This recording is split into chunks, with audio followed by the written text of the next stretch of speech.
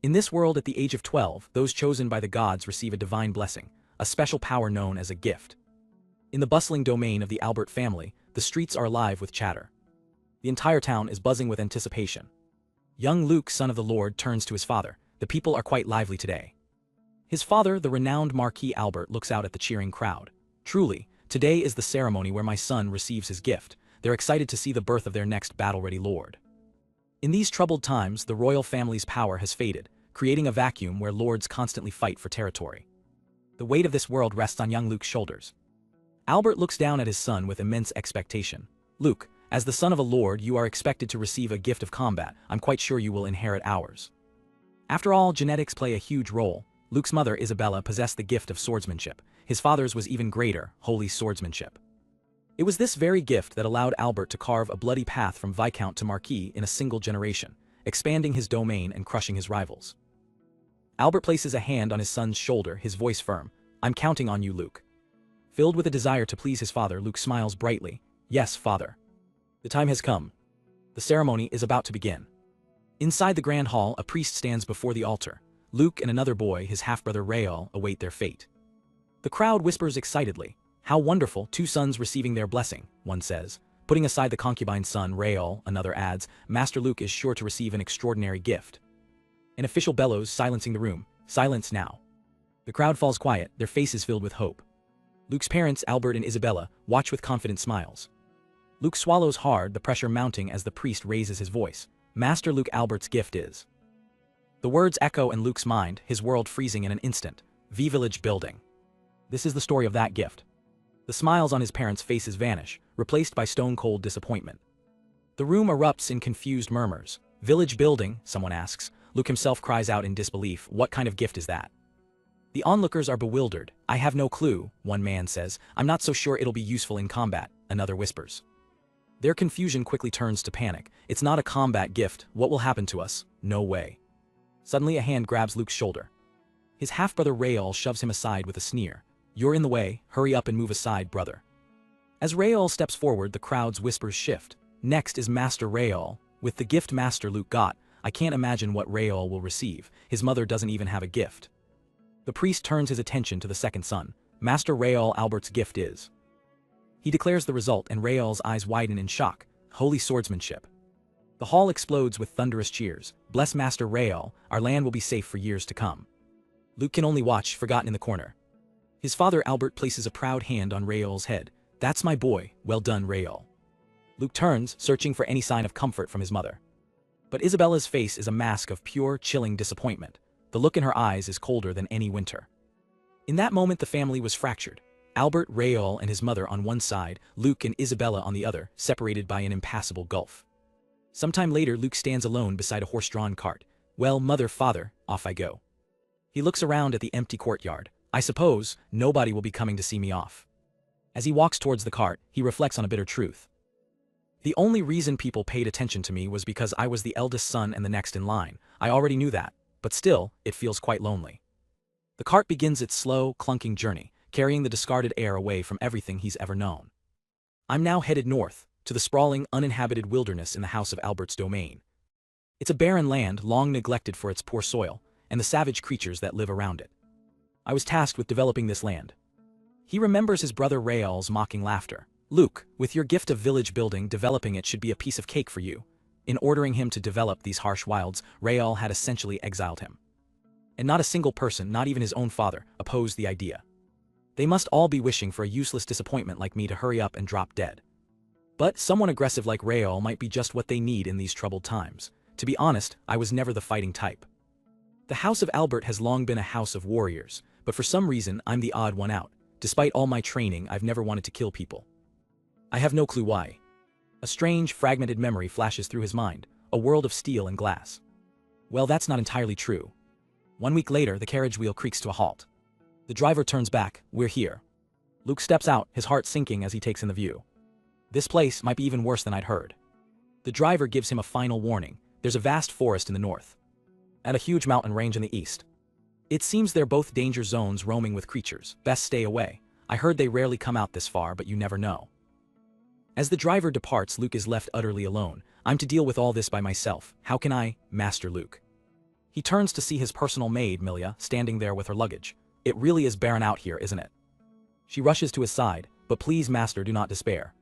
She tilts her head. Or perhaps you're not as glum about this as I thought. Luke manages a small smile. Yes, well, no use crying over spilt milk, right? Milia clenches her fist, impressed. Despite the dire situation, you managed to stay positive. You're amazing, Master Luke. Watching the carriage become a speck in the distance, Luke asks, Milia, are you sure you want to stay with me? She turns to him, her expression fiercely loyal.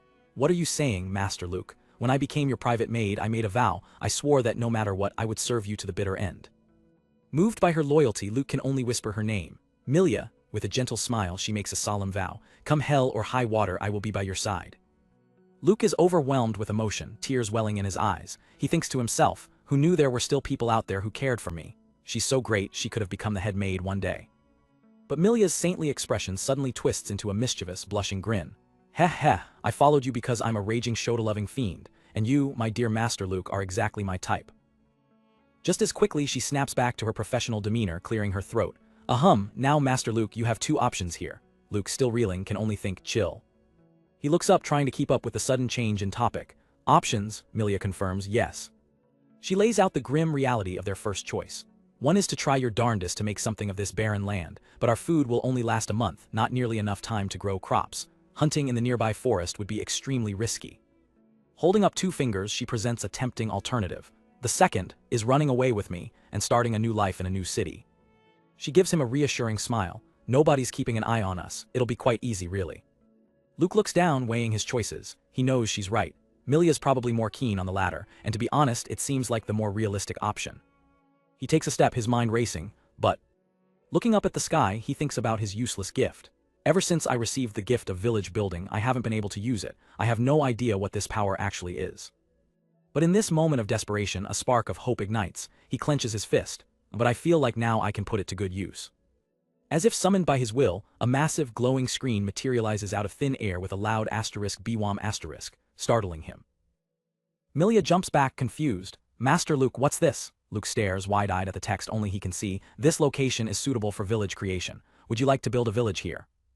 Meanwhile, Milia is having a full-blown panic attack in her head. Did my true feelings show on my face? She starts sweating, convinced she's ruined everything. This is bad. Is he going to hate me for that awful face I was making? Trying to get a look at what he's seeing, Milia leans in uncomfortably close, making Luke blush. Sorry, could you step back a bit? She immediately leaps backward, flustered. Excuse me. Luke realizes the truth. Milia can't see it. He examines the strange characters on the screen. These letters, they're not of this world. A strange feeling of déjà vu washes over him, but oddly they're familiar to me. Did I know them in a past life? Flashes of a world of steel and concrete, a life he can't quite grasp, flood his mind. I've had memories of a past I don't remember, fragmented memories of a completely different world.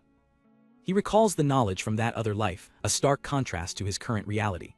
These memories are why I've always felt a little different from everyone else in this world. He finally connects the dots. It seems to be somewhat related to my gift.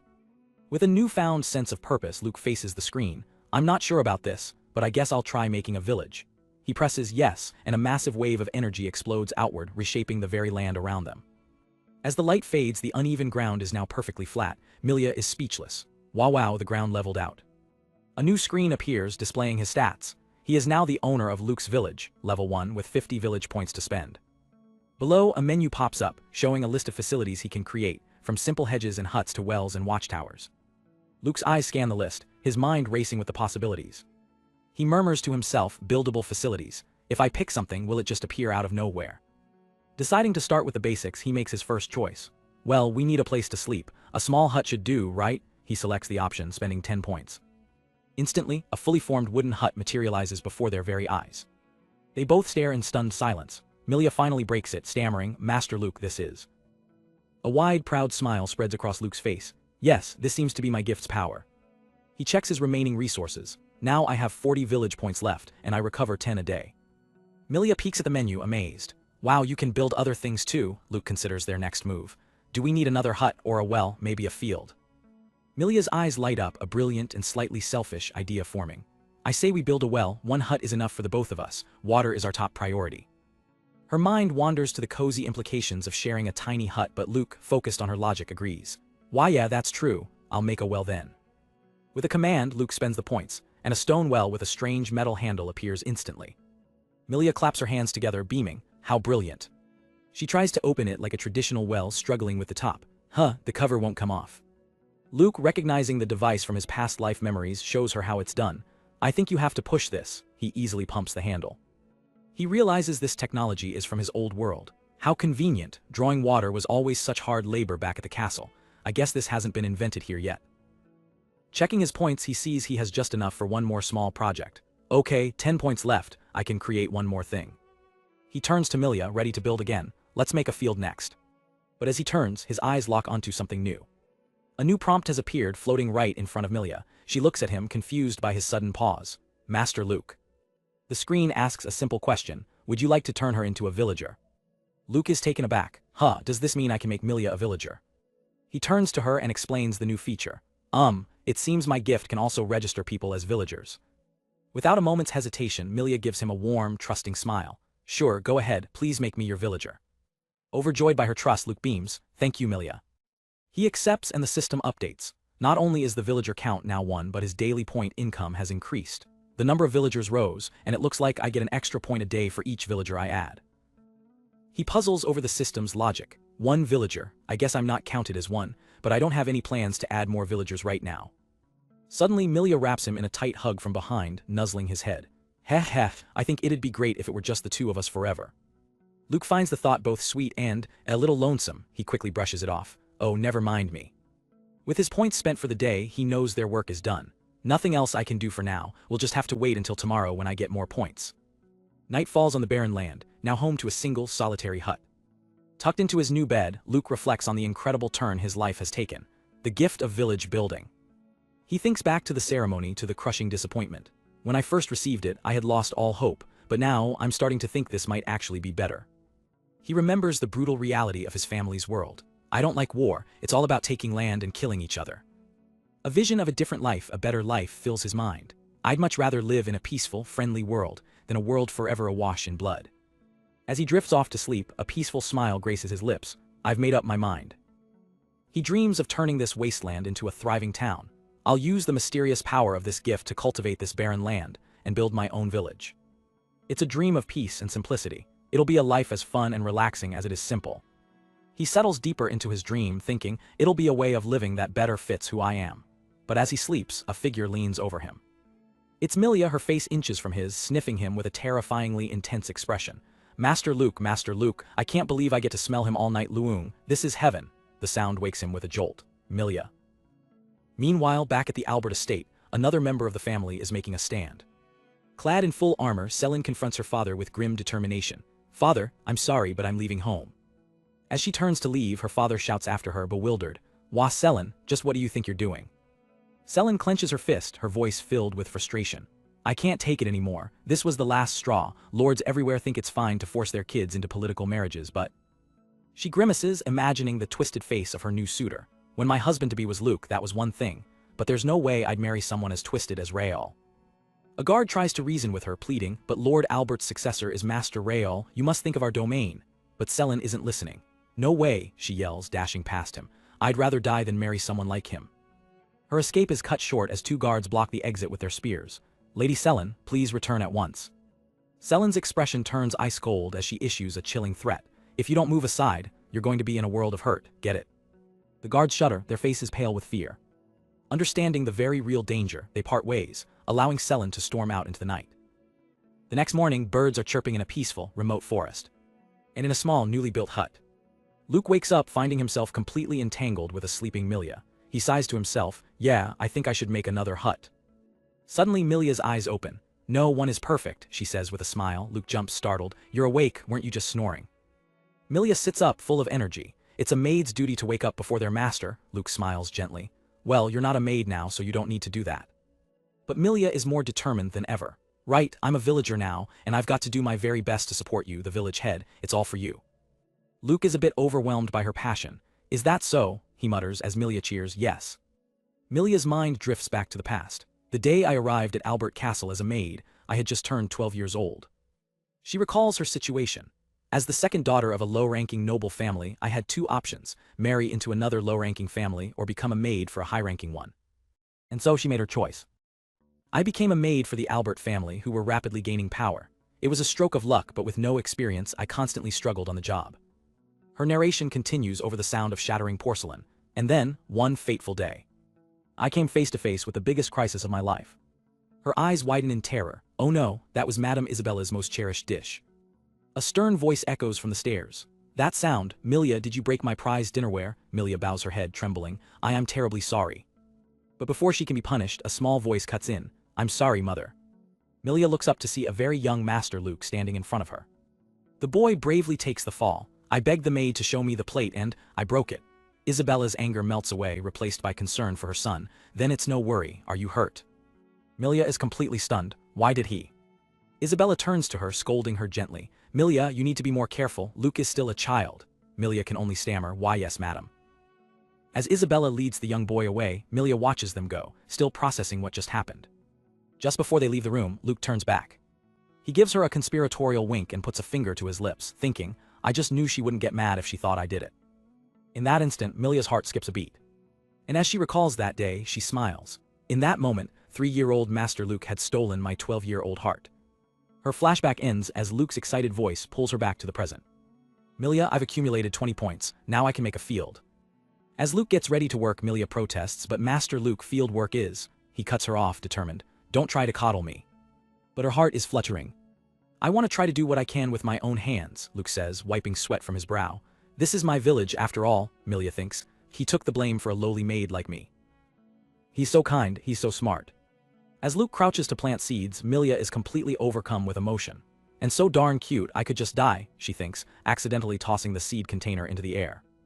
Luke looks over, confused. Milia, the seeds, she snaps back to reality, flustered. Yes, Master Luke, oh, and no, this is good, now they're scattered about, I'll replant them.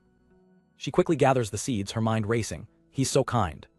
After a long day of work, Luke washes up, reflecting on their progress. Even with 2 people, it took us all day to finish. I can't imagine what it'd be like to prepare a field from nothing.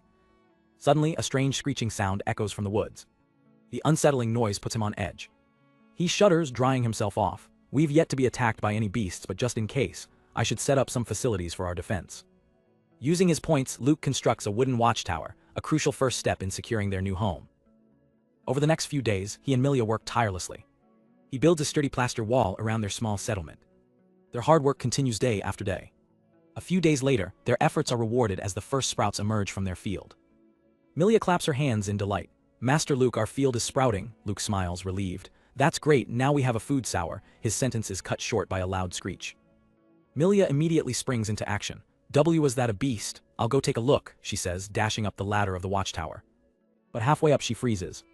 A mortifying thought crosses her mind. I rushed up the ladder without thinking. At this angle, wouldn't Master Luke be able to see my undergarments? Her heart pounds as she entertains the thought, if he can, I might just, and she dares to peek down. To her slight disappointment, Luke is completely focused on the wall. Do you see anything? He calls up.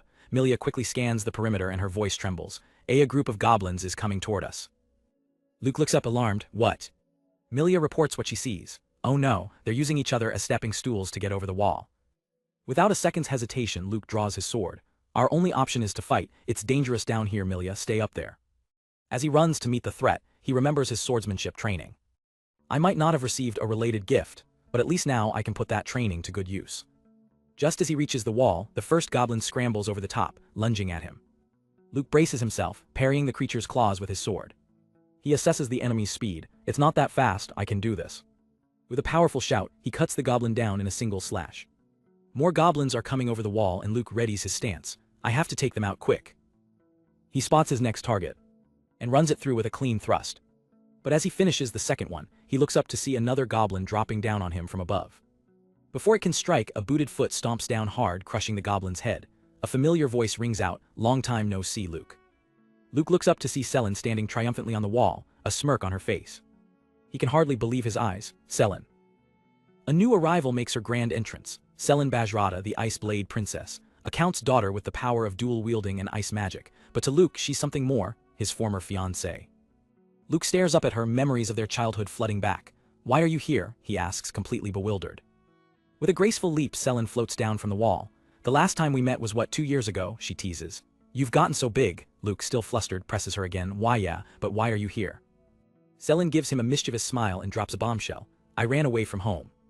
Luke is floored. No way you cut ties. Selin shrugs it off. More like I cut ties with my family. The moment my engagement changed to Rael, I broke it off.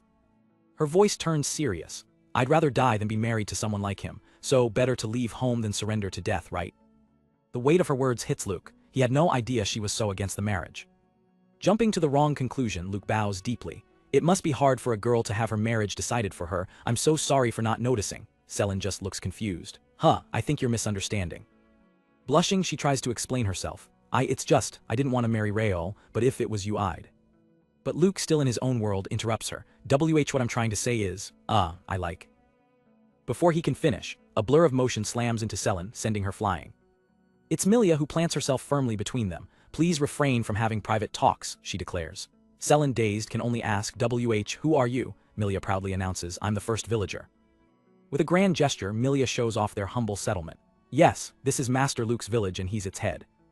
Selin surveys the area, seeing a mud wall, a watchtower, and a well. I was worried when I heard you were sent out here. Don't tell me you two did all of this by yourselves.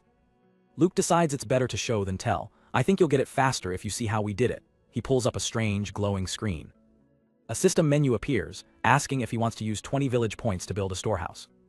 He taps yes, and in an instant, a fully formed storehouse materializes from thin air with a heavy thud. Selin's jaw drops in disbelief, while Milia smirks triumphantly in the background. Luke explains calmly, this is what my gift of village building can do. For the most part, I can make what we need.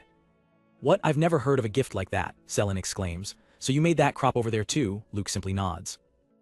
A soft smile spreads across Selin's face as it all clicks into place. Now I get it. There's no other way you could have done all this so quickly. As she looks at him with newfound understanding, a notification pings on Luke's system. The system prompt appears once again. Would you like to turn her into a villager? Luke immediately dismisses it. Nah, I can't have Selin live in a place like this, he thinks, not wanting to subject a noble to these conditions. He turns to her, concerned. All that aside, are you sure you're okay? I doubt the House of Albert will stay quiet about this. He knows her family, the Bajradas, lack the military might to oppose them. The political stakes are high. A marriage between the two houses was meant to be a powerful alliance, benefiting both the army-weak Bajradas and the powerful Alberts. But Selin seems unconcerned. The Alberts wouldn't waste their time being angry at the Bajradas, she says dismissively. Luke remains skeptical. Still, she has 2 combat gifts, so she's likely vital to the Bajradas. Selin gives him a reassuring smile. It's fine, I was supposed to marry you anyway. Besides, my younger brother just got a powerful gift. I'm sure they'll figure it out. She looks around the small village and makes a shocking declaration. By the look of things, I think I can live here for a bit. Wait, you plan on living here? Luke cries out. Selin states it plainly. I'm not going back home and I've got nowhere else to go. The moment she says it, a system notification rings out. Selin has become a villager. Luke panics internally. It just made her a villager. I didn't even push yes. His panic is briefly replaced by pure bliss as another notification pops up. His daily points have increased to 12. But he quickly shakes it off. Wait, no, focus on the issue. Selin points out the obvious flaws. With your gifts, I'm sure you could find a much better place to live. We don't have proper homes or enough food. She crosses her arms, a dark aura forming around her. So what, is my being here going to be an issue? Suddenly, the atmosphere drops 20 degrees as Milia shoots Selin an icy glare. Selin returns the glare with equal intensity. Luke is caught in the crossfire, completely baffled. Why are they looking at each other like that? I'm pretty sure this is the first time they're meeting. The battle begins. Milia speaks first, her voice dripping with condescension. We don't have showers nor proper beds. To be frank, I think it will be quite hard for a girl from a noble family to live here. Selin smirks. You'll need me to fight off monsters, right? Or do you alone have what it takes to protect Luke? Milia pulls rank. Your status does not apply here. Don't forget I'm the first villager, which makes me your senior. Oh my, Selin retorts. Is this your silly attempt at asserting dominance over me? Milia goes for a critical hit. Never, I mean on breast size alone I almost feel sorry for you, Selin explodes. Are you calling me flat-chested? She puffs out her chest proudly. I'll have you know I'm at least a B-cup, besides I'm still growing. Milia delivers the finishing blow with a smug smile. I think mine were 3 times that when I was 15. Selin is utterly defeated. Arg, I'm a late bloomer, she wails as Luke sighs, wishing he could just disappear. Later that night, the conflict reaches its peak. Selin stands at the entrance to the tiny hut. She stares in disbelief. You two have been sleeping in this tiny space, she yells, seeing Milia cuddling up to a sleeping Luke. Milia glares back from the bed. You got a problem with that? Selin snaps back. Yeah, a huge one. Milia blocks the entrance. We won't force you to stay, you're welcome to sleep outside. Luke groans, wishing he had enough points to build a second hut. An idea pops into his head. "Oh, maybe I should sleep in the storehouse." That was the wrong thing to say. The girls immediately start fighting over him. "No, no, you're the head of the village, Master Luke. Yeah, if anyone should be sleeping in the storehouse, it's this lady." The argument devolves into chaos as Selen pins Milia, leaning over Luke and accusing her of being lewd, while Milia fires back insults. Luke has had enough. "I'm going to the storehouse," he mutters, trying to escape, but they both shout in unison, "Wait." And so a compromise was reached. Milia is on one side, happily sniffing Luke's hair in her sleep. Selen is on the other, her heart pounding as she thinks, "It's embarrassing, but not too bad. I wonder if I can snuggle up a little closer." And poor Luke is trapped in the middle, squeezed from both sides. He stares up at the ceiling. His thoughts echo into the night. "I can't sleep." We open on a flashback, as Selen recalls the first time she ever visited Lord Albert's castle. She was just 10 years old when her father knelt down and gave her a serious talk. "Selen, you're about to meet Master Luke. He'll likely be your husband one day, so you must be ladylike, understand?" Her father leaves her to wait while he gets things ready. But even as a child, Selen remembers feeling completely detached. Even though it was about her future, she didn't really care. As she waits alone in the garden, a small rock suddenly clatters to a stop by her feet. Selen picks it up curious. A rock. She traces its path back to a thicket of bushes. Peeking through the leaves, she wonders, did it come from here? Through the foliage, she spots a smug-looking, white-haired boy tossing another rock in his hand. Selen's mind immediately jumps to a conclusion. A kid, is he Luke? But as her eyes adjust to the scene, she's horrified to see he's not alone. He's been throwing rocks at another boy who's tied helplessly to a tree. The bully clenches his fist, a cruel grin on his face. "Ha ha, next is your face," he shouts as the tied-up boy flinches. That's it, Selen can't just stand by and watch. She bursts out from the bushes. "Hey, what are you doing?" she yells. "Stop it, you're going to hurt him." The boy just scoffs. "What, we're just having some fun." Selen gets in his face, shouting, "Shut up, if you hit him in a bad spot, he might die." But the bully shoves her aside. "So I'll just get someone else to play with, there are plenty of others." Not backing down, Selen shoves him back hard, knocking him off balance. The rock he was holding flies into the air and lands squarely on his own head with a loud thunk. "Ouch," he whimpers, clutching his head as Selen and the other boy stare in disbelief. Just then, a third boy with red hair rushes to the bully's side. "Oh, are you okay?" he asks frantically. Selen, now untying the victim, just mutters, "Why yeah." The kind boy, whose name is Luke, notices they're both bleeding and starts to panic. The boy Selen freed tries to play it cool. "I'm fine," but Luke isn't buying it. "You don't look fine." Completely humiliated, the white-haired bully dashes off, shouting, I wasn't aiming for you, okay?" As the boy who was tied up apologizes profusely, Selen can only think, what was that all about? She would later find out that the violent kid was Rael, Luke's little brother. Selen remembers feeling so relieved that the kind-looking boy was actually her fiancé, Luke. The memory jumps forward a few years to when they met again. Selen asks Luke, "Hey, did you ever tell your father about that? The concubine's son hurting the legal wife's son sounds like a big problem." Selen argues that Rael's reputation * should get worse, but Luke disagrees. "But if I do that, his reputation would only get worse." With a sad smile, Luke says, "Ha ha, well, he's still my brother." Selen just puffs her cheeks. Luke continues, explaining the harsh reality of his brother's life. People tell him awful things, just because he's the concubine's son. Watching him, Selen is struck by his compassion.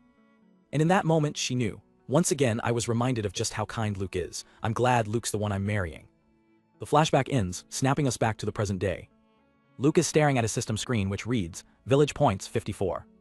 Yay, alright, I've finally saved up 50 points. Now I can build that small house. He thinks back to the nightmare he's been living. Since Selen came, I've been having to sleep between those two in that tiny hut. But that hell ends today, he declares, selecting yes on the build menu. At least I hope it does. With a mighty VOOM, a brand new house materializes before them. Luke, Milia, and Selen cautiously peek inside.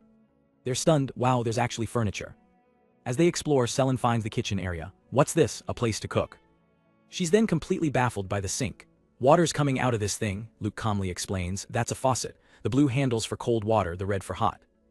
Milia is just as confused by the stove. What's this, Master Luke? Is it some kind of magical instrument? Luke turns a knob. That's a gas stove. If you do this, fire appears. Milia's eyes sparkle with excitement. Well done, Master Luke. With this, cooking will be a breeze. Selen, meanwhile, is completely lost. What the heck is going on here? Luke isn't done yet, and in here. There's a full bathroom, he announces proudly. Milia and Selen peek in. A full bathroom, Selen recognizes the faucet while Luke points out the toilet and shower. Selen lifts the lid asking, isn't that just a chair? Luke corrects her, actually you sit here and do your business. It's a flushing toilet, I've never seen one in this world. And if you push this, water will flush and clean everything. Selen and Milia can only gasp, whoa. But Selen has a very practical question: where does it go? Luke sweats, having no idea. Milia chimes in a castle, servants would collect it. I've heard some regions use slime, but this doesn't seem to be the same. Luke quickly changes the subject. I bet there's some great power making it work, alright. Milia is shocked, but Selen is overjoyed. Nice, this means we don't have to use that well outside anymore. Luke grins. That's not all. He sees their confused faces and prepares for the big reveal. Now that there's 2 bedrooms, we can sleep separately, he exclaims. The girls respond with a synchronized, horrified what? Luke tries to reason with them, but it's more spacious and comfy, but they're already squaring off. Milia glares at Selen. You want me to share a room with this woman? I think not. Selen glares right back. I concur. Luke's smile fades as he remembers a crucial detail. Ah, right, they don't get along awfully well. And so a new plan is formed. Fine, we can all sleep in the same room. Luke's original idea was simple. I'll sleep on the floor and they can take turns sleeping on the bed. But that's not how it went down. He sighs in defeat. That was the plan anyway. Instead, he ends up right back where he started, squished in the middle. Why do the 3 of us all have to sleep in the same bed? Milia explains her logic. I can't have you sleeping anywhere besides the bed, Master Luke, so the only option is to join us. Selen grumbles. I would have been fine on the floor, but sleeping next to this woman is the last thing I want.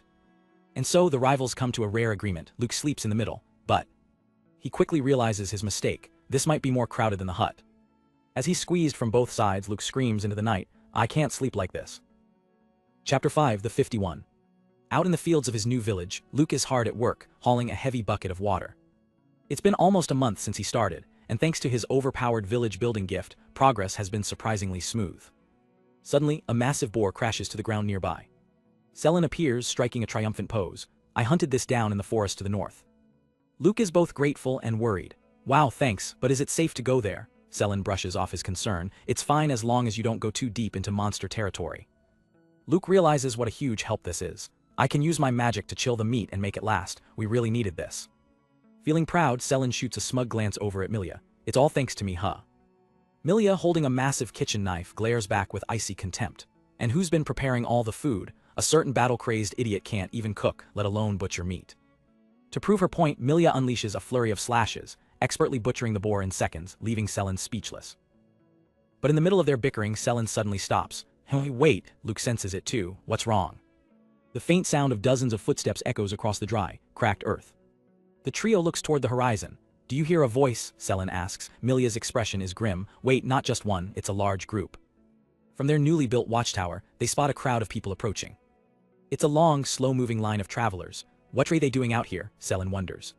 She quickly assesses the situation. They don't seem to pose any threat. It's mostly women and children. They look exhausted. Luke connects the dots. I heard there was a large battle not long ago. They could be refugees. Luke clenches his fist, his decision made in an instant. He thinks, outside of this village, this area is a wasteland. There's no fresh water or food nearby. We can't just ignore them. The refugees stare in disbelief at the small settlement. I had no idea there was a village all the way out here. Luke steps forward to greet them. I'm Luke, the head of this village. It was founded only recently. It's just the 3 of us right now. The leader of the group, a man named Burlet, is stunned. You're the… please, excuse me, I'm Burlet. I'm the leader of this group. Luke takes in their gaunt faces and ragged clothes. He thinks their skin and bones, they all look like they're about to faint. Without a second thought, he offers them a lifeline. We have a well here, please feel free to drink as much as you like. The refugees are overcome with relief. See, can we really? One asks while another cries, thank you so much. They gather around the stone well, a sight they never expected to see in this wasteland. Luke shows them how to use the unfamiliar hand pump. See, like this, pump this to make the water come out.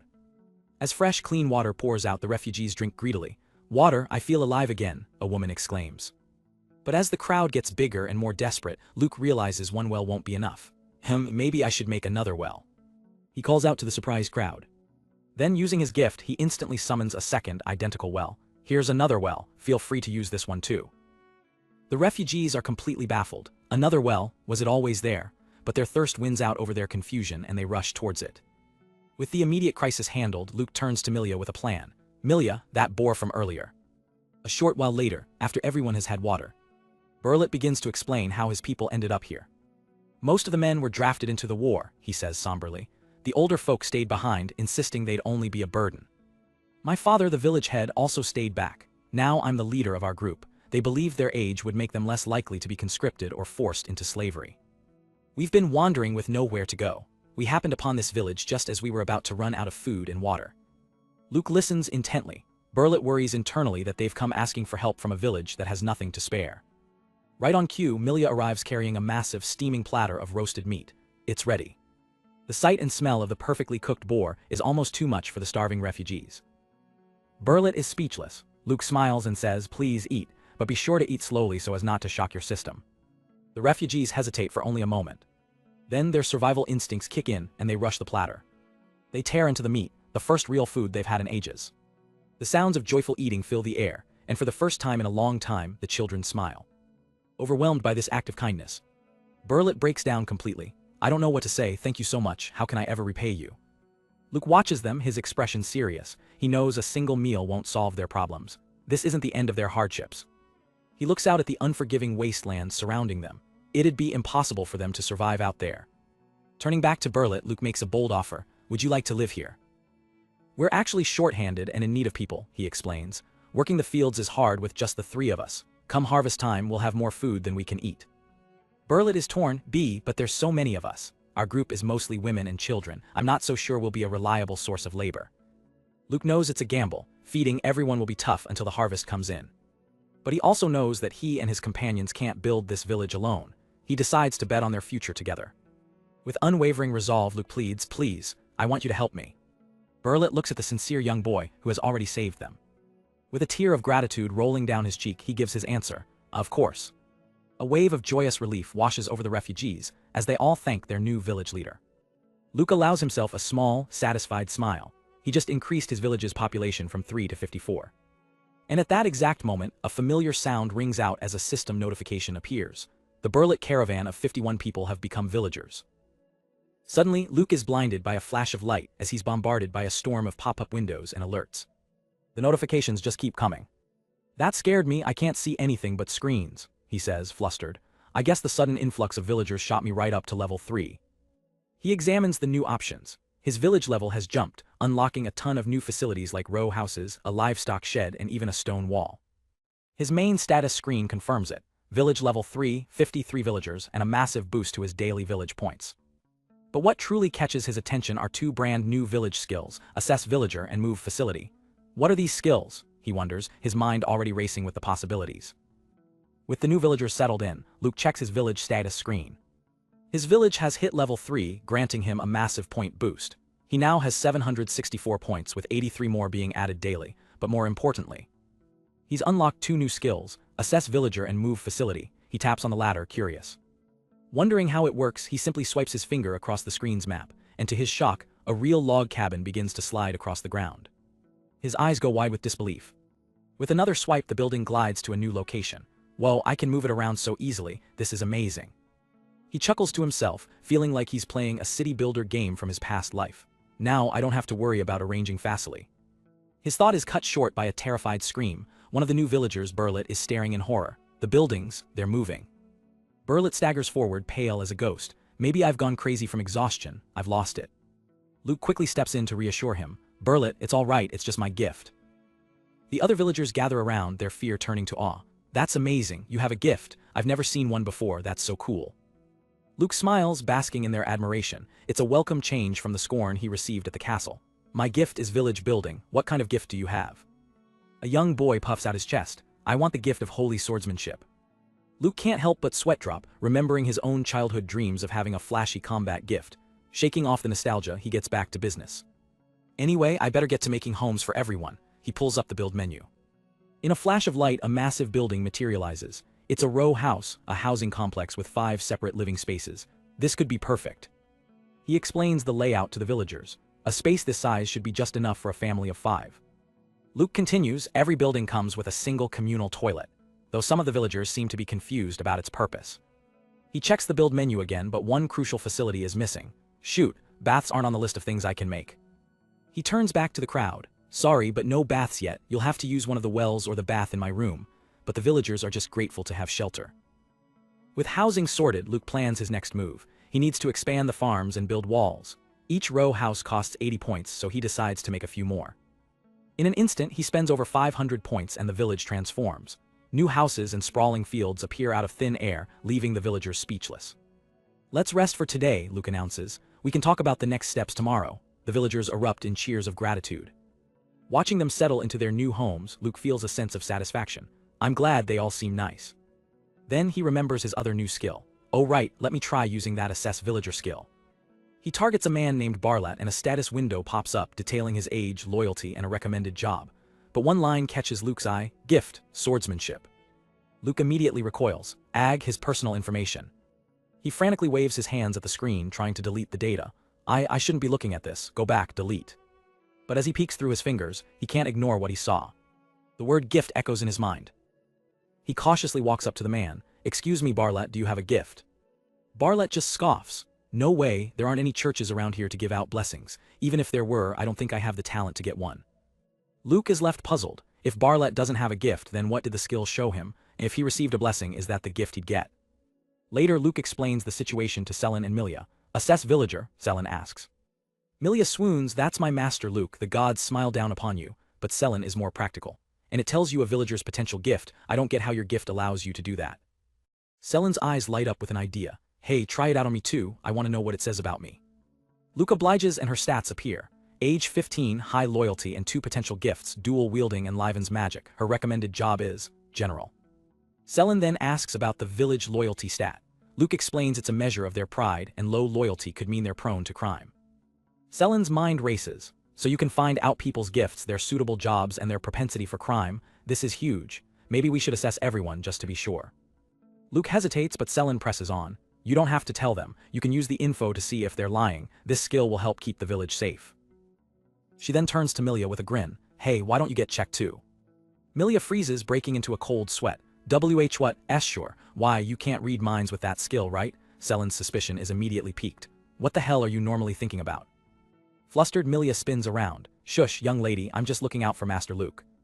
He's still too young to know. Please excuse me, I'm going to cool myself down, she cries, running away. Luke and Selen watch her go, completely baffled. Maybe Milia's just tired, Selen suggests. Deciding to follow Selen's advice, Luke begins his survey of the villagers the next day. He frames it as a simple census to help with job assignments. Yes, for future reference, I'd like to get to know everyone here, he explains to Barlat, who readily agrees. While Barlat talks, Luke pulls up his assessment. Age 36, high loyalty, recommended as an organizer but no potential gift. Barlat introduces his family, starting with his younger brother Barlat. Luke confirms Barlat's assessment again, a born warrior with a latent gift for swordsmanship. Barlat introduces his wife and 2 children, thanking Luke for giving them a home. The assessment continues, with the villagers being incredibly cooperative and friendly. Though some of the results are unexpected. An elderly woman thanks him kindly, while her assessment screen recommends the job torturer. Luke continues his work, assessing every single villager. He compiles the data, getting a clear picture of his village's demographics: 53 people, 14 households. But the most shocking discovery is the number of potential gift users. He found an apothecary, a rubrum magic user, a maze explorer, and even a wordsmith, including Barlat. That's 5 people with hidden potential. Just as he's processing this, Selen peeks around a wall. How did it go? Luke's face lights up. They were great, there were all kinds of recommended jobs. And 4 of them had a potential gift. Selen's eyes widen in shock. 4. But Luke's excitement quickly turns to frustration. That's awesome, but only the church or someone with an oracle gift can bestow one upon another person, and we have no money to donate. He remembers his lessons from the castle. 50% of nobles have a gift, while less than 1% of commoners do. But here it's about 10%, he muses. If this isn't a coincidence, it means the official numbers are a lie. A dark possibility forms in his mind. What if the nobles and the church are actively suppressing the potential of commoners to maintain their power? He wonders if he's just being paranoid when Milia's voice cuts through his thoughts. Master Luke. He turns to greet her. Oh, Millie. But he's cut off by the sight of Milia, dumping a bucket of freezing water over her own head. What's wrong? He stammers. Milia declares, empty your mind and body and even water will feel cool. Selen deadpans, I think you mean fire. Soaking wet, Milia tears at her clothes. I'm now a blank slate, not a single dubious feeling exists in my body. Go on, inspect every inch of me. Luke is speechless while Selen mutters, she's got more dubious if anything. Selen giggles, urging him on. There could be some funny info, read it aloud. Luke sighs and activates the skill. He begins to read, Milia, village loyalty, ultimate. Even Selen is surprised by that. The assessment continues. Recommended job, P-Priestess. And then the final line drops like a bombshell. Gift, Oracle. Luke and Selen's minds are completely blown. The one person who could unlock everyone's gifts was their maid all along. 3 days have passed since the first group of refugees joined Luke's village, and things are settling down. They've discovered that one of the newcomers, Milia, possesses a potential oracle gift. However, without a way to receive a blessing, her powers will remain dormant. Luke racks his brain for a solution, remembering stories of people awakening their gifts through years of prayer. But there's a problem, we don't even have a church, he thinks to himself. His thoughts are interrupted as Burlet, one of the village elders, calls out to him. Burlet rushes over with incredible news. Chief, the vegetables you planted are almost ready to be harvested. He gestures to the fields where a young girl marvels at the massive crops. It's my first time seeing them grow to be this big, Burlet exclaims. A system notification confirms Luke's suspicion. He smiles, realizing the secret to their success. Right, I remember it saying something about the soil must be top-notch. As they overlook the bountiful fields, Burlet notes, even the off-season crops are coming in well, causing Luke to sweat a little, thinking, I knew our timing was off. Regardless, the harvest is an overwhelming success. Massive, healthy vegetables are pulled from the super fertile ground with satisfying thuds.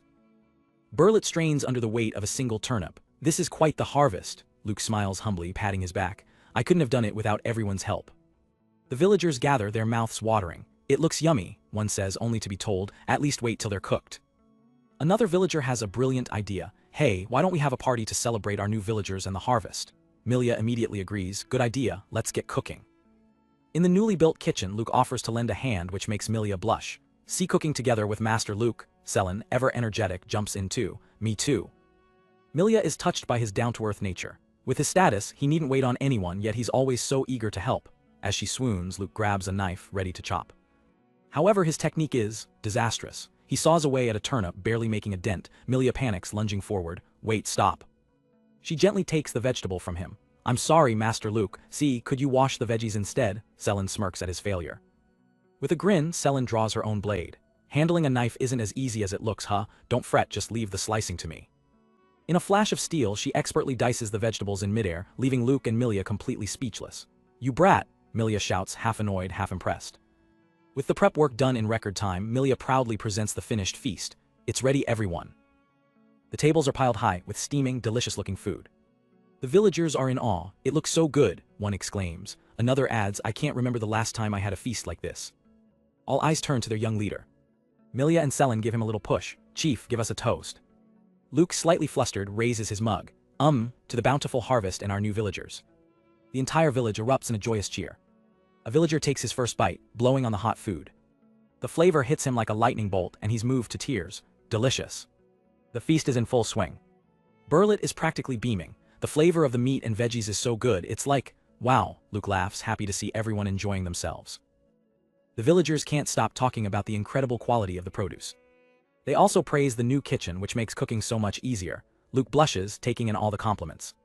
But the celebration is suddenly cut short when two villagers come running. Chief, we've got an issue, they shout. There's a group of people approaching the village. Luke, Burlet, and Selen rush to the watchtower. They peer out towards the horizon, their expressions tense. Burlet spots a weary-looking crowd. There's about 40 of them. They seem to be refugees, but I'll go and...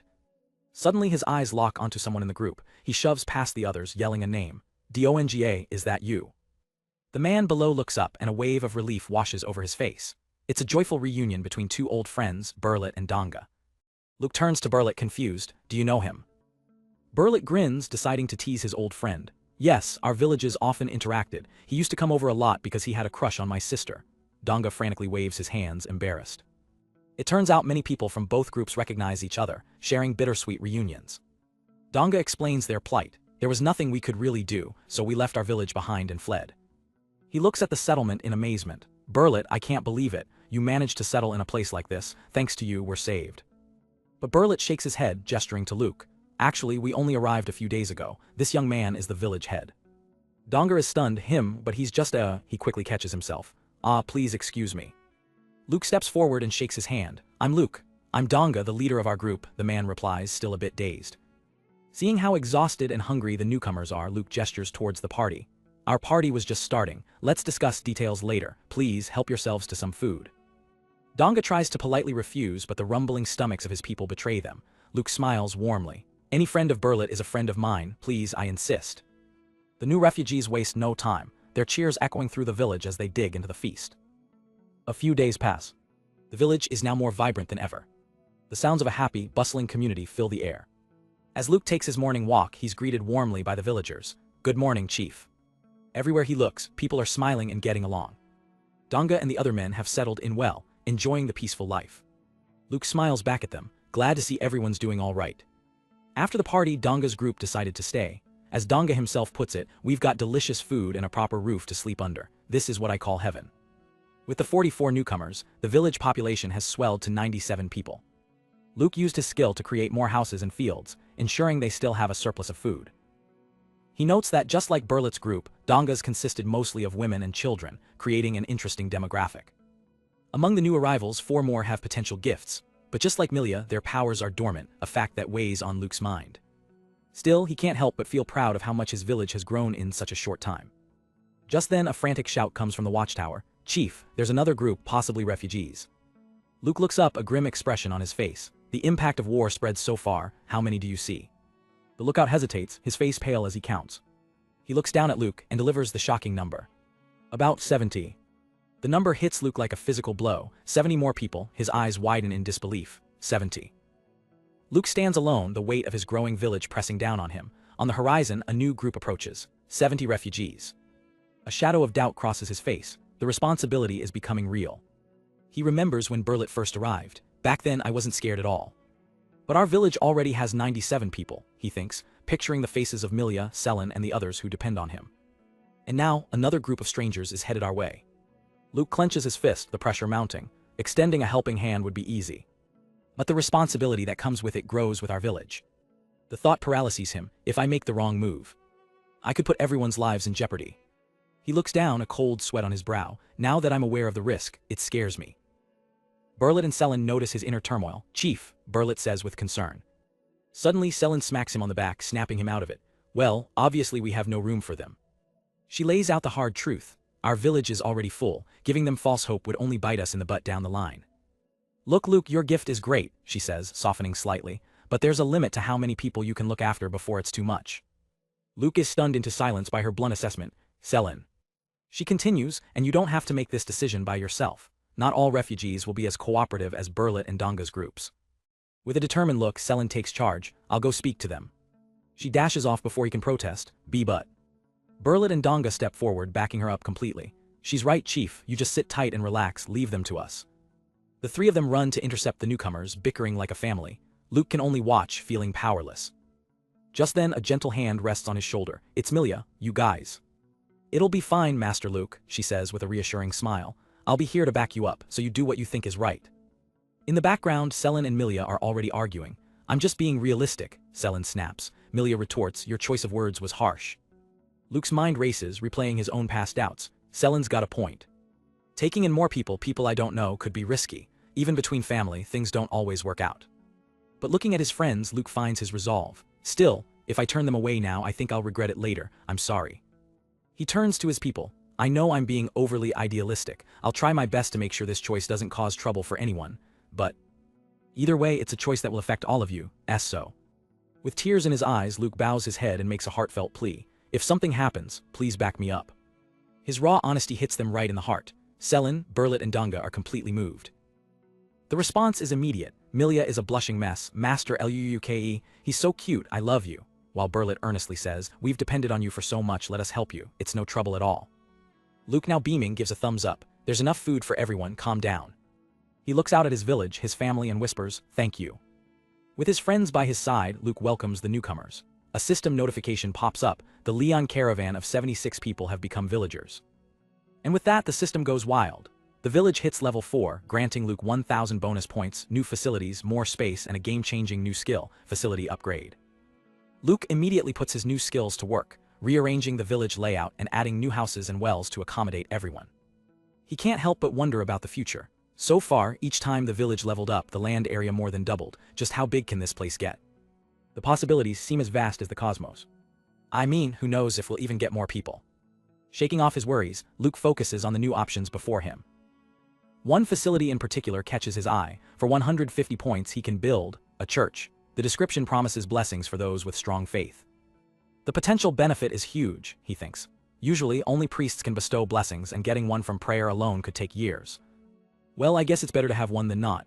He taps yes, confirming the purchase. In an instant, a grand church materializes from nothing, towering over the village. Luke stares up at it, completely speechless. Milia rushes over, equally amazed. Master Luke, is that a church? As she speaks, Luke reflects, feels like it's been ages since me and Rayal got our gifts.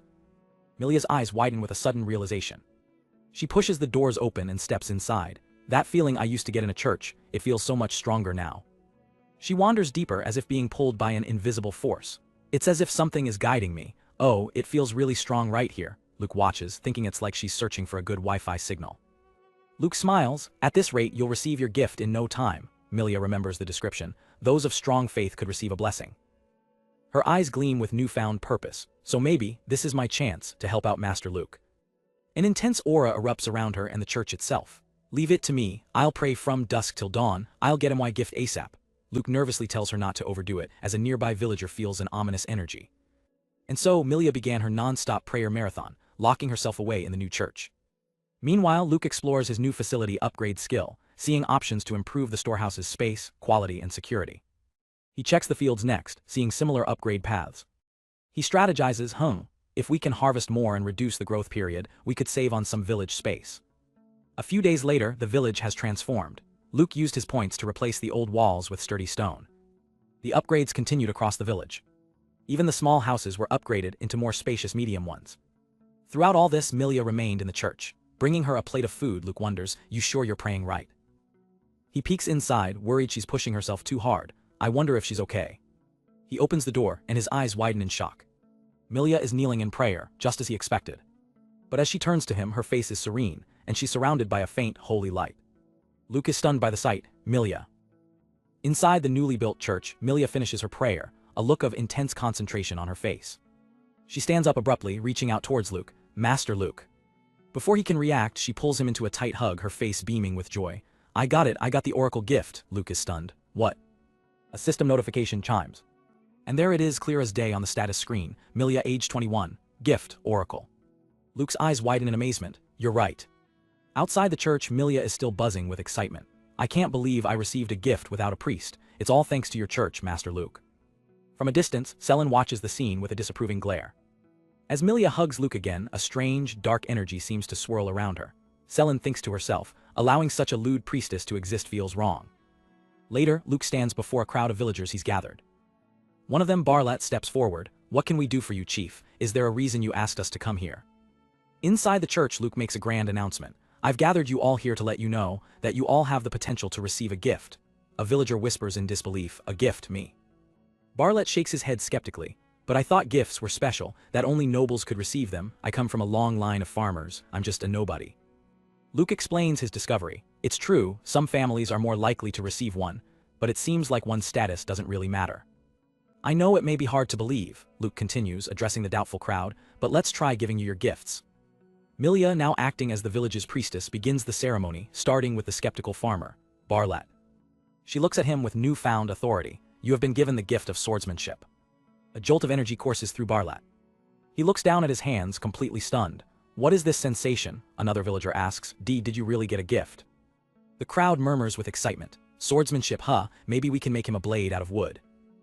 Luke steps forward, offering a real sword. Here, Barlet, take this sword. Barlet is hesitant. Are you sure? It looks really expensive. Please, Luke insists. It'll be far more useful in your hands. Barlet takes the weapon. As his fingers wrap around the hilt, a sense of familiarity washes over him. I've never held a sword before, but now it just feels right. He looks at Luke with newfound determination. Thank you, Chief. I'm a bit old, but I'll do my best to grow strong enough to keep our village safe. Luke gives him a proud smile. Seeing Barlet's transformation, the other villagers are filled with hope and excitement. A line quickly forms, do me next, me too. One by one, the villagers receive their gifts. Marilyn becomes an apothecary. Carmi a maze explorer. Young Toddle a wordsmith. And Tior a master farmer. The blessings continue. Glenn receives Viridi's magic. Lando gets spearmanship. Perrin also awakens the gift of swordsmanship. Gord is blessed with Herculean strength. Chita gains enhanced olfaction. Sahia unlocks a danger sense. Mara is granted poison resistance. And young Noel receives the rare gift of holy shieldsmanship. The room erupts in a chorus of awe and confusion. What's a master farmer? Someone asks. Another shouts, holy shieldsmanship, that's a high-ranking gift. Luke watches, a plan forming in his mind. Out of 178 people, 17 had potential. We couldn't give gifts to the children since it can take a toll on their bodies, so this time 13 adults received their gifts. With this, he thinks, I'm hoping we can improve our food supply and defense and in turn, give everyone some peace of mind. And so the village begins to change. The newly gifted villagers immediately begin their training. Barlat and Perun, the two new swordsmen, spar relentlessly, the clash of their wooden swords echoing through the field. The other villagers watch in amazement. Looks like our swordsmen are already hard at work. Neither of them have used a sword before, but they're already improving really fast. Another villager sighs with envy. The power of a gift is really something. I wish I had one. Luke reflects on what he's seeing. A gift. It's an absolute power that's impossible to obtain no matter how hard one tries. I think I understand now why Father wanted us to receive holy swordsmanship so badly. Just then, Selen approaches the sparring pair. You guys have improved quite a bit. Next time I go hunting, I'm bringing you two along. Barlat and Perun snap to attention, shouting in unison, yes, teacher. Selen is taken aback. Teacher. Barlat laughs. Well, she has shown herself to be really strong. Luke blushes, thinking but she's practically the same age as me. While Selen earns respect through her strength, Luke gets a different kind of attention. A group of women and children swarm him. I think being village head is just as cool, one says. A child agrees, yeah, super cool. They start patting his head and pinching his cheeks. Your skin is so plump, and your hair is so fine, you better be getting lots of rest during nap time. As the women leave to prepare lunch, a man chuckles at a flustered Luke. Cool, huh, liars. He explains the village's situation. The ratio of women to men in our village is roughly 2 to 1. Most of the women over 20 are married, and many of their husbands were forcibly conscripted. Another villager, Burlet, looks over the bustling town. The village has become so lively, it makes me happy to see the women of our village smiling. Yeah. He turns to Luke. With genuine gratitude, he says, Chief, thank you. Luke can't help but blush at the sincere praise. Inspired, a young boy declares, hey, I know, I just have to become a cool chief. But the newfound peace is suddenly shattered by a shout from the watchtower. Chief, more refugees, there looks to be about 10 of them. Soon, a new group arrives at the village gates. They're battered, bruised, and trembling with fear, flinching at every sound. Luke and Selen meet them. They look terrified, Luke thinks. Selen asks bluntly, what happened to you? A woman stammers out their story. We were attacked by a gang of thieves. The few who resisted were killed, and a large number were dragged off somewhere. We were able to escape. Luke is horrified by her tale. How awful. Selen's expression is grim. Yes, how awful, but now it might not just be their problem. Her words cause the refugee woman to jolt in fear. The woman breaks down completely, sobbing, we're sorry.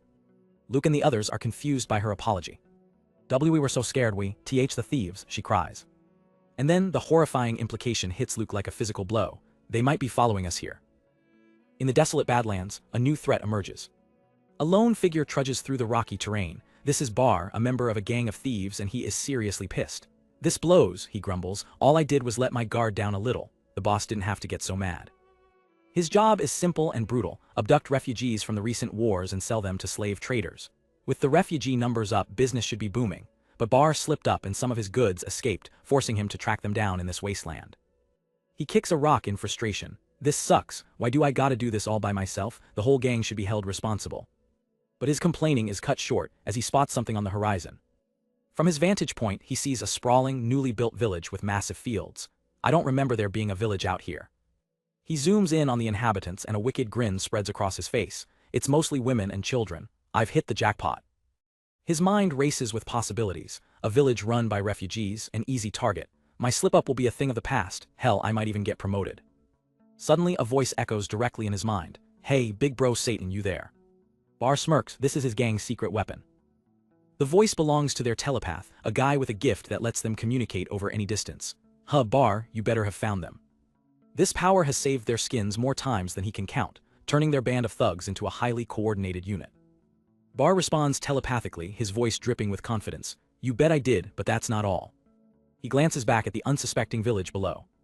A sadistic smile twists his features. So many more lives are gonna be ruined, and it'll be all their fault. He pictures their despair, thinking to himself, how sad. But miles away, back in that very village, Bar's hostile intent doesn't go unnoticed. A sudden alert pings in Luke's mind. Selen notices him stop. What's wrong? Luke looks around, unsettled. I have this weird feeling, something's not right. His eyes dart to a system interface. A map has appeared showing a blinking icon labeled Intruder A. Luke's eyes widen. An intruder. He turns to Selen, his voice low. It's saying something hostile has entered the village. Could it be that gang of thieves from earlier? Selen is shocked, then ecstatic. It tells you about intruders too. That info will be a big help in keeping our village safe. Does it say anything else? She asks. Luke studies the map. It says there's, oh, just one, they're probably scouting since the village is new. He traces the icon's path with his finger. It says there, out in the fields. Night falls and Luke and Selen head out to intercept the threat. They gather with Barlat and another villager, hiding in the darkness of the fields. The air is still silent. The tension is palpable. Selen whispers they're concealing their presence, they know what they're doing. The others nod in agreement, their faces grim. She puts a protective hand in front of Luke. Luke, stand back, we don't know where they'll come from. But Luke just points to a cluster of rocks. Oh, but I do, I think they're hiding right there, I can see them on this map. Selen stares, completely baffled. From behind the rocks, Bar is stunned. How did he know? Damn it. His cover blown, he bursts out and makes a run for it. But as he gets a clear look, he sees it's just two kids. He scoffs. But it's just two brats, looks like I've still got some luck on my. Before he can finish his thought, Selen raises her hand. Freeze! A massive wall of ice erupts from the ground, blocking his path. Bar skids to a halt, his mind reeling. What just? The next thing he knows, he's waking up in a prison cell. The telepathic voice calls out again, faint and distant. Aye, Ba. Bar panics, shouting at the empty air. Hey Bar, if you can hear me, answer me, damn it. He's bound and helpless as Luke and Selen watch him from outside the cell. The voice in his head continues, oblivious. We're heading for that village you were talking about. Tell me what's going on over there. Selen steps forward, her expression cold. You're finally awake. Bar looks around wildly. Am I in a jail cell? First that attack and now this. What's with this village? Selen presses him for information. You're the thief that's chasing after those refugees, right? How many of you are there? Where are they? Bar hesitates, sweating. He can't tell them the truth. As the voice in his head grows more insistent, Luke notes, keeping a tight lip, I see. An idea sparks in Bar's mind. He smirks, deciding to feed his gang false intel. He replies telepathically, my bad, I was scoping out the village. It's nothing but women and children, so getting in should be easy, he thinks. I'm not lying, technically. Once the boss comes, it'll be all good. Just then, a new voice speaks up. Leave this young man to me. A frail old woman with a cane wobbles toward them. Luke gasps, gee, Granny. He suddenly remembers her profile on his system interface. Her recommended job, torturer. The old woman, Nema, smiles gently. Don't get too close to him, okay? We were all once an innocent child at some time in our lives. Oh, I'll be fine. She turns to Selen. Could you open this for me? The cell door creaks open and Nema steps inside, facing the kneeling Bar. Do you have a mother? I want you to imagine her face. Bar scoffs internally. Is she trying to get me to cry? He decides to play along.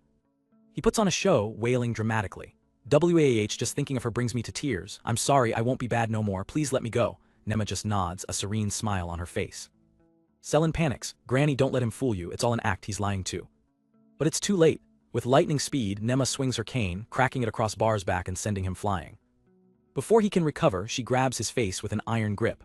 I feel terrible for your sweet mother. Now her child's nads are in the clutches of this old lady. Her face transforms into a demonic mask of pure terror. Remember her smile while you can, young man, cause when I'm done with you, all you'll be able to recall is her tear-stained face. Luke and Selen can only laugh nervously, completely horrified. Nema smiles sweetly again as she drags the screaming Bar away. It'll take a while to get him to come clean. In the meantime, why don't you go get ready for battle? Selen stammers. Oh, okay, thanks, Granny. Meanwhile, on a cliff overlooking the village. A group of shadowy figures appears, the rest of Bar's gang. Their leader looks down at the lights below. So, this is the village Bar was talking about, huh? A new threat emerges, the gang of thieves. On a cliff overlooking the village, a blonde thief named Satan voices his concerns. Something's off with Bar's replies. His companion scoffs, but that slacker's always off. Satan isn't convinced. Our conversations keep breaking off, I still don't know where he's waiting. Frustrated, Satan decides to take matters into his own hands. Damn it, he's useless. I'm gonna listen in on the village before we raid it, just in case. But his caution is met with contempt from below, as another thief smashes a rock, yelling, quit your yammerin'. The gang's leader, a massive, bald man, hefts a giant axe onto his shoulder. All we'll need is brute force to make them yield, the boss declares. No need to overthink it. He glares down at the village's simple wooden gate with disdain. As if a gate would be enough to stop us. With a roar, the boss charges forward, becoming a blur of pure muscle. He smashes through the gate with his shoulder, sending splinters flying everywhere. Standing amidst the wreckage, the boss raises his axe in triumph. Men, yeah, follow me. His gang of thieves thunders into the village behind him. But inside, Luke is watching. A loud crash echoes through the village. The gate has been breached. On Luke's system map, an alert flashes. Intruders. A swarm of enemy icons appears. As the thieves pour in, they're met with an eerie silence. What's this weird building? One asks. We made so much noise charging in, but no one's screaming. This was all part of Luke's plan. His finger had hovered over a specific option on his menu, water moat. Satan grows more suspicious. What if Bar screwed up and ran away? Too late for doubts, Luke confirms his choice. In an instant, the very ground beneath the thieves vanishes, plunging them into a deep pit. They don't even have time to scream. Wah, where'd the ground? Before they can process the fall, a massive torrent of water erupts from the pit. The trap is a water moat. The thieves are completely submerged, gasping for air, water. But the horror is just beginning. As they struggle, the water around them begins to crackle and freeze. Panic sets in. What's happening? The water's freezing over. Get out, hurry, we're gonna die. Satan grits his teeth, his body already encased in ice. Crap, I can't move. The villagers step forward, their trap a complete success. Selen stands beside Luke, a smug grin on her face. Looks like they fell for it. Barlet is ecstatic. I can't believe we took them out and no one got hurt. That tag team move was genius. Selen blushes at the praise. I'll keep watch, okay? You guys get these baddies ready for the slammer. But Milia sees right through her, thinking, she's so obvious. Milia daydreams me and Luke a tag team. I like the sound of that. But her happy thought is interrupted by a heavy footstep. A massive shadow looms over Selen. It's the boss and he's not happy. So you're the one who froze the water, huh? Selen's celebration is cut short as she's forced into combat. The boss brings his axe down with incredible force, but Selen parries the blow with her sword, the clang of steel ringing out. Luke and the others watch in horror, Celen. The boss grins impressed. Got out of the ice, did you? Selen smirks back unfazed. You're a strong one, HMPH. He throws a powerful punch, but Selen is too quick, dodging back just in time. You bet I am. Think you can beat me? She gracefully evades another one of his brutal attacks. Selen leaps into the air, flipping over his head to strike from behind. But it's a trap. The boss grins wickedly as he moves faster than she expected. He snatches her arm out of the air, and Selen's eyes widen in shock. Disarmed, her sword clatters uselessly to the ground. Luke shivers as he watches the tables turn. Looks like he's just as capable as she is. Suddenly, a sound from the moat catches his attention. He looks over and his heart sinks. The ice is melting. She's focused on the fight and can't keep up her ice magic. Luke realizes their window is closing fast. We need to round up the thieves quickly, while Selen keeps him. But as he turns, he sees the thieves, led by Satan, already climbing out of the slushy water, reaching for the terrified villagers. Satan glares at him, a cold, chilling whisper escaping his lips. Too late. Chapter 12, Criminals. The thieves make their move, lunging straight for Luke. Luke's eyes widen in terror. Oh no, they're gonna get me. A hand reaches out to grab him. But in a flash, Barlet throws himself in front of Luke, taking the blow. Luke's fear turns to relief. Barlet, thank you. And just like that, the battle erupts. The villagers, armed with farming tools and makeshift weapons, charge the invaders. Luke is thrown around in the chaos, completely overwhelmed. He can only watch as the brutal fight unfolds. Two villagers manage to get a spell off, shouting freeze. The thieves regroup, their leader yelling, fight them. His subordinate scoffs, HMPH, they have weapons but they don't know how to use them yet. Luke's heart sinks. This is bad. This is their first time in a real combat situation. The thieves will wipe them out. His fears are realized as the villagers' inexperience shows. A woman screams a warning. Ah, Perun, Lando, duck. Perun barely manages to block a heavy strike, his wooden shield cracking under the force. Whoa, it broke, he yells in shock. A thief taunts them. Come on, fight, just do what you did in training. But Lando panics. How? We've never fought this many at once. Watching the villagers crumble, the thief Satan smirks. Good, keep spreading fear, they're getting hysterical. He grabs a villager by the head, lifting him off the ground. This village will be ours in. Before he can finish his sentence, a villager slams into him with a flying kick. Meanwhile, another thief has Luke pinned, but his fear has turned to fury. Push them back into the moat, he thinks. Suddenly, a villager has a realization. Their bodies are still frozen, so their movements are slow. We can defeat them. That one comment flips a switch in the villagers. They surge forward with newfound confidence, easily disarming the sluggish thieves. These guys are way easier than our teacher, one shouts. Even Barlet, catching his breath, finds his focus again. I trained so much, but I'm still pathetic. Calm down, focus. Satan desperately tries to rally his men. Come on, all we gotta do is push them off. But it's too late. The tide has turned completely, and the villagers send the thieves tumbling over the edge into the moat. Satan surfaces, sputtering in disbelief. Okay, this is crazy. What the hell is going on?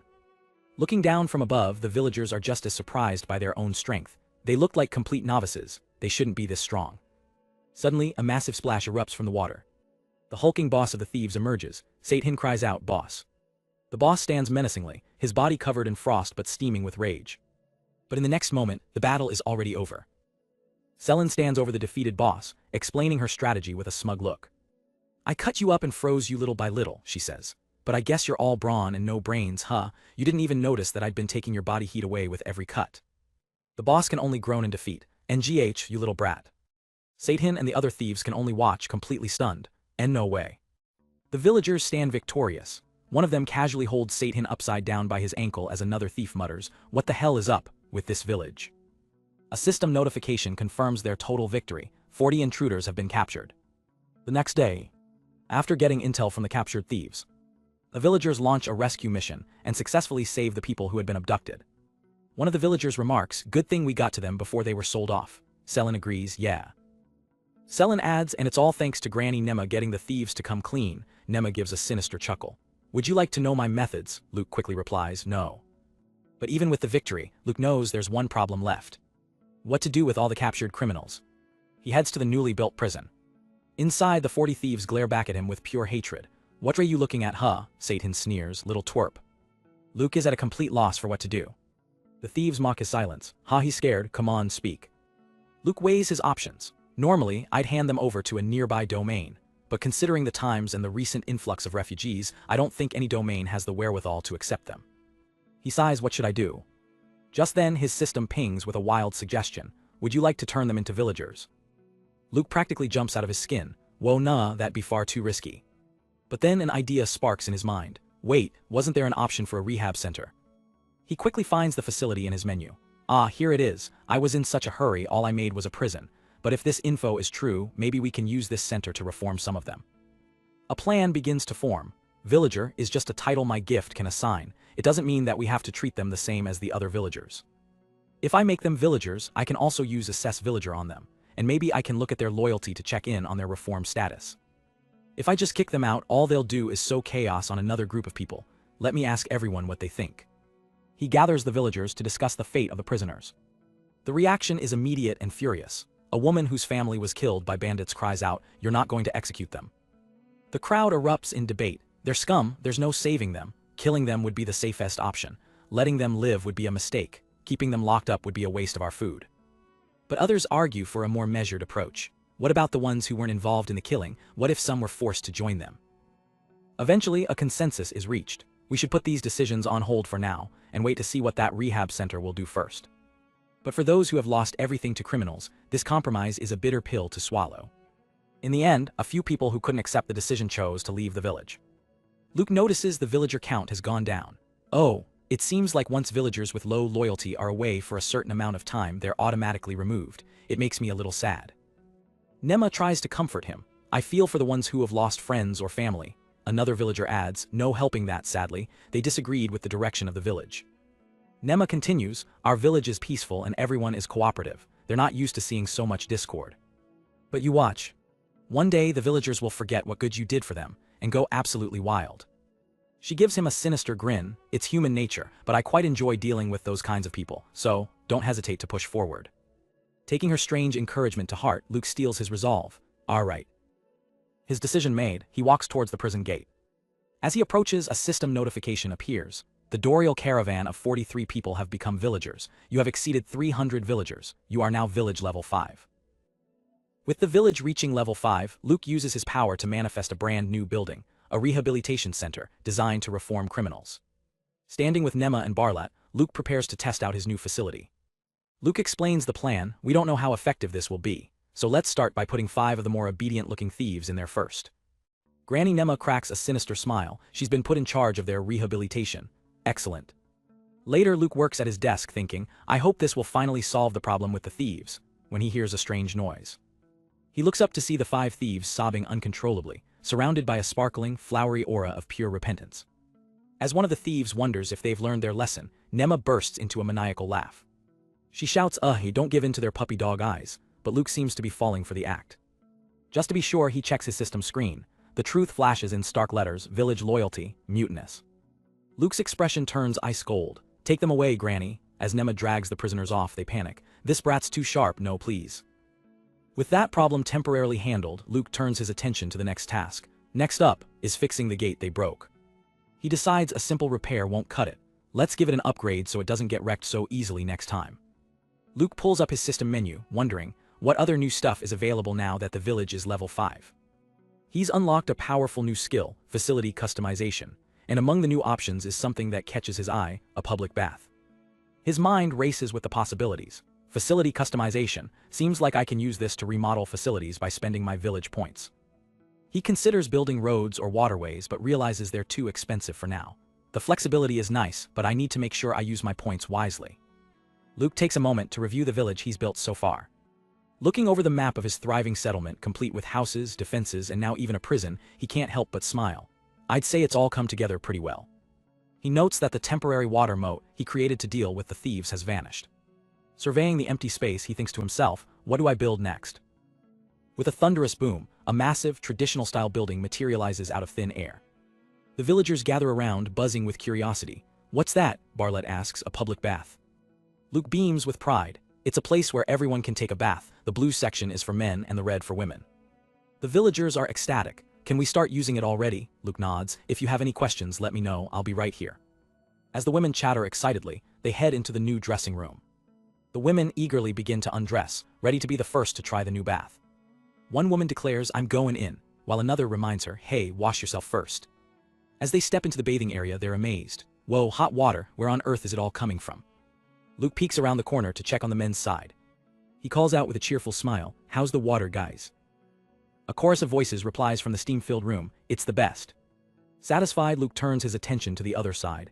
It's perfect, Chief. What about on your side, ladies? He smiles to himself. Everyone is really enjoying the bath. I hope this will help them to relax. Suddenly, shouts erupt from the women's side. Hey, no peeking, damn, they spotted us. The sounds of splashing and things being thrown fill the air. Whoa, stop throwing things. Above the chaos, Granny Nema's triumphant laughter rings out. MWA ha ha ha, it's the rehab center for you, Sonny. Luke's sweat drops as he walks away from the commotion.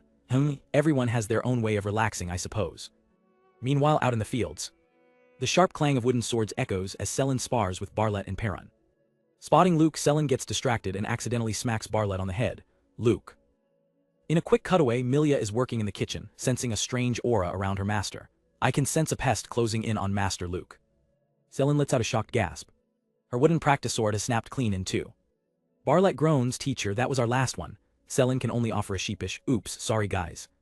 She explains their predicament. Not just swords, we don't have any weapons. Bartlett and I are the only ones that have real swords. Bartlett adds, we're careful during training, but in actual combat things break. That shield broke fast. Perun looks serious. That's why we've been talking about going farther out next time to look for better things. Selen agrees, but Luke points out the flaw in their plan. What? But you don't have weapons to do that either, right? Bartlett sighs, I wish the thieves had nice weapons on them, but all they had were knives and junk.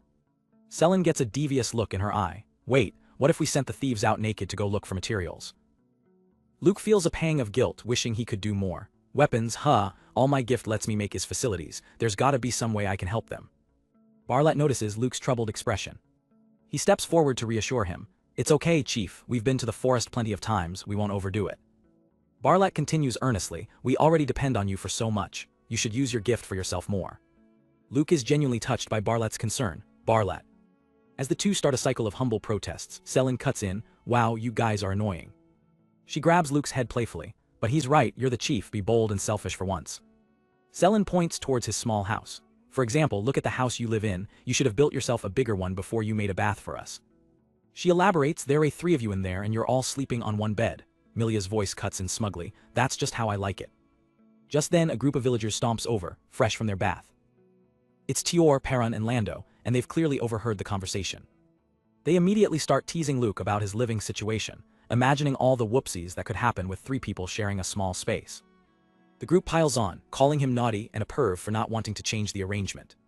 Flustered beyond belief, Luke finally snaps and uses his power, instantly upgrading his house with more beds and bathrooms to shut everyone up. With the village expanding, Luke decides it's time for an upgrade, instantly creating a brand new 2-story house for himself and his companions. Inside, he proudly shows off the layout. I didn't even think I just made it, and it has exactly 3 rooms, pretty convenient, huh? Milia and Selen are so overcome with joy, they're moved to tears. But as they look around, Milia notices something odd about one of the bedrooms. Master Luke, if I may ask, why is this bed bigger? Selen immediately steps in to defend Luke's honor. It's only natural, the boss has the biggest bed, you're the village head after all. Luke, completely oblivious, just nods along. I see, I think the bed we were using got upgraded in the process. Selen, seeing an opportunity, makes a bold declaration. I can't very well sleep on a bed I'm not used to, and I will join you on it. Milia immediately protests, no fair, what about me? But Selen is one step ahead, so it's decided we'll sleep together. The two immediately start bickering over the new sleeping arrangements. While they argue, Luke casually pulls up his system screen, completely unbothered. I'm fine with a single-size bed. He continues, but if I ever want a bigger one, I can just use an extra point to make it larger. With a flash, he demonstrates his facility customization skill, resizing the bed on the spot. Milia wails dramatically as her plans fall apart, while Luke is already thinking about the next application for his power. Facility customization is pretty cool, what else can I do with it? Oh. His attention turns to the village's defenses, specifically the massive stone wall. An idea strikes him. It might be a good idea to put some stairs behind the stone wall. Using his village points, he instantly materializes a set of stone stairs leading to the top of the wall. He decides to build several more sets along the wall's length. I think 8 sets will be more than enough. What next? Then another spark of inspiration hits. I know, I'll open up holes in the wall to make embrasures. With a pulse of energy, a perfect rectangular opening appears in the solid stone. Luke cautiously approaches the new opening to inspect his handiwork. Peering through, he notes its dimensions. It's far deeper than I thought it'd be. We'd probably need to use a spear or something too. Suddenly, a face appears upside down in the embrasure, giving Luke a huge shock. Whoa. It's Donga casually lounging on top of the wall. Donga, why are you on top of the wall? He asks. Donga cheerfully replies, I saw you doing something interesting, so I thought I'd come check it out. Donga peeks through the hole from the other side. What's this space for? Luke explains his defensive strategy. I figured we could strike back from these spots if we were ever under attack, but I'm not sure any of the weapons we have could. Donga, however, isn't thinking about combat. He playfully touches the wall, filled with a sense of peace and wonder while Luke looks on, concerned. This reminds me of those sand castles I made when I was a kid, Donga says happily, but his casual attitude makes Luke realize a critical flaw. Maybe it's too easy to reach us from the outside. As children gather to admire the new wall features, Luke's mind is on a more serious problem. Out of what we have, only Selen's ice magic could plausibly clear the distance. I need to do something about our lack of weapons. He knows their village is isolated. The small, scattered settlements nearby wouldn't have any real weapons to spare. He stares at a wooden post, deep in thought. Wait a minute. A brilliant idea forms. If I use my facility customization skill and alter part of the wall. All right, with a surge of power, Luke pulls a wooden log directly from one of the village structures. He begins to magically shape the wood into a blade, just a couple of finishing touches. The blade takes form, but he's not done yet. He holds the finished blade, ready to add the final piece. Nice, now for the hilt. But suddenly, the skill stops working. It's not letting me customize it anymore, maybe because it's been detached from the facility. He figures out the trick. I'll try shaping the sword before I detach it this time. It works perfectly. He proudly holds up a fully formed wooden sword. That was pretty simple and it only cost 3 points, he thinks excitedly. I can make a bunch of these easily. However, when he gives it a test swing, the wooden blade snaps in two instantly. He looks at the broken sword, dejected. It's so fragile.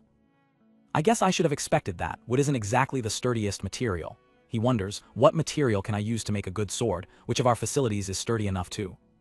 His attention is drawn to the village prison, where the captured thieves are still kicking up a fuss. Hey, stupid brat, let us out now. Luke watches them kick and slam against the cell door and notices something important. No matter how much they kick it, the iron bar doesn't budge. He's found his material. I bet these bars will make a sturdy weapon, he thinks, approaching the cell. The thieves mock him, thinking he's scared. Ha, look at him cower. But Luke is already planning his next move, realizing he needs to add a new bar first so they can't escape. As a thief grabs the bars, Luke uses his skill. A new iron bar materializes out of thin air, trapping the man's hand. Ah. The thief panics. What the hell, where'd that bar come from? Ignoring their shock, Luke gets to work on another bar. Let's see, first I need to cut off one side. The thieves can only watch in stunned silence as Luke effortlessly molds the solid iron. Make it thinner here. Is this the right shape? In a matter of moments, he holds up his creation for them to see. All done, ta-da. He examines the iron blade, already thinking ahead. What material should I use for the hilt? I'll try out a bunch of combinations. He walks away, humming to himself, leaving the thieves completely speechless. With this, we might be able to make all kinds of gear. Luke finds Barlat and Selen, presenting them with his new creation. They're both stunned. You made an iron sword. Selen is baffled by how his village-building gift allows for smithing, but Luke simply explains he can use facility customization to make things out of existing structures. He tosses a second sword to Barlat. Catch, Barlat. Without hesitation, Barlat and Selen begin to spar, testing the quality of the new weapons. The sharp clang of steel rings out as the two trade blows, the swords holding up perfectly. Selen grins, impressed by the sword's balance and durability. Nice. She gives Luke an enthusiastic thumbs up. They're perfect. Seeing the new weapons, other villagers rush over, excited by the prospect of being properly armed. Luke watches them, a proud smile on his face. Just then Granny Nema arrives. Looks like things are going well on your end. She gestures behind her, presenting the former thieves now cleaned up and standing at attention. Well, here they are, Chief, reformed and ready to go. Luke nervously pulls up his system screen to check their status, his heart pounding. He stares at the screen in disbelief. Their village loyalty isn't low or even average, it's high. Luke stands before the newly rehabilitated thieves, a group of hardened men now standing at attention like soldiers. Granny Nema addresses them with a calm, yet firm voice. Listen, you lot, she begins. From now on, you're to do as the chief says, understand. In perfect unison, they roar back, yes, M. Luke is completely stunned by their transformation. He thinks to himself, it's like they're completely different people. Nema doubles down. If he tells you to work, you work. If he tells you to die, you die, got it? Again, they shout, yes, M. In a sudden rush, the former thieves drop to their knees and bow deeply before Luke. Chief, we are your humble servants. Give us your orders. Completely bewildered, Luke turns to the old woman. Gr Granny Nema, what did you do to turn them into this? Nema smiles faintly. I'd like to say my guidance made them this way. Her expression darkens instantly, but I can't. For some reason, they became docile as soon as we put them in the facility. I really wanted to put the fear of God into them, but I didn't get the chance. The men swarm Luke, grabbing onto him and repeating their pledge. Chief, give us your orders. As Nema walks off, she mutters with disappointment, send me men with some guts next time. Trapped in their grasp, Luke panics internally. What do I do? I'm still not sure about them, but their loyalty is high. Is it safe to assume they've truly been rehabilitated? Thinking fast, Luke points towards the fields. F4 now, why don't you all go help out Barlet?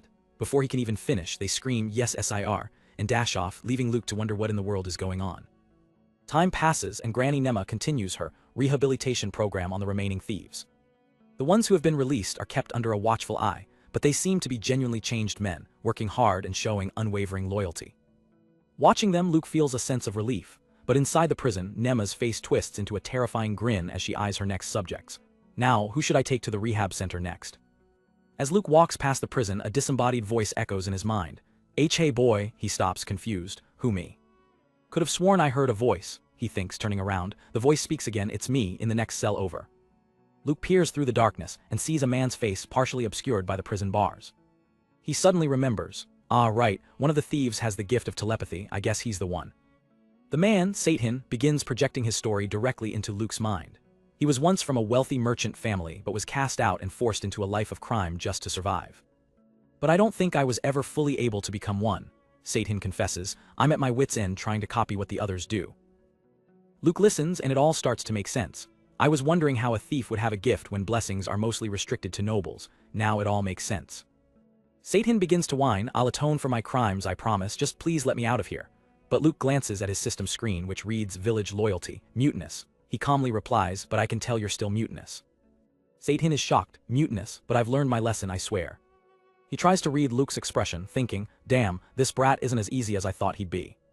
Desperate, Satan tries to scan the minds of everyone nearby, searching for any piece of information he can use as leverage. I can't focus, too many people, concentrate, I've got to find their weak spot. Just then Milia walks by, and Satan is instantly flooded with the most unhinged, obsessive thoughts imaginable, all directed at Luke. The sheer depravity of her mind makes him recoil in absolute horror. He lets out a blood-curdling scream, pointing a trembling finger at her. What's with this nasty woman? Milia freezes, utterly offended. Nasty. As Luke stands there confused, a bystander explains, the young man has a gift. It lets him read people's minds. Milia's shock turns into a devious smile. She turns to Nema, who has just arrived. Master Nema, this man said he'd like to be rehabilitated and quickly. Satan's face pales. What? As Nema eagerly drags him away, Satan screams, listen, that woman is way more dangerous than I am, let me go. But Nema just smiles. Is that so? How admirable, I think I like you. With Satan gone, Luke turns to his maid. What were you thinking about, Milia? She flinches, stammering, oh, nothing. Milia's mind races to come up with an excuse. He seemed awfully shocked. I was thinking about cleaning the toilets later. Maybe he thought that was nasty. Luke stares blankly, trying to process this. Suddenly, Milia has a breakthrough. Oh, right, she thinks triumphantly. He doesn't know about our toilets, that must have shocked him. Yes, that has to be it. Later that day, Luke walks through the village, but the usual calm atmosphere is gone. He notices villagers whispering worriedly amongst themselves. Something feels off. He approaches them. What's wrong, guys? One of the men looks up, his face grim. Oh, hey, Chief, well. The villager delivers the news and a chill runs down Luke's spine. Selin and our hunting team haven't returned yet. Why, yes, usually they'd be back by now, but there's no sign of them. Another villager adds, it's dangerous to be out in the forest at night. that's why they always come back before sunset. Then a woman cries out in fear, it's the curse of the Almiraj. Luke is taken aback, sea curse. A villager explains that the Almiraj is a giant, aggressive rabbit with a sharp horn. Its meat is a staple for the village. He continues, saying that while they're swift, he doesn't think they have any magical powers. Just then, the woman who cried out holds up 2 fleshy orbs. Look. Luke recognizes them immediately. They're Almiraj balls. The other villagers are stunned. Why do you have? Curiosity got the best of you, huh? She replies. They were just so huge, I dunno. But they're not just regular balls, she insists, beginning to tell a story from a week ago when the hunters brought back an Almiraj. It was supposed to be dead, she whispers, but I felt its eyes on the balls I was holding. As I looked at it, a shiver ran down my spine. Her voice trembles as she continues. Slowly, I moved toward it to make sure I wasn't going nuts. Then it was just so weird, so strange. Her story reaches its climax. Out of the blue, it let out an awful screech. Graahhhhh. The dead Almiraj came back to life. The other villagers are skeptical. Maybe it was just unconscious and the smell of those testicles got it all riled up. No, she screams, panicking. You're wrong, I'm telling you the balls are cursed. In her terror, she flings them into the air. Luke deftly catches them as the man beside him wonders aloud what could have really happened. The man offers a chilling theory. Some creatures can emit pheromones for miles to attract mates. If the hunters helped butcher the meat, the scent would be on them too. The horrifying implication hits them all. Selen and her team, covered in that scent, could be surrounded by an entire pack of enraged Almiraj. Just as Luke shouts that they need to go help, a cry comes from the watchtower. Hey, what's that? A sudden deep dread washes over Luke. He turns to the villager, who looks out towards the forest with terror in his eyes. Something massive is approaching. Seems like the hunters aren't the only ones in danger, the villager says gravely. We might be too, Luke stares at the horizon. But that's not a pack of Almiraj. In the distance, a colossal, dome-like shadow blots out the landscape. As the villagers stare in horror, the little girl who started the panic holds the Almiraj balls and smiles. Luke can only whisper, what is it? An odd entity appears on the horizon of Luke's village, 2 large, dark shapes sparking immediate concern. Sensing danger, Selen leaps into action. Right now, I'm probably the best fighter we have. Go, I'll buy you some time to get everyone to safety. But Luke, ever the strategist, has a different idea. Let's throw the thieves at it. This is a good chance for us to see if they've truly changed for the better. The panic is cut short when Selen suddenly appears in a flash of light before the villagers. What's wrong, everyone? A villager points frantically. Selen, are you okay? Just now we saw a huge Kriya, he trails off, realizing the creatures are already with her. With a proud grin, Selen reveals the source of the commotion. She and her hunting party drop 2 massive carcasses to the ground. We just hunted a couple of orcs. Orcs, notoriously ill-tempered beasts capable of wiping out entire villages. For that very reason, their meat is considered a rare, luxury food item with a flavor akin to the highest-grade pork. The villagers gather around the slain beasts, completely stunned. So these are orcs, huh? They got 2 of them. The thought of a feast has everyone drooling with anticipation. Milia steps forward, her eyes gleaming. Luxury, I'll start preparing them right away. Armed with knives, saws, and mallets, Milia and her crew are ready for the messy work ahead. Just leave it to us. The brutal, visceral sounds of butchering echo through the village, making Luke a little queasy. Barlet notices his chief's expression. You okay, chief, Barlet adds. I was thinking that this is just as impressive as being able to fight on the battlefield. Luke has to agree. Soon the entire village is buzzing with excitement. Before them sits a perfectly cooked, massive slab of orc steak. The villagers stare in awe. Wow, orc meat, one whispers. Another considers the value. Hey, shouldn't we sell it instead of eat it? But one man isn't waiting for a consensus. Fine, you don't have to eat any, I'm digging in. The first bite sends him flying backward in a state of pure bliss. It's so good. Refusing to let their chief miss out, the villagers grab Luke and shove a piece of meat towards his mouth. You're not exaggerating, you gotta have a bite, chief, it's so delicious. Luke reluctantly takes a bite. And his world explodes with flavor, he's speechless. Whoa, the savory juices, it's chewy but also so tender it melts in my mouth. Even the stoic Barlet slumps to the ground, overwhelmed. I don't remember orc meat tasting this good. Selen smiles. That's because this orc meat is fresh. She explains that orcs are usually hunted deep in remote regions, and the long travel time to civilization always affects the flavor. What they're eating is a rare treat. The villagers praise her expertise, calling her a true orc meat connoisseur as they continue to devour the feast. But amidst the celebration, Luke seems a bit distant. Barlet notices his strange mood. What's the matter, you don't like meat? Luke trails off. No, it's just. He thinks back to the Almiraj incident, relieved. I guess it wasn't the curse of the balls, oh that. Just then Milia approaches with a knowing smile. You were really fixated on them, huh? Well, they're just about ready. Luke mid-drink looks up confused. What's ready? Milia proudly presents a steaming platter. Ta-da, the orcish ball broil. Luke does a massive spit take. Barlet is horrified. Why would you make that? Milia calmly explains. It's good for your stamina and chock full of nutrients. I used to make it back at the castle. Barlet admits he's had similar dishes with bull or horse but never orc. A nearby little girl just points, exclaiming, they're huge. Milia offers the delicacy to a crowd of curious women. Please give it a try. The little girl bravely takes one of the steaming hot testicles, simmered in a sweet and spicy sauce. She takes a huge bite. The gooey insides explode everywhere, covering her in juices. Burlet cracks up, ahaha, the outside is crispy and the inside is all gooey. But Milia's culinary adventure isn't over, and here's a soup made from its penis. The little girl tries the soup and immediately gags on the tough, slimy texture. The onlookers can't help but laugh at her reaction. Yuwa, it's so hard and smelly. As night falls, it's clear the women of the village are far more adventurous than anyone could have imagined. Time passes. Half a year later, the village is thriving, and everyone is busy preparing for the coming winter. As Luke watches over his people, he's called over. It's Burlet with a group of villagers behind him. What's going on, Burlet? Luke asks. Burlet looks serious. I've been talking with the others and we're thinking about taking a trip home. Luke is completely caught off guard. What? Burlet explains, it's just, we've been concerned about our parents. Only 5 of us are going, so it shouldn't affect the village. Luke immediately offers a solution. How about you bring them here, we have plenty of room, but Burlet gently turns him down. That's really nice of you to offer, but I don't think they'd fare well on the trip here. Overhearing the conversation, Selin and Barlet pop up, eager to help. Let me help you, Selin exclaims. The rest of the hunting party agrees. You guys won't make it back alone, we can spare a few of us to be your guards. Selin insists, Chief, please let us help too. But as Luke turns to answer, he hears more voices approaching. It's the 5 reformed thieves, looking more intense and loyal than ever. They fall to their knees, begging, use us as shields, as decoys, we would readily sacrifice ourselves for you. Luke thinks to himself, their enthusiasm is terrifying. He's hesitant to let them leave the village's protection. Their loyalty is high, but still, there are only 5 of them. I'm not sure we should let them outside just yet. Selin makes the decision for him. Besides, the more muscle we bring, the better. If they betray us, I'll just beat the crap out of them. The thieves seem overjoyed at this possibility. With the plan settled, Selin raises her arm. The newly formed escort party waves goodbye as they depart from the village. Watching them go, a villager voices his unease. I'm still not sure if I can trust those thieves. It's scary to think that people can be reformed so easily, huh? The other villagers murmur in agreement, admitting they still feel a bit nervous around the former criminals. Hearing their lingering fears, Luke looks toward the village wall as an idea begins to form. Oh, I know what I can do.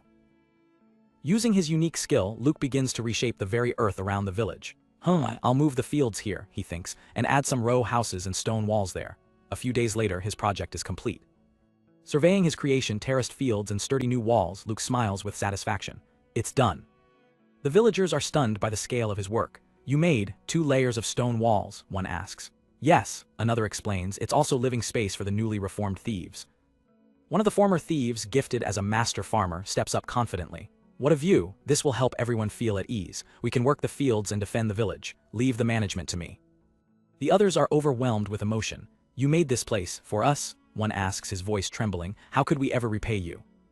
In a powerful chorus, they shout their gratitude. We'll never forget your kindness. Watching from the side, Nema thinks proudly, I raised them well.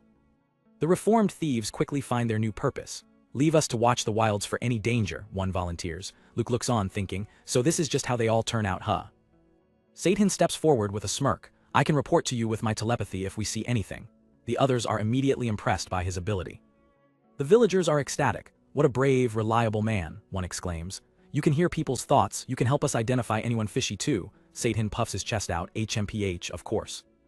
A villager asks curiously, whoa, your gift is amazing. With a gift that handy, why'd you become a thief? Oh, you were forced out of a merchant family, right? Satan quietly replies, yes. Satan's mind flashes back to the day he received his gift. Satan, your gift is telepathy, the priest had said, but he quickly learned that others saw it as dangerous, an invasion of their thoughts. As a child, he was just confused. Telepathy.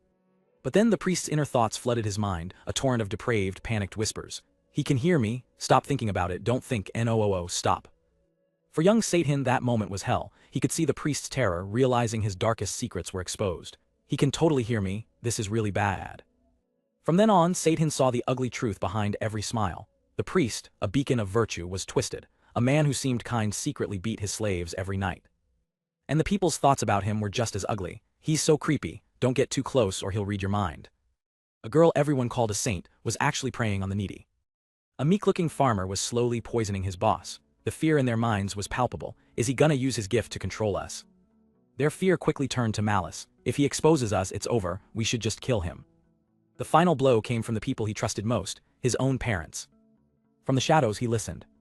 Their whispered thoughts were a dagger to his heart. They worried he'd affect his siblings, that he'd betray them. He's aware of every move we make. It'd be best if we just got rid of him quickly. So I ran away, Satan narrates, and on the way, I met the boss and his gang of thieves. He found a strange comfort with them. He's scary when he's angry, but he sees value in my gift. More importantly, everyone in the gang is simple, so they're easy to be around. Back in the present, a villager snaps him out of his memories. Hey, just because your life was hard, it doesn't give you the right to harm other people. Satan immediately bows his head. I know, I'm sorry. The villager tries to exploit his guilt. You must atone, you can start by doing some of my chores. But Satan's new comrades step in. Stop trying to take advantage of him. One of them grins, ready for action. Well then, we're off to show you just how useful we can be. Suddenly Milia comes barreling through the crowd. Master Luuke, Berlit and the others have come back, she yells, crashing straight into Satan. As Satan hits the dirt with a thud, the others process the great news. Berlit's group is back and they're all safe. The village square erupts in joyous reunions as families are brought together once more. Good to see you alive, my boy, Berlit says, embracing his father. An old man, Berlit's father, approaches Luke with tears in his eyes. You must be the head of this village, Mr. Luke. I've heard all about you from my sons, I can't thank you enough. He firmly shakes Luke's hand, a gesture of profound gratitude. All around them, heartwarming and slightly chaotic reunions are taking place. Luke watches them, a small smile on his face, but his thoughts drift. I hope the men that were conscripted are safe too. Just then, Selin notices a group of captives brought in by Berlit's party. Luke points them out. Selin, the clothes these men are wearing seem familiar. A reformed thief explains, they're thieves, they attacked us so we fought back. Turns out they're leftovers from that gang we caught. Another of the reformed men taps one of the captives on the shoulder. He gives the captive a serene smile and a thumbs up. You too will see the light soon enough. The captive thief is completely bewildered. What the heck are you saying? You would never say something like that. But his former comrade simply replies, we've all learned the value of living a just life. As the thieves try to preach their newfound enlightenment, the scene shifts. Miles away, a desperate journey is underway. A man named Mac and his son Manta trudge through a barren wasteland. We aren't gonna find any villages out here, Dad, Manta complains. We just set foot in these wilds, Mac insists. Let's keep looking until we're sure. He reveals their desperation. Besides, there's not enough food in our village to last us the winter. I'd rather bet on this than die of starvation. As Manta continues to complain about the endless walking, his father snaps. Damn it, Mac mutters, as if the awful harvest wasn't enough. I can't believe they raised taxes and for what? More war. Manta is losing hope. Dad, we're not gonna find the Lord's son here. He was only 10 when they kicked him out. He's either fled or he's dead. But he knows they can't give up. Newly developed lands are usually exempt from tax. If we can find work there, maybe we can make some good money. Why did I have to be born in such a podunk village? Manta grumbles. He fantasizes about a different life. If I left when I was young, I could have become an adventurer and had a better life. Hearing this, Mac's patience finally snaps. He explodes at his son. Well, excuse me for raising you in a small village. Our ancestors worked hard to build it. And what was that about being an adventurer? You have zero courage and no drive. Manta glares back, ready to argue. He yells back, and now you wanna whine about what I'm trying to do for us. But mid-rant, he spots something on the horizon. Dad, look over there. Mac is still fuming, don't change the subject. But Manta insists, no Dad, I see something over there, a stone wall. Mac squints, but the harsh landscape is empty to his eyes. I don't see anything. Dang it, Dad, your eyes just suck, Manta shouts, breaking into a run. But I know what I saw, I think it's a village. In his haste, Manta trips and tumbles down a rocky slope as his father yells, watch your step, don't run. Back in Luke's village, the night is filled with the cheerful chatter of reunited families. Laughter echoes through the streets as people share stories and celebrate being together again. From a window, Luke, Milia, and Selin watch the happy scene. Everyone looks so happy, one of them remarks. Milia adds, indeed, they must be tired, but I guess they have plenty to catch up on. Feeling the warmth of the moment, Luke starts to doze off. Well then, I'm off to bed, he says with a smile. The girls wish him a good night. He heads to his room, the door clicking shut behind him. Exhausted but content, Luke gets into bed.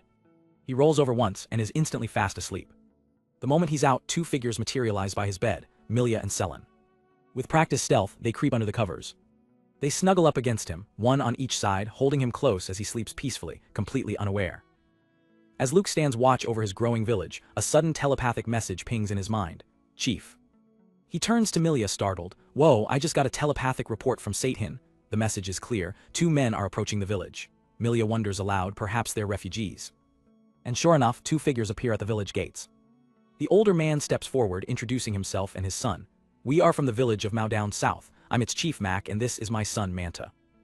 Luke politely introduces himself as the head of the village, his mind already connecting the dots. South, I wonder if they're from the Albert domain. The name Luke instantly rings a bell for Mac, who stares in disbelief. Why are you the son of Lord Albert, Master Luke? Mac's eyes scan the boy, remembering the rumors. Of course, I heard Lord Albert ordered his son to cultivate a vast wasteland. He gestures to the impressive, well-built village around them. But it seems like you've been at it for a long time. Luke smiles. Yes, just about half a year. Mac and Manta are completely floored. Half a year, Mac mutters. No way this was built in half a year. Did Lord Albert prepare all this beforehand? Luke changes the subject. So what brings you two here? Mac's expression turns grim. What with another big war coming, we've been looking for a place to earn some money during the winter. The mention of war catches Luke's attention. Without hesitation, Luke beams at them. We'd be happy to have you. The father and son light up, overjoyed. Really? But as they celebrate, Luke's thoughts linger on the dark news. Another large-scale war. His family's territory, the Albert domain, lies right next to the Skoniger domain. As 2 of the 5 great powers, they've never been on good terms. The war must be against them. Luke's mind drifts to his rival. I wonder if Rael will be joining in the fight. Meanwhile, Manta quietly thanks Luke. Thank you very much for helping us. I'm used to nobles that don't care about the plight of their people. Mac looks embarrassed by his son's bluntness, but Luke simply brushes it off. It's fine. The encounter sends Luke into a spiral of thought, a question he's often pondered.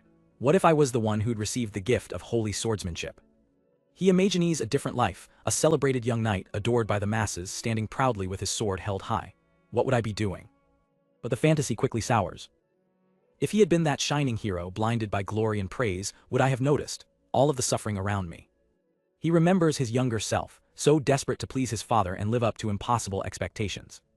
Back then, I was so eager to live up to expectations. In the present, his hand clenches tightly at the memory. He lets out a soft laugh, breaking free from the past.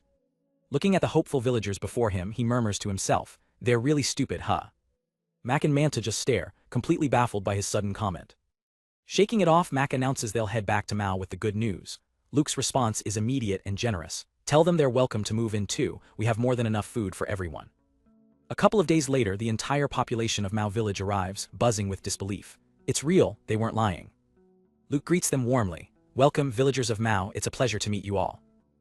The newcomers are in awe, looking at the sturdy walls and thriving crops. One young man rushes up to Luke, completely hyped. So those rumors about you getting a junk gift were all false. Luke gets a little flustered. It's true that I didn't receive the gift of holy swordsmanship and was ordered to cultivate a wasteland. He puffs out his chest with a new kind of pride. But I received the gift of village building instead. I wasn't able to use it back home, but out here, I've done a lot with it. Just then, a shout cuts through the crowd. Hey guys, the hunters are back. Selin struts forward, proudly presenting their haul. Check it out, she winks, as the hunters drop 5 massive Almiraj carcasses. The Mao villagers gasp in shock. What the? They've got 5 of them, are those Almiraj? Selin spots the newcomers. Oh, you all must be from Mao village, perfect timing, let's have a feast. Manta can't believe his ears. Whoa, you're gonna let us have some. Luke watches her a little confused. I wonder why Selin's boasting. They've brought back plenty of Almiraj before. Something feels different about her attitude today. With a smug grin, Selin gestures for them to wait. Hee, take a look, boys. With a thunderous boom, the hunters drop their real prize. A great boar, a monster so enormous it shakes the very ground. Mac, Manta, and the other villagers are left completely speechless, their jaws hanging open in utter disbelief. Selin puffs out her chest, basking in their shock. She explains how they pulled it off. Noel and Gort stopped it using their big shields, then we all aimed for its neck. Barlet adds, it's all thanks to the weapons you made for us, Luke. He taps the massive shield, which is only slightly dented despite taking a charge from the beast. Amazing, I made this shield pretty thick and it still got dented. The hunters realize just how much stronger they've become thanks to Luke's gear. Mac and Manta are so stunned they have to pinch themselves to make sure they aren't dreaming. Luke smiles at the incredible sight. Well then, let's get to cooking. Good work, hunters. He turns to the new arrivals. The trip from Mao must have been rough, just sit back and relax. The villagers gratefully accept, pointing to an empty spot. Thank you, we've got a tent we'd like to set up. Mind if we take that spot? Luke stops them. I almost forgot. Give me a second, I'll make something for you. Mac quickly waves him off. No, it's okay, that won't be necessary. We're just here to earn some money, we can set up a place for ourselves. He insists we'll be fine. But before he can finish his sentence, Luke simply raises a hand. A deep humming sound fills the air as a large, sturdy building materializes out of thin air right in front of them. Mac and Manta's polite smiles instantly turn to screams of pure terror and confusion. Luke chuckles to himself. Been a while since I've seen that reaction. Mac stammers, where did that come from? Luke clears his throat, ready to explain. This is my gift village building. It has some limitations, but I can make plenty of things with it. The newcomers are in absolute shock. People said you got a useless gift. Selen smirks from the side. There he goes, but it's actually super useful. The villagers from Mao can only stare, their entire reality completely shattered. A system notification rings out with celebratory fanfare. Congratulations, you have exceeded 1,000 villagers. You are now village level 6. Luke stares at the message, a bead of sweat rolling down his face as he gulps. Whoa. The system screen flickers with garbled text, hinting at new skills and abilities becoming available with the level up. The village's population boom began with 92 people from Mao, but that was just the beginning. The influx of new people was relentless, with refugees constantly arriving at their gates. With a kind and unwavering smile, Luke immediately agrees to help a desperate family. Of course. The refugees had pleaded with him, their faces etched with exhaustion. We haven't got any food, please help us. Another group who had only come to earn money asks a bolder question. Would it be all right if we just moved in? But as word of his generosity spreads, the requests become more demanding. I heard you just take care of people here, is that true? We're so hungry, come on, feed us. Luke's smile becomes a little strained as he tries to manage the overwhelming expectations. We do, but... This sudden rush of people is thanks to the reformed thieves, who now patrol the wastelands, making the journey to the village safer than ever. The village has grown far beyond its initial walls. Looking out over the sprawling settlement, Luke thinks to himself, the village has grown quite a bit, huh? Discussing the situation, Burlet confirms it has. The rumor mill is hot with talk about our village. He adds grimly, word is the war's getting more intense too. Milia looks worried. I guess it's only a matter of time before our village becomes a target. Milia clenches her fist, determined. We need to prepare as much as we can. Selen beams with confidence, just leave it to me and my oracle gift. Luke knows she's right. The power of a gift is great, he muses. And if 10% of the population has one, that'd make for a good number of people. Inside the bustling church, he puts his plan into motion. Milia stands before a group of villagers confirming their newfound potential. We have gifts, one asks. Yes, Luke replies. Milia explains her findings. After assessing everyone, I found that about 100 villagers, children included, have a potential gift. I saw all kinds, exploration, magic, and even manufacturing gifts. She clarifies the numbers. Excluding children and the elderly, we have 19 with non-combat gifts and 24 with gifts related to fighting. Hearing this, a couple of villagers get the wrong idea, laughing heartily. Whoa, so many people have gifts. Nice, guess we don't have to work anymore, huh? Their celebration is cut short. Barlet grabs one of them, his expression stern. Now, where'd you get that idea? Sure, gifts are great to have, but we need everyone's help to keep this village running, get it? Luke explains his strategy. Community-wide support is essential. His system recommends jobs for the two slackers, one as a perfumer, the other a food critic. He admits there aren't very many kinds of jobs in our village just yet, so we can't give everyone the one they're recommended. However, he found a workaround. That said, having them do a similar job has helped foster a sense of community, and the results are clearly delicious. But even as the village thrives, Luke has a growing worry. Hopefully things will keep going well, now my remaining concern. A glaring notification pops up on his system screen. Village loyalty, low. Luke stares in shock at a particular villager. His village loyalty. He panics internally. The lower one's village loyalty is, the more likely they are to leave the village. His heart pounds as he watches the man charm another woman, but he was getting along so well with everyone. It seems there are other issues that come with low loyalty. Suddenly, the reason for the man's low loyalty becomes clear as a full-blown fight erupts among several women. Who the heck is she? He's my man, like hell he is, it's a bloodbath. The chaos is brought to a halt by a woman holding a baby. That's enough, all of you. She reveals the shocking truth. He's a married father. The revelation shatters the hearts of his admirers. Low village loyalty, it turns out, leads to low village morale and creates all sorts of extra drama. So to deal with these delicate situations, they've had to step in more directly. A hooded Nema appears before the cheating couple, her voice dripping with menace. Adultery, I see, you've got some nerve. Luckily, not every issue requires such extreme measures. Sometimes, a simple conversation is all it takes to raise loyalty. By proactively checking in on people, they've been able to nip many problems in the bud before they escalate. However, being the sole counselor for a village of 1,000 is taking its toll on Luke. He staggers and collapses from pure exhaustion. A villager sighs, the day is too short. but I'm sure everyone will come together in time. In the meantime, while Luke was busy fixing everyone's problems, they managed to surpass the 1,000 villager mark, unlocking new facilities. Luke's eyes go wide at one option in particular, an apartment complex. He's hit with a wave of nostalgia from his past life. I recall apartments being quite normal. With 20 living units in one building, each with a bath and a toilet, it's got more value than a row house. Without hesitation, he spends the points. It's worth the 300 it costs to make. A massive, modern-looking apartment building materializes before him. With each level up, the village's territory has expanded, now encompassing almost the entire wasteland. Luke marvels at the development. Being able to make facilities outside the wall is huge. His thoughts are interrupted by a weary sigh nearby. He quickly runs over to a tired-looking Nema. "Granny Nema, what's wrong? I heard you sigh." She replies, "Oh, nothing, just feeling a little ashamed is all." She rubs her temples in frustration. Rehabilitating the thieves has been going well, but no matter what I do, there are two who just won't budge. Luke is taken aback. Huh. Nema points towards the prison. One of them is their boss, Doriel. Nothing I do has an effect on him, and no amount of pain I inflict on him gets even a tiny reaction.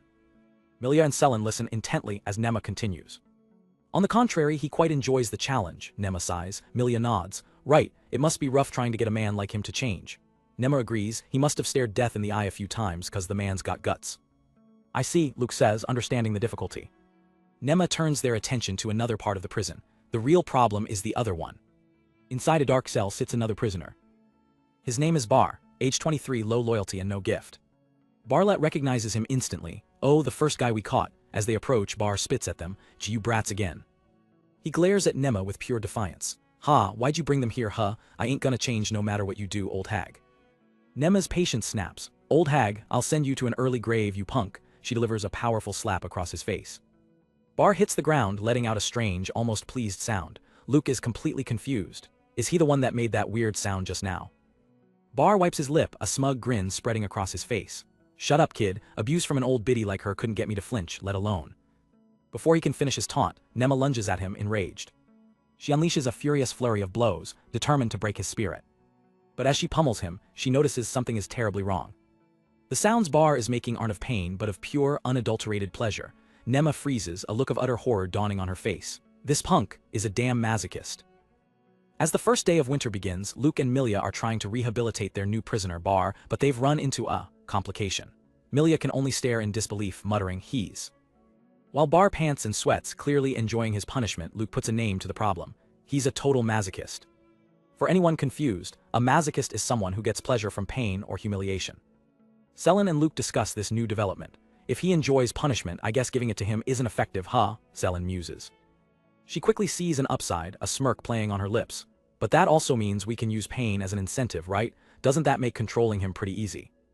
To test her theory, Selen delivers a swift kick to Bar's face. Before he can even recover, she stomps her foot down on his shoulder, pinning him. Leaning over him with a dominant glare, Selen lays down the new rules. Shut up, if you want your reward, then you better listen to what we say. But Bar isn't having it, he defiantly spits right at her. Selen barely dodges it, disgusted. What's wrong with you? Bar just yells back, you can't control me with your fake tactics, wannabe sadist. Suddenly, Nema steps in and delivers a hard smack across Bar's face, which he, of course, enjoys. Nema calmly explains, masochists may seem obedient but they're by no means submissive. Selen and Luke can only think, this is just crazy. Completely stumped, the group agrees to put Bar's rehabilitation on hold for now, much to Selen's frustration.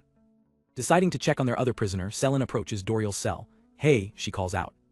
From the shadows of his cell, Doriel's intense eyes lock onto her. You're Bajrata's Iceblade princess, right? He gets to his feet, questioning her presence. What are you doing out here in this dump? Selen coolly replies, I have my reasons. Doriel scoffs, you beat me, and I have no intention of following someone weaker than me.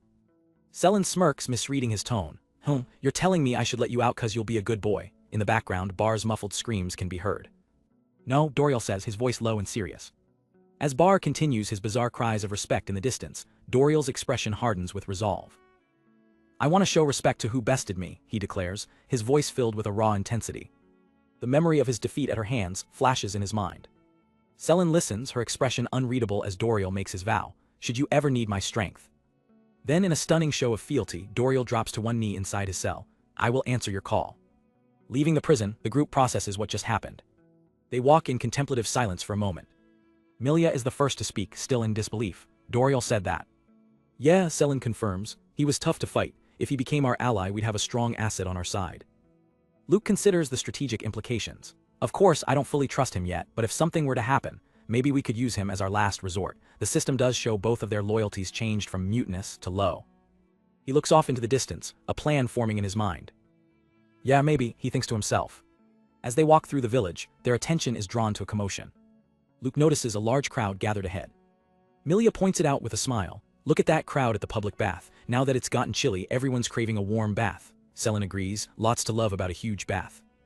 Seeing the villagers so happy gives Luke an idea. I'm glad everyone enjoys it, though it would be great if I could make other types of baths. A spark of inspiration hits him. Maybe I can use facility customization to make the perfect bath for winter, he thinks, pulling up his system menu. With a few taps, a brand new, steaming hot spring appears in his garden. The system confirms the upgrade. Luke's house has gone from medium to large with a bath added to the garden. A few nearby villagers can only stare with their jaws on the floor. As more people gather, they marvel at his newly expanded house. Whoa, what a house, I bet 20 people could live in it. Luke just chuckles, heh, I upgraded my old place. Didn't expect it to be so big, but at least now it can fit more people, come visit anytime. However, the villagers are a bit skeptical about the new outdoor bath. Taking a bath out in the open is a little embarrassing, one says. Another mutters, Chief's just a perv. Luke proudly tells them, I managed to get it to look just like a hot spring. But they remain unconvinced. It looks like a pond or a cesspool. Tired of their hesitation, Luke takes matters into his own hands. Stop gabbing and hop in already, he yells, literally pushing them into the water. The moment they hit the warm water, their complaints turn into sighs of pure bliss. Later that night, the villagers relax under the stars, admitting, wow, not bad. Luke watches them, pleased with his work. As the crowd thins out, one of the men turns to him. The ladies can take this side, you're not getting in, Chief. Luke gives a kind smile. No, I want you all to enjoy it first, don't worry about me. The remaining villagers cheer for their selfless leader. Chief, yay, what a guy. Once the last person has left, Luke smirks, his plan having worked perfectly. Towel in hand, he sneaks towards the empty hot spring. Now's my chance, finally some time to myself without Milia or Selen around to bug me. He carefully dips a foot into the water, the cold night air making him shiver. With a splash, he submerges himself in the comforting heat. He settles in, the water rippling around him. He lets out a long, relaxed sigh. Closing his eyes, he thinks, it's laid out, but I can still faintly make out people's voices. Looking up at the full moon, he feels a sense of belonging. I guess my lonely days are over. Suddenly, a voice whispers right behind him. Master Luke, shall I wash your back? It's Milia. Luke's peaceful moment is instantly shattered as he lets out a terrified scream. Milia reflects on the past 6 months since Master Luke was tasked with developing this barren land. Her thoughts drift to a happier time. The two of us have overcome many tribulations and built a village overflowing with love. It's a real picture-perfect fairy tale. Or so I thought. The reality is far from her fantasy. As soon as they built the village, an influx of new people, including the smug Selen, began to arrive. With the village's growth came more responsibilities for Milia.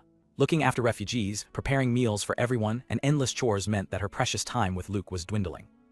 Clenching her fist, Milia decides she's had enough. Something must be done. Later in the hot spring, she hatches a plan. If I leave Master Luke all by his lonesome, then what am I here for? Staring at Luke's back, her resolve hardens. To fill the lonely void in his heart, I must offer him my touch. With a maniacal laugh, she closes in. I do it not for myself, or even because I want to, but for the sake of Master Luke. But just as she makes her move, Selen erupts from the water between them. YIT. Standing over a submerged Milia, Selen calls her out. I see what you're trying to do, sneaky. Milia pops back up, indignant. Sneaky? How rude, I'm just here to help Master Luke unwind. Selen isn't buying it for a second, yanking on Milia's swimsuit. Ha, yeah right, unwind my butt. A full-blown catfight breaks out in the water with Luke caught in the crossfire.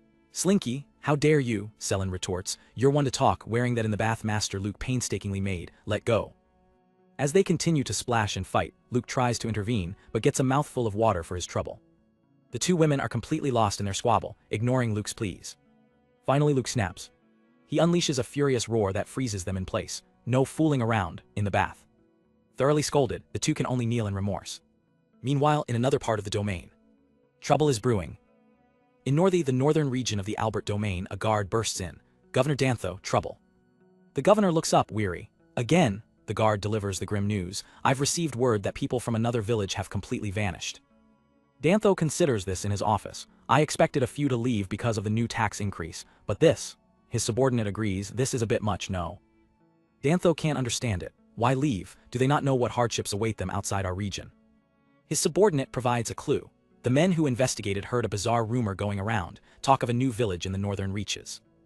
He elaborates on the rumor. It promises its people safety and comfort, not to mention plenty to eat, a real paradise, so they've heard. Dantho remains skeptical. He sighs, putting his head in his hands. It's such an obvious trap, that area isn't remotely livable. But as he thinks it over, he understands the appeal. That said, I can see how such a dubious promise would be enticing to people who are suffering. He makes a decision. Look into this area. His subordinate offers to accompany him. You'd come too, sir, Dantho confirms, explaining his concern. That's the area of wasteland Lord Albert's son, Master Luke, was ordered to develop. Back at Luke's village, Satan interrupts dinner with a report. Chief, there's a suspicious group observing us. Luke looks up. More migrants? No, Satan replies. Scouts possibly. They were awfully calm. Luke processes the news. Scouts, Selin notices his concern. What's wrong? The group stands abruptly as Luke explains. There seems to be a suspicious group spying on the village. A villager panics. Are they foes? But Milia is quick to strategize. Wait, our walls will probably discourage them from attacking for now. The villagers look on with worry. Luke rallies his people, his voice filled with confidence. You've all gotten stronger. We won't let them start a fight with us that easily. His words light a fire in Selin. Right, we'll take them on no matter who they are. A few days later, the scouts return. Governor Dantho and his subordinate arrive, and their jaws drop at what they see. They stand before a massive fortified wall, completely shocked. Dantho is in disbelief. I heard it was a village, but I'd sooner call this a city. How was a settlement of this size made in no time? A guard from atop the wall shouts down at them. What business do you have with our village? Satan watches them from a window in the gate. Dantho collects himself and addresses the gate. I'm Dantho, the governor of Northy. Please forgive my sudden visit. May I speak with the head of your village? Satan gives a curt reply before disappearing. Wait there. A moment passes. Then the heavy gate begins to rattle open. A villager gestures for them to enter. Come in. Dantho's subordinate is immediately suspicious. That was quick. This has got to be a trap. He leans in and whispers to the governor, Don't worry, sir. You're safe with our elite force by your side. With their guard up, the group cautiously steps inside. But what they find inside the walls leaves them speechless. They see impossibly large crops thriving behind the stone walls. Dantho's eyes scan the fields. Is that wheat? I've never seen it growing at this time of year. He takes in the two-tiered stone walls, marveling at the resources required. You'd need a substantial amount of capital and labor to build all of this. Even the villagers themselves look incredibly well-fed and healthy, a stark contrast to the people in his own domain. Standing in the village square, Dantho can only come to one conclusion. So the rumors were true, this place really is paradise. Just then a calm voice greets them. Welcome, I'm the head of this village. Dantho's eyes narrow, the face is familiar. I'm absolutely sure now, I only met him once long ago at the capital. Standing before the colossal skull of a great boar, the young village chief's identity clicks into place. This is Master Luke, Luke Albert. Dantho immediately bows in respect. I'm Dantho, governor of Northy. His subordinate, however, is too busy screaming at the monster trophy to notice. Is that a great boar? AAAHH. In Luke's burgeoning village, a crowd gathers, buzzing with disbelief around the massive skull of a great boar. One of Governor Dantho's men gawks at the trophy. Man, this great boar they hunted was really tasty, he exclaims, confirming the impossible. Watching from the side, Luke's crew soaks it all in. Barlett thinks, Luke looks really imposing too, while Selin smugly enjoys the attention. Milia smirks, and they thought they'd be the ones judging us.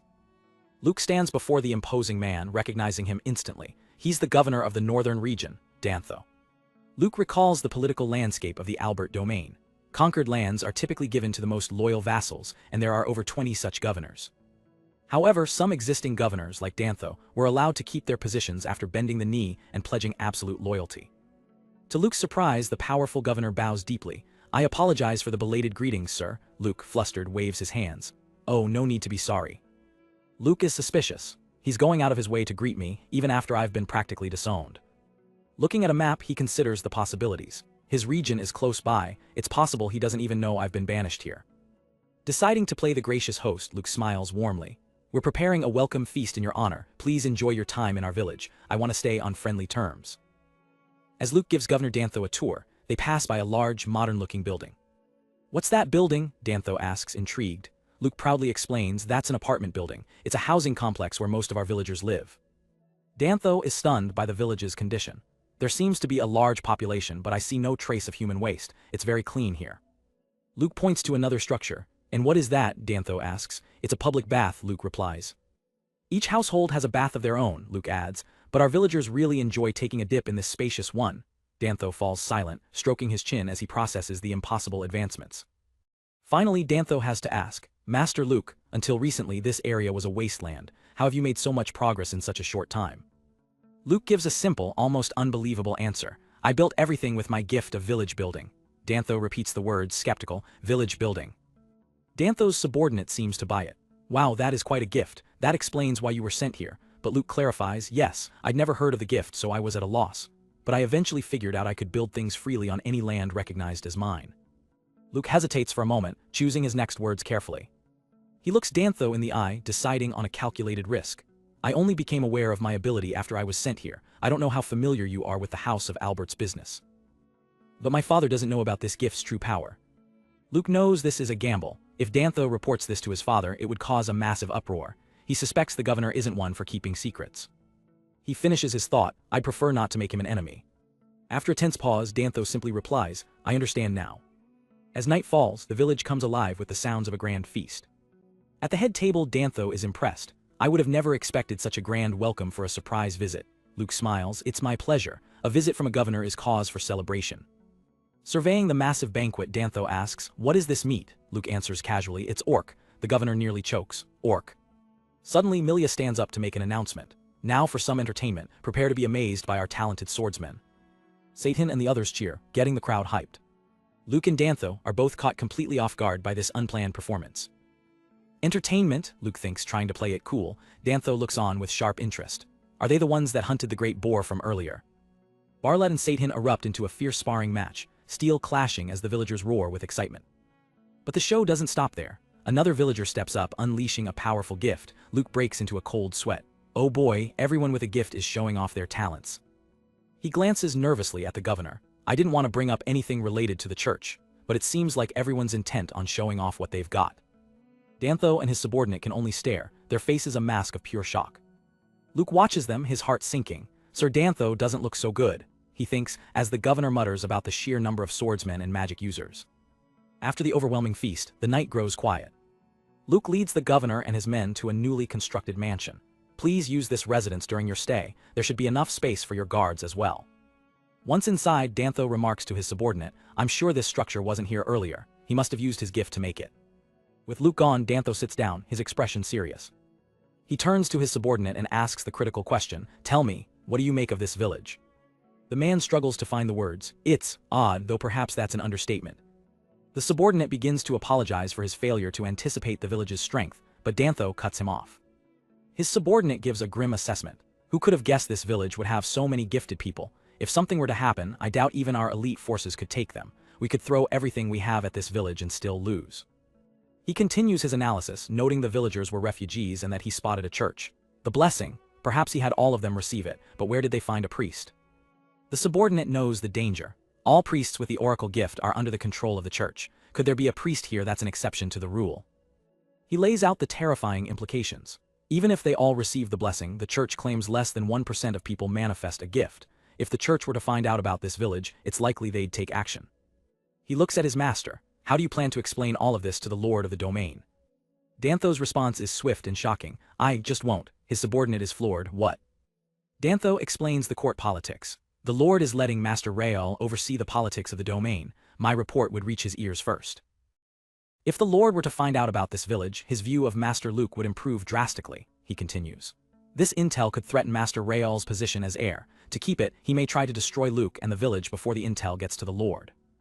The subordinate trembles. Sir, if someone found out you were keeping this secret, I'd certainly lose my life. Dantho looks back on his career with regret. As governor, I've always done as I was told.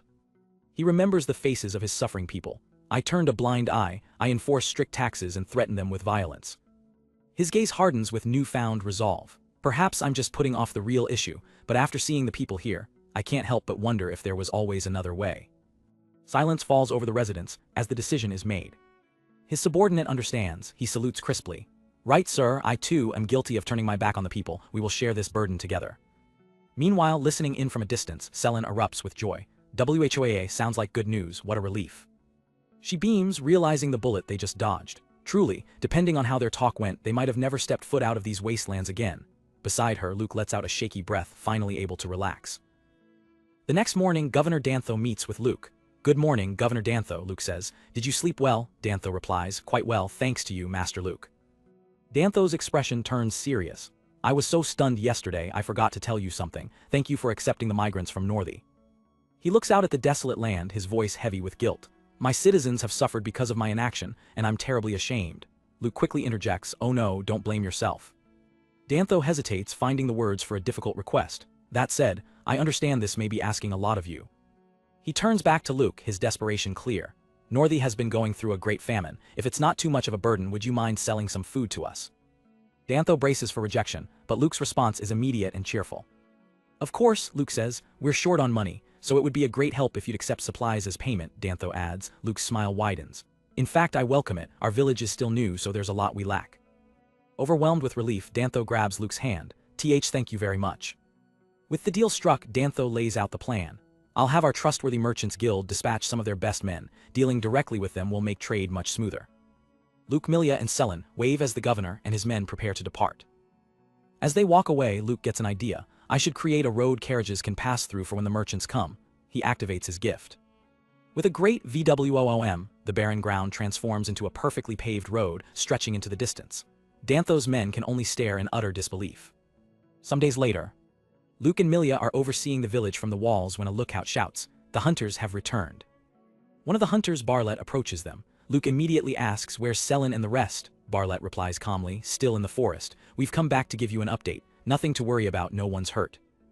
Barlet then drops the news. We happened upon some injured elves, the others are escorting them back to their village. Luke and the others are stunned. Elves.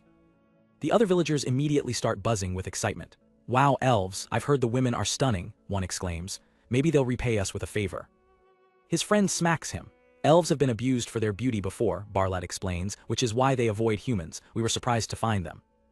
Luke, sensing the gravity of the situation, asks, right, can you tell me more about what happened? Barlet nods. So, we were hunting as usual. Barlet begins his story, flashing back to their time in the forest. Then we heard yelling coming from deep inside the forest, he narrates, as we see Selen and the hunting party on high alert. We moved toward the noise cautiously, and found elves fighting for their lives against two mad grizzlies. The flashback shows the hunters joining the fray, fighting alongside the elves.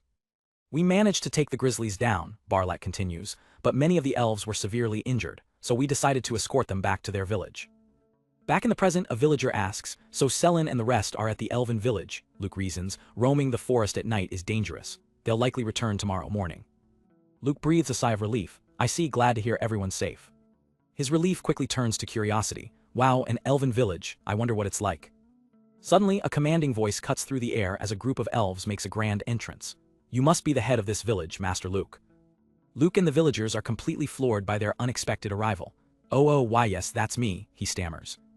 The lead elf steps forward. I've come in place of our tribe's elder to express our gratitude. Thank you for your help. The villagers whisper in awe while Luke thinks, I didn't expect them to come back with the elves. She introduces herself with a flourish. My name is Philianus Mel Lebal Selenaraus. Yes, it's quite long, so please call me Philia. Seeing the villagers gawking, Selen steps in. Hey guys, quit staring. Philia just laughs. Don't worry, Master Selen, I remember you all reacting similarly when you came to our village. Selen can't help but smile, thinking they've already broken the ice. Philia looks around at the thriving village, impressed. I still can't believe there's a village out in this wasteland. Humans are incredible beings indeed. Luke gestures warmly. Let me show you around, please make yourselves at home. But before he can, one of the villagers, Satan, gets an idea. So, how about we show them to the bath first, he suggests with a sly look. The other men immediately dogpile him. You perv, why'd you go straight to that? Get your head out of the gutter. But Philia considers it. After a long journey, a bath doesn't sound so bad. Actually, maybe he's right. Selen jumps on the idea. Great idea, everyone loves the bath, it's nice and warm, perfect for a good soak, I'm sure you'll love it. They arrive at the bathhouse. Philia looks at the entrance. So this is where we take off our clothes, huh? She begins unfastening her quiver without a second thought. One of her elven companions grows nervous. But War Chief Philia, removing our gear would leave us open to attack. Philia waves her off. It's fine, if they wanted to harm us they could have easily done so already. Luke points out the separate entrances. So this here is the men's bath. Selen will show you where the women's bath is. Philia nods, got it. But instead of heading to the changing room, Philia starts stripping right there in the hallway. Time to see what this bath is all about. Milia panics, W8, go to the changing room, but Philia is confused. Why bother with that, we just have to get naked, right? Ignoring everyone's protests, she throws open the nearest door. So what next? Is the bath here? Milia cries out. Stop, there might be someone in there.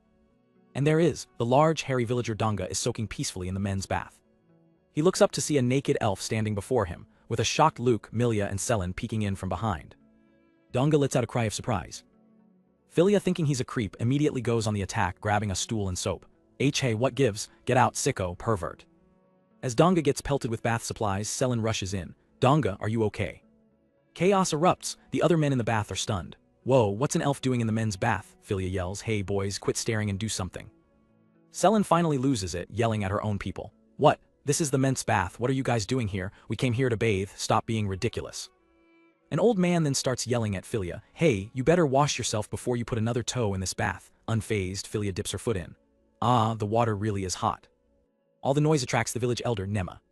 She arrives with a board, looking furious. Shall I give all of them a good spanking? Luke desperately tries to calm her down. Granny, they're our guests, please don't. Finally, Selen grabs a bewildered Filia. Filia, how about you put your clothes back on, huh? Filia just mutters, all this kerfuffle over a bath, what a strange bunch.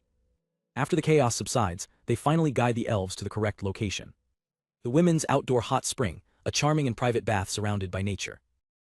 Sinking into the warm water, Filia finally understands. Ha! This bath thing is intriguing, no need to bear the cold or worry about monsters, it's a true marvel. Outside, Luke is relieved. Filia and the other elves enjoy the bath so much, they soaked for almost an hour.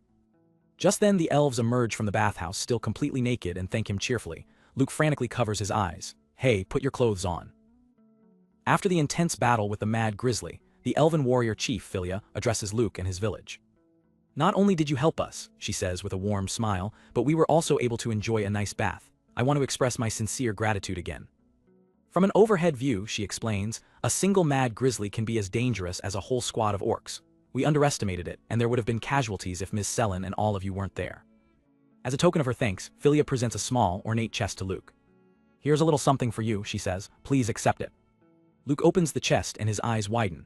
Inside are rows of carefully crafted bottles. Selen and Milia gasp in unison, potions. Selen can't believe it, you're giving us bottles of such valuable medicine. Filia puffs out her chest with pride. For generations, we of the elven race have passed down the secret recipe for potions. Her expression turns serious, but even with potions, we can't save a life that has already been lost. She looks Luke in the eye and shakes his hand firmly. But you all helped us not lose a single soul, thank you. To celebrate their new alliance, the villagers prepare a grand feast. Selen smiles, telling Filia, you treated us to a meal when we visited, so it's our turn to repay the favor. Filia looks genuinely touched, admitting she didn't expect such hospitality. For the first time, Filia truly lets her guard down, a soft smile gracing her lips. Her elven comrades are doing the same, laughing and chatting freely with the villagers. Seeing everyone relaxed, Filia decides to excuse herself. I'm glad everyone's getting along. Excuse me, I would like to use the privy. Luke points her in the right direction. Filia walks down the modern hallway and enters the room Luke pointed out. But what she finds inside isn't a privy. It's a strange, white porcelain throne she's never seen before. Her stomach rumbles, reminding her of her mission. Privy, she thinks, completely baffled. This is my first time seeing something like this, she muses. I guess I can just drop it inside the water. An idea strikes the elven warrior. Based on its shape, she attempts the only logical maneuver she can think of, squatting on top of it. Humans sure do create unusual things, she grunts, wobbling precariously. Whoa, such bad footing. Struggling to keep her balance, she desperately looks for something to grab onto. Her hand finds a panel on the wall, and she presses a button to steady herself. Suddenly, a piercing scream echoes from the bathroom, startling everyone at the feast. Luke jumps to his feet, a scream, what happened? He bursts in to find Filia sprawled on the floor. Filia. She looks up, traumatized and dripping wet. I was attacked, she declares, pointing an accusing finger at her assailant. By this. Her elven warriors rush in, weapons drawn. What? How dare you attack our chief? Luke can only stare in confusion. The toilet. Filia shouts. It suddenly spewed out water with great force. Her warriors prepare to strike the new creature, but Selen stops them. It's a bidet seat. After a quick explanation, Filia pieces it together. So this is a multifunction toilet with a bidet seat, and it splashed me because I touched a random button. Luke apologizes profusely. I'm so sorry, I forgot to explain. When I upgraded the building, I added them. But I forgot that in this world you don't even have flushing toilets. But instead of being angry, Filia's eyes sparkle with wonder. I love it. She immediately bombards Luke with questions. I want to use it. How are you making these things? Luke explains it's part of his special gift. I can create facilities like this, but only as long as it's within this village, he says. He clarifies that his gift is powerless outside the village limits, meaning even if she took the toilet, it wouldn't work without the necessary water and electricity his power provides. Philia looks dejected, realizing she can't take this amazing technology back to her own village. Selen sighs in relief that the crisis was averted. Sometime later, the elves prepare to depart. They thank Luke and the villagers for everything. "You're welcome," the villagers reply. "Please come visit us again." As they're about to leave, Luke notices someone is missing. "By the way, where is Philia?" An elf casually responds. "The warrior chief told us she's going to use the toilet." Luke's mind flashes back to the earlier incident, the toilet. A sudden realization hits him. Wait, seems like she's been spending a lot of time there lately. His imagination runs wild with concern. Did she eat something bad? Is her stomach okay? "I'm going to go check on her," he shouts, dashing back towards the building.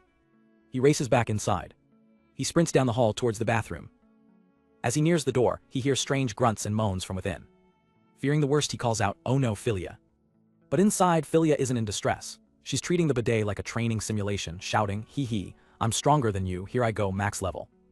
Luke, listening from outside, is utterly bewildered by the sounds. He completely misinterprets her battle cries.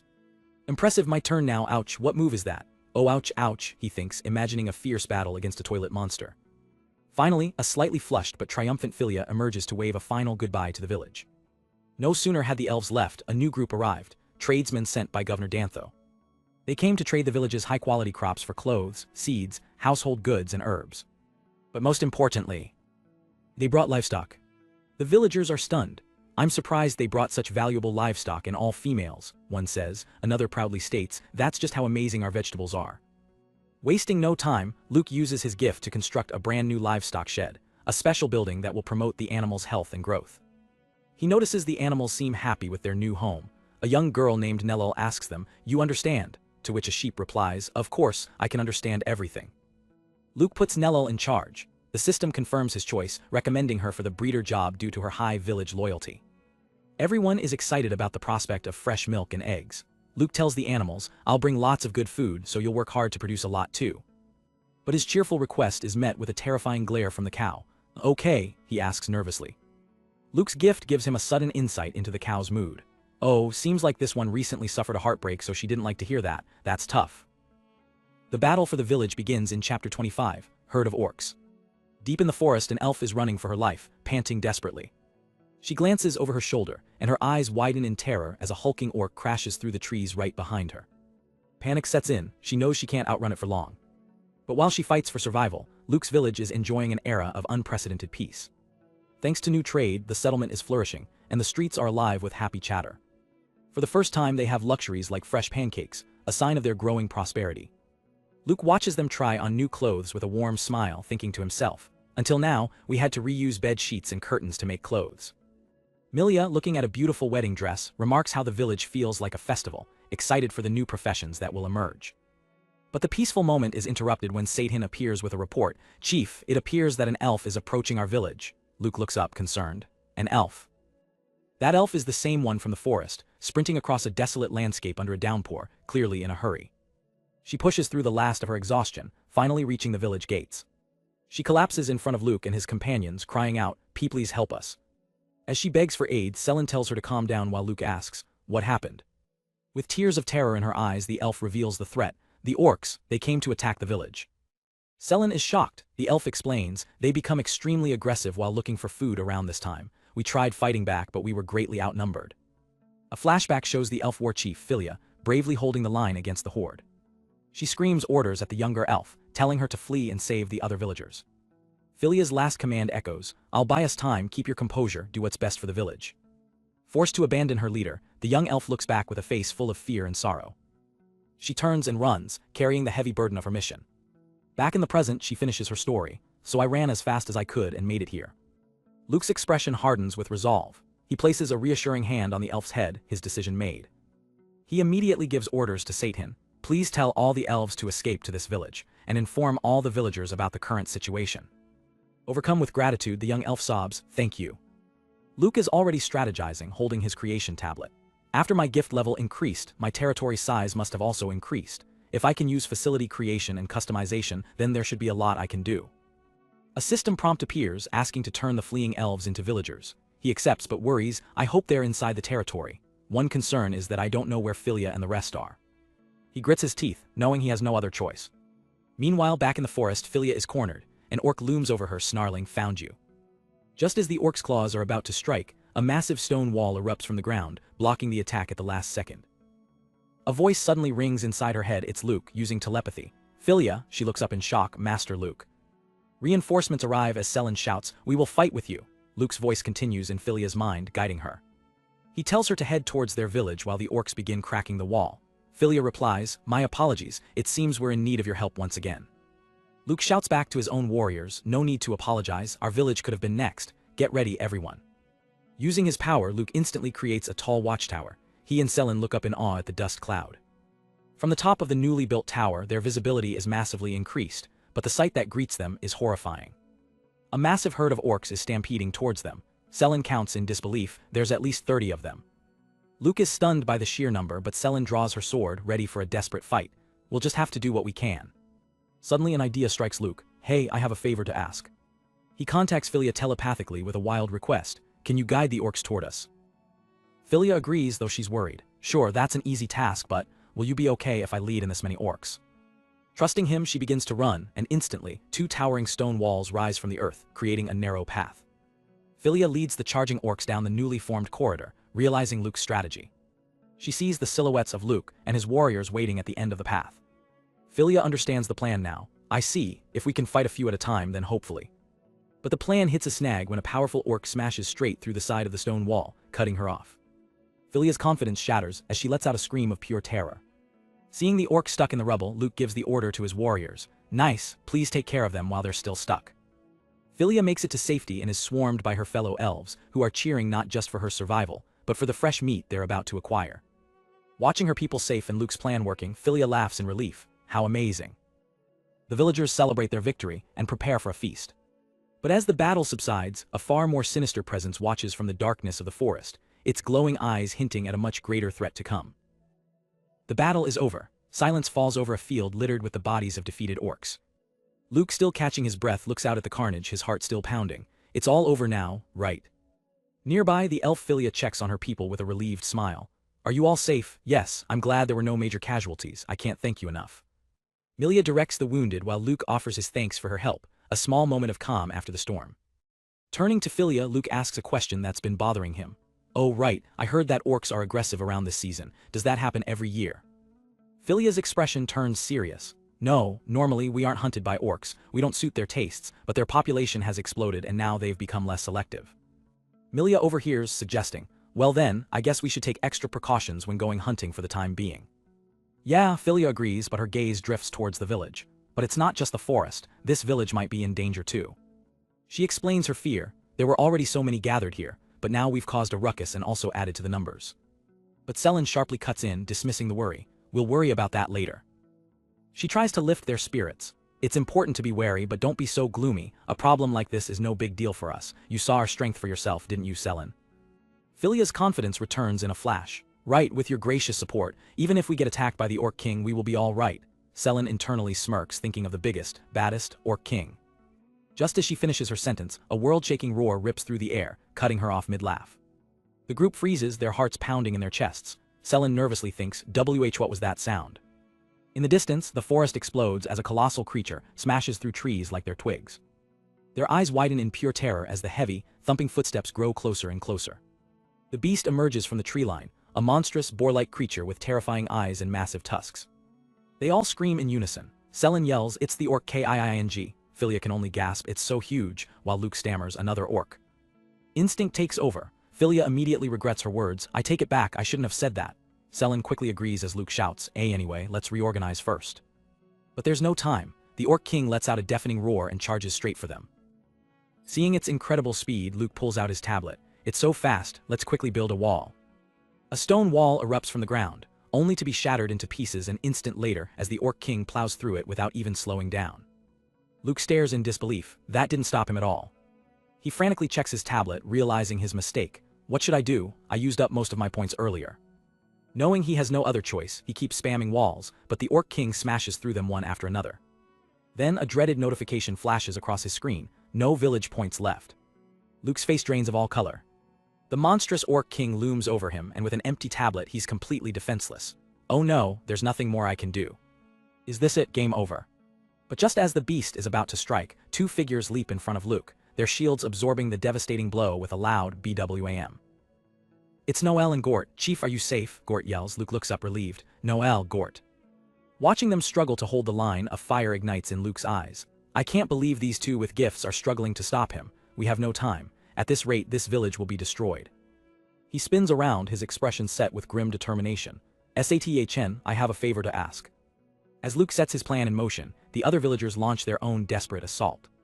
They hurl a volley of spears at the charging beast. But it's useless. It had no effect, a villager says in despair.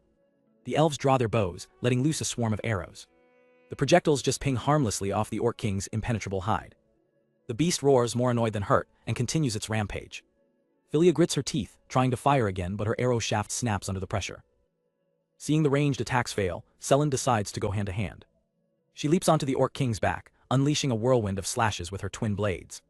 The beast glares back at her, its eyes burning with rage. Her swords barely scratch its thick muscle, failing to draw blood.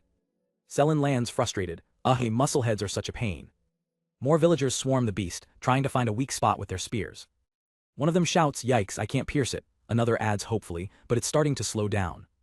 That hope is short-lived as the Orc King sends the villager flying with a brutal kick. Or not, she yells as she hits the ground. The attacks continue to glance off its armor. The warrior Barlet gets his sword stuck in the beast's leg armor, trapping him. With a flick of its leg, the Orc King sends Barlet hurtling through the air. He manages to land on his feet, stumbling but not out of the fight. Using his magic, Barlet summons a spike of rock from the ground, preparing for another attack. His comrades can only watch in horror, screaming his name as he charges back in. But he and another warrior are effortlessly swatted aside by the monster's immense power. Barlet hits the ground hard, knocked out of the fight. Selen watches the chaos unfold, her face grim. We're gradually being driven into a corner. Philia agrees, at this rate, we'll just suffer more casualties. Gort, sweating and exhausted, looks around at his fallen comrades. He shouts in desperation, isn't there anything we can do? Suddenly a new voice cuts through the despair. Hey, aren't you guys too weak? Philia recognizes the voice as it gives orders. Those who are tired, sit out for a bit. Ice Blade Princess, you move flashily and confuse the enemy. The voice continues, I'm not good at handling shields. But there's no choice here. Stepping onto the battlefield is a hulking, bald warrior with a massive shield, followed by a calm old woman. Seems like you need my help, she says. The bald man flashes a confident, battle-ready grin as the villagers cry out his name in relief. Doral. Just as the battle with the Orc King rages, a new chapter begins and a familiar face appears, shocking one of the villagers. Doral, why are you here? The imposing warrior Doriel smirks, unfazed by the chaos. Well, your chief used Satan's ability and called me here. In a quick flashback, we see the moment Luke made his decision. Luke recalls his thinking, things were looking bad, but we still have the manpower to fight, so I decided to bet on Doriel. Back in the present, Doriel's grin widens as he faces down the beast. You made the right choice, he says, cracking his knuckles. But who would have thought I'd get a chance to fight the Orc King like this? With a roar, he dashes straight at the monster. The Orc King swings its massive arm, aiming to obliterate him. But Doriel is gone. He moves so fast he vanishes completely, leaving the Orc King to smash nothing but dirt. The shockwave sends debris flying, forcing Luke to shield his eyes. Selen looks around in a panic, calling out Doriel. For a moment, there's only silence as the dust settles around the confused Orc King. The other warriors are just as lost. He's gone, Barlet yells. What did he even come here for? Suddenly, a shadow falls over the Orc King. From above, Doriel comes crashing down, slamming a devastating punch right into the beast's skull. He lands with brutal force, using the Orc King's own back as a platform. The colossal monster staggers, its legs buckling from the sheer impact. Selen sees her chance and rallies the troops. The Orc King stumbled for the first time. Everyone, now is the time. Philia, though clearly annoyed, grits her teeth and charges forward. I can't believe we're getting saved by a guy like him. She and another warrior brace their shields, absorbing a heavy blow from the disoriented beast. Luke watches with hope as his warriors swarm the Orc King, their shields and weapons ringing out against its tough hide. The blonde villager from before sees an opening. With a determined cry, she lunges forward with her spear. She drives the point deep into the Orc King's flank, drawing a roar of pain. As the beast reels, Luke watches intently thinking, just a little bit more. Barlet follows up with a powerful sword slash. Selen moves in, her eyes fixed on her target. She lands another solid hit, further knocking the Orc King off balance. The relentless assault is working. The Orc King is panting heavily, its strength finally starting to wane. Just then Luke's eyes widen, a notification has arrived, finally. His system screen confirms it, daily bonus 1214 village points received. It's exactly what he was waiting for. With his resources replenished, Luke shouts to the others, everyone make way. The warriors leap back as the Orc King makes one last desperate charge. But Luke is ready, he activates his ability. A solid stone wall erupts from the ground directly in the beast's path, stopping it dead in its tracks. Luke seizes the moment. I have to do it while the Orc King has lost its momentum. More walls shoot up from the earth, slamming into the beast from all sides. They rapidly close in, boxing the monster in. In seconds, the Orc King is completely encased within a massive, seamless stone cube. The villagers can't believe their eyes. Wow, you captured it, Philia shouts, we won. But a loud boom from inside the cube tells them it's not over. The beast is trying to break free. Luke remains calm. Not yet. I need to use facility upgrade to increase the strength of the walls, once I build a new facility on top. As if from nowhere, a massive stone tower materializes on top of the cube. Luke thinks to himself, all that's left is to remove the ceiling. With a wicked smile, Luke unleashes his ultimate trap, whispering the name of his technique. Special move, Facility Crush. The entire tower plummets down into the cube, crushing whatever is inside. An old woman turns to him, did you say something? Luke quickly plays dumb, and nothing. Selin cautiously approaches the now silent structure. Luke observes, the Orc King seems to have gone quiet. She peers over the edge into the dusty remains. A moment later, she turns back with a confident wink and an okay sign. Yep, it's been defeated. The battlefield erupts into celebration. The villagers cheer, raising their fists in victory. Nice, WHOAA, we did it. Even Philia, who was so skeptical, lets out a sigh of relief. Amazing. Only Doriel looks disappointed, robbed of his epic fight. It's done already. He walks up to Luke, scoffing, HMPH, don't worry, I don't expect anything from you. Luke simply replies, thank you for your help, but I will reconsider what will happen to you going forward. Before Doriel can respond, a new voice cuts in. An elderly elf approaches Luke. Are you Master Luke, the chief of this village? The elf formally introduces himself. I'm the chief of the elven village. My name is Leoninus Mel Lebal Randalinus El Cibola. Before Luke stands the chief of the elves, a man with a presence as long as his name. Leoninus Mel Lebal Randalinus El Cibola. Luke stares up at him, trying to process the formal introduction. His first thought, his name is so long. Suddenly, the entire elven population drops into a deep bow, startling Luke. We're very sorry for any inconvenience we have caused you, they cry out in unison. Leoninus's voice is heavy with guilt.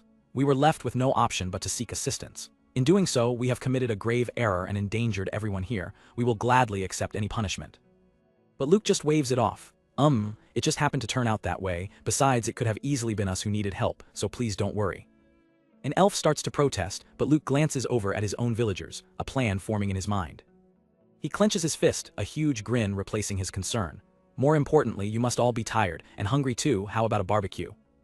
The elves are stunned into silence, but a younger one can't contain his excitement, shouting, yes, finally. The sudden shift from punishment to party makes Leoninus burst into a relieved laugh. His daughter Philia smiles knowingly. I told you so, father, Master Luke is a generous person. Leoninus watches Luke, a newfound respect in his eyes. Indeed, it seems so. Luke's villagers are more than happy with the idea, already chanting for meat. Clearly, no one here is holding a grudge. Luke addresses the elves directly, his voice warm and welcoming. I have faith that the people of this village will be our good neighbors, will sincerely accept their kindness and deepen our relationship. Still feeling indebted, Leoninus approaches Milia. Well, at the least, please let us help with the cooking. The offer seems to fluster the villagers, who clearly have no intention of letting their guests do any work. Soon after, the elf men find themselves in a situation they never expected, relaxing in a luxurious hot spring.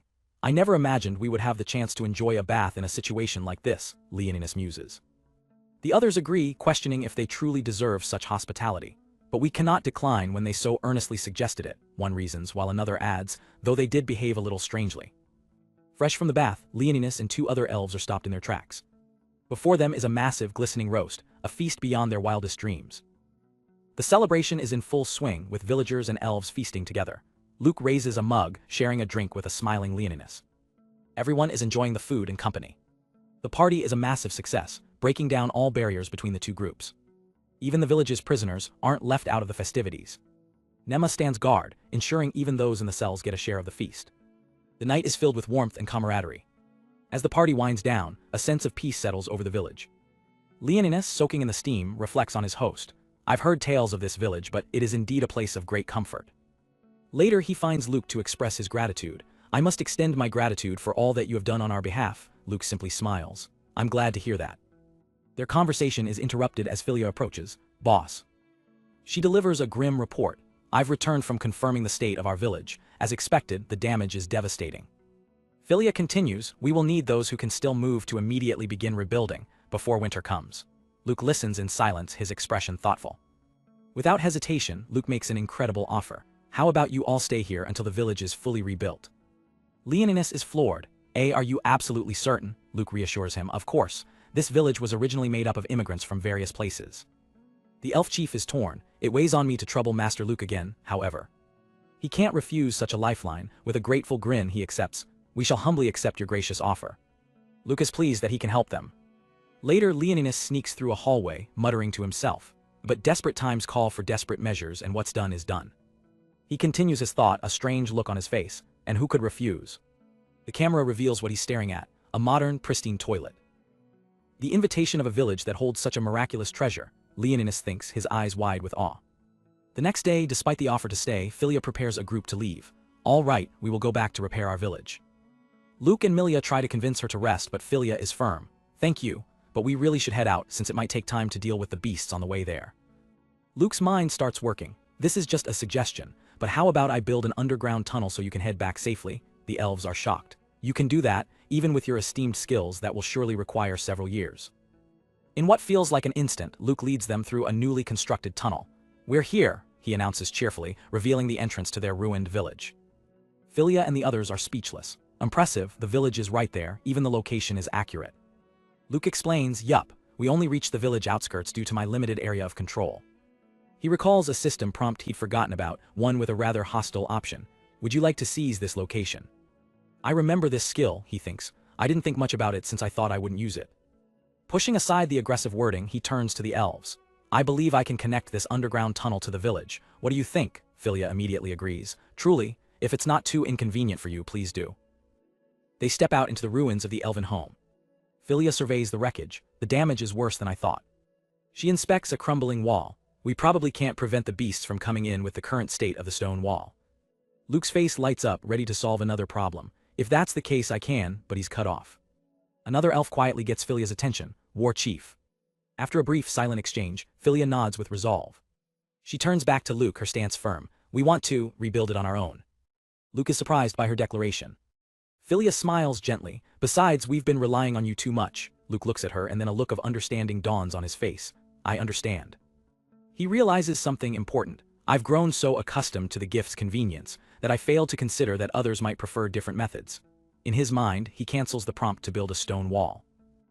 Perhaps, he thinks, looking towards his own village, some of my villagers also think the same. As the elves walk the long path back, they pant from exhaustion, but one of them jokes, thankfully, we can live at his village a little bit longer now. I appreciate the underground tunnel, but I wish he had taken a little longer. The scene shifts to a flashback. Milia stands before a crowd of villagers. Thank you all for coming. I asked everyone to gather today to relay an important oracle. Her voice rings with zealous conviction.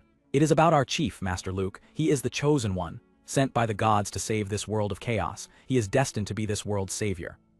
The crowd murmurs in shock. Savior, but they believe her. After all, she possesses the oracle gift.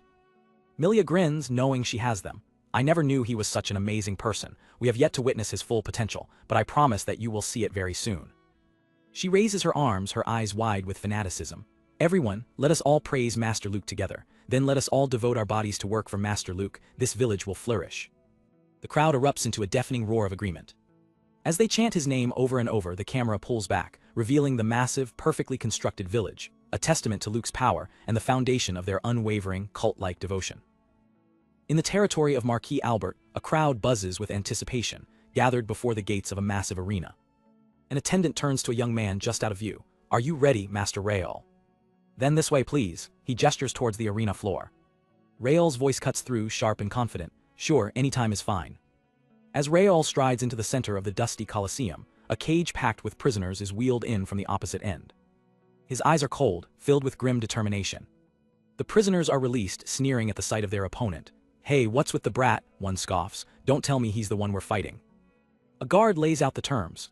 You'll really cut our sentences for often this kid, a prisoner asks. The guard confirms all you must do is win, you may use any means. The group of convicts smirk, sizing up their target. All of us against this one brat. But then something shifts. An unnerving silence falls over the entire crowd. The prisoner's cocky expressions melt into pure, unadulterated terror.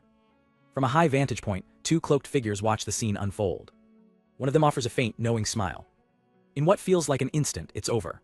Rael stands alone in a field of broken bodies, drenched in their blood. His eyes, wide and manic, betray the brutal efficiency of the slaughter. He turns to the last, cowering survivor. "Hey!" The man shrieks in terror, but it's too late. With a click of his tongue, Rael feels nothing but disdain. A single brutal punch ends the fight. The battle was a blur of absolute dominance. Resting his blade on his shoulder, Rael looks down on the final victim. Guess that's the last one. The crowd erupts, their fear turning to awe. An overwhelming victory by Master Rael, to think it's only been half a year since he was blessed with his gift. Rael gasps, his adrenaline finally fading as he catches his breath. A man with a long ponytail enters the arena. "Father," Rael exclaims. His father smiles, pleased with the display. "Well done, Rael. You've passed. I shall have you accompany me in the next battle." Still stained with blood, Rael bows deeply. "I'm honored. Yes, father, I will bring you great results without fail." The crowd roars his name, celebrating their young master's victory. After cleaning up, Rael joins his father and his advisors. A dark-haired man reports, "I've come to present my findings on the rumored village in the northern lands. The governor scouted the area himself, but found no such village." Rael slumps into a chair, completely dismissive. Well, obviously, there's no way a village could ever be established in a wasteland like that. His father nods in agreement. It seems like that strange gift was of no help in the end. Rael laughs mockingly. "Why am I bothered? I won't see him again anyways. It's a shame we couldn't witness his pitiful death." The advisor brings up another matter, also about Lady Selin. He explains that the house of Count Bajrata still hasn't located her. Rael internally seethes. "Selin, they better not be hiding her just because they don't approve of our marriage." Putting it aside, Rael smirks with anticipation. "Anyways, once winter's over, I'll get my first real taste of the action. It'll be a huge battle, unlike anything before. If we win the war, father will acquire even greater territory. Then, I will take over the current Albert territory." He looks out over the city, his ambition burning bright. "This vast land will become mine." His father and the advisor share a hearty laugh at his ambition. Their laughter echoes with confidence and power. Meanwhile, hundreds of miles away in the so-called wasteland, Luke lets out a sudden sneeze. Shivering, he walks through the snow. The snow's piled up a bit, it's been getting colder recently. He pulls out his tablet and starts tapping away. "Let's see, found it. Good thing facility upgrade has this feature." The screen displays a defrosting feature. With a hum, a wave of energy melts the snow instantly, revealing a perfectly clear cobblestone path. Luke smiles, satisfied. Now it shouldn't be a problem for the traders. He reflects, winter in the wasteland sure is cold. This village is located even farther north than the Albert territory, right near the mountains, so we get a lot of snow. A passing merchant waves gratefully. "Thanks for clearing up the road, you're a lifesaver." "Getting around this season has been tough," the merchant adds. Luke happily offers him a warm drink. Thanks to Luke's efforts, trade is booming, and more people are settling in the once barren land. But Luke knows that with every warm welcome, a farewell isn't far behind. He thinks of the elves who are steadily rebuilding their own village. Philia mentions that if all goes well, they'll be returning home soon. Luke remembers, that's right, she's still registered as a villager here. A prompt appears on his screen asking if he wants to remove Philia's status. He thinks sadly, "It's a bit sad, but I guess I should." Elsewhere in the village, two old men relax in the newly built public bath. They strike up a conversation, discovering they both moved in recently. "Just as the rumors say," one chuckles, "this place feels like heaven." Indeed, this village is truly something special. Suddenly, a figure with long, flowing blonde hair looms over them. The men panic, covering themselves. Why is there a lady here? The figure steps into the light, revealing there a rather feminine-looking male elf. "May I join in? I'm from the elven village," the men sigh in relief. Now relaxed, the elf chats with them. "So, you came here after you were attacked by orcs." The elf boasts, "We elves have strong combat abilities, but this village is on another level. They defeated the orc king." The old men are shocked to learn the village took down such a threat. One of the men muses, "The elven village, it must be a mystical place. Will you be returning once it's rebuilt?" The elf thinks to himself with absolute certainty, "No way, I can no longer live in such an inconvenient place now that I know of this amazing village." He gets out of the water with a splash. The water ripples as he leaves. Water cascades down his long hair as he stands. With a look of fierce determination, he vows, "I will definitely live here." One of the old men calls out, "Farewell, let us celebrate once I officially become a villager here." They watch him go, remarking, "Elves sure are, different from how everyone describes them. But it's great that this village is exactly as the rumors say." In the vast, quiet forests, the elves have lived in isolation for generations, keeping to themselves. They told themselves it was because they were a noble race, one with nature. But the truth was simpler. they were surrounded by so many enemies that hiding was their only way to survive. But for one elf woman, the safety and convenience of Luke's village has changed everything. Her eyes burn with determination. She thinks, I've had a taste of this life, and I'm never going back. She recalls her chief, Leoninus, warning her not to cause any trouble for Master Luke, but she knows he'd never approve her request to stay. Her solution? I'll get the villagers on my side, they'll convince him for me. She hatches a bold plan thinking, lucky for me, elves are considered attractive by human standards. And with a flourish, she reveals herself to the entire village square, betting everything on her charm to win them over. The villagers are completely stunned. Wow, so beautiful, one gasps. So this is an elf, another whispers in awe. They see her not as indecent, but as a living work of art, and they are captivated. A smug smile crosses her face as the crowd squeals with delight. Heh, this should be more than enough to sway the chief, she thinks. She imagines them all bowing to her charm, begging Luke to let her stay. Yes, she thinks maniacally, I'll establish myself here and live a life of absolute luxury. But her victory lap is cut short by a calm, firm voice. Nema, one of the village elders, steps forward. Oh dear, she says, it appears we have a case of public indecency. And just like that, the elf's grand plan lands her behind bars.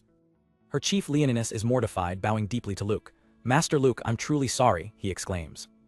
Luke, however, just laughs it off. No worries, probably just a cultural difference, but please be more careful next time. Leoninus turns to the jailed elf, demanding, how could you do something like this? She looks down, mumbling, I just wanted to stay in this village. The commotion brings Luke to a decision. He looks over his village, addressing the elves. He cuts off Leoninus's scolding. It's not a bother, Luke declares. This village is made up of immigrants, there shouldn't be any problem. He smiles, adding, of course, it's a big decision. Please talk it over carefully with everyone else. A wave of chatter ripples through the elven crowd as they consider the incredible offer. Later, Leoninus gathers his people. Due to the generosity of Master Luke, those who wish to remain in this village may choose to do so. He decides to make it official. To get a count, those who wish to stay stand with Master Luke. He then turns and begins to walk away, expecting a portion of his people to join him. Those who would like to return, follow me. But as he walks, he hears no footsteps behind him. He glances back and sees the entire elven population standing firmly behind Luke. Not a single one has moved. Leoninus stops, a flicker of confusion on his face. The confusion turns to pure shock. Why is no one stepping forward? He yells. The elves whisper among themselves, I mean, if we can stay, we'd rather stay here. Leoninus spots his own daughter, Philia. Philia, you too? She just nods. Yes. He's losing it. Where is your pride as an elf? I expected one or two to stay, but with this many, our village will cease to exist. But their reasons are simple and practical. Well, the food here is delicious, one says. We no longer have to fear monsters, adds another, and it's so clean. Not to mention, we can bathe any time we want, one elf says, while a maid quietly adds the recurring sentiment. The chief is cute too. Suddenly they all chant in unison, the chief is cute. Leoninus groans in despair while Luke blushes, yelling, Milia, don't tell them to say strange things. Philia smirks at her father. Don't worry, since you'll be there alone, our village will be okay. He clenches his fist, just me. With a cry of defeat, Leoninus runs off, wailing, Nuo, deep down I wish to stay in this village too. With the matter settled, Luke turns to the crowd of elves with a warm smile. Well then, I welcome all of you. And just like that, a system notification confirms it. 238 elves, led by Leoninus, are now official villagers. Spring arrives, and with it, the rebuilding of the old elven village is complete. We can move back whenever we need to, Leoninus says, trying to save face. Suddenly Selen calls out, Master Luke, there's a group coming from the east. Luke is puzzled. From the east. He knows that direction is nothing but mountains. Visitors usually come from the south or west. From the village wall, Luke listens to their approach. It seems they are not normal humans, he murmurs. His eyes widen as he gets a clear look at the approaching party. There's no mistaking their stocky builds and magnificent beards. They must be dwarves. Luke recalls what he knows of them. Skilled craftsmen, close relatives of humans with bold and carefree personalities. He goes to greet them, but their leader Dahlan seems terrified, trembling as he introduces himself. I'm Luke, the chief of this village. Nice to meet you, Luke says with a smile, noting that the reality of dwarves is quite different from the stories. The dwarves whisper among themselves, equally surprised. This is a human. They say humans are weak, but he seems rather gutsy, almost like a dwarf. Luke asks what brings them here. Dahlan points towards the mountains. Well, we've been living in a cave up there, ever since our ancestors were driven to the frontier. He continues, but a monster suddenly appeared. We escaped, but we have nowhere to go. We saw this village from the mountains and were hoping to get some food. Luke listens with sympathy, wondering if the dwarves suffered the same kind of persecution as the elves. Before he can respond, Philia appears at his side, her voice sharp. Philia, Luke says, trying to calm her. The dwarves jump back in shock. An elf, Philia glares at them. Sorry, but historically, elves and dwarves do not get along very well. She explains more than 1,000 years ago, they tried to rule the world with their weapons. As divine punishment, their nation collapsed and its people were scattered. Dalin sighs, divine punishment. I don't know the details, but that's how the legend goes. We've just been living in those caves for a long time, avoiding people. Luke looks at the weary dwarves. Being suddenly chased out of your home, you must be pretty anxious. He turns to them, making a decision. And you're not showing any hostility. If you would like, I can offer you a place to stay. Philia explodes. Did you not hear what I said? Dwarves are good for nothing. But Luke gently reasons with her. But Philia, just as you and your kind have come to see us humans as individuals, isn't it possible these dwarves aren't the same as their ancestors? His words hit home, leaving Philia speechless. The dwarves are just as confused. Why are you so kind to us? One asks. An elf nearby wonders, is it really alright if they live here? Dalin crosses his arms defensively, still suspicious. Wait, don't tell me you're after our bodies. It's hard to trust an offer that comes out of the blue. Luke just beams at them. This is a village that has developed from a variety of people, so you're always welcome here. The dwarves look at each other, their tough exteriors beginning to crack. Luke offers them a tour. While we wait for the food, please take a look around the village. The dwarves are immediately impressed. Beautiful, one says, and nothing smells foul. Water is so freely available. Luke leads them through the pristine and well-organized village. They stare in disbelief at a tap with running water, a luxury they've never known.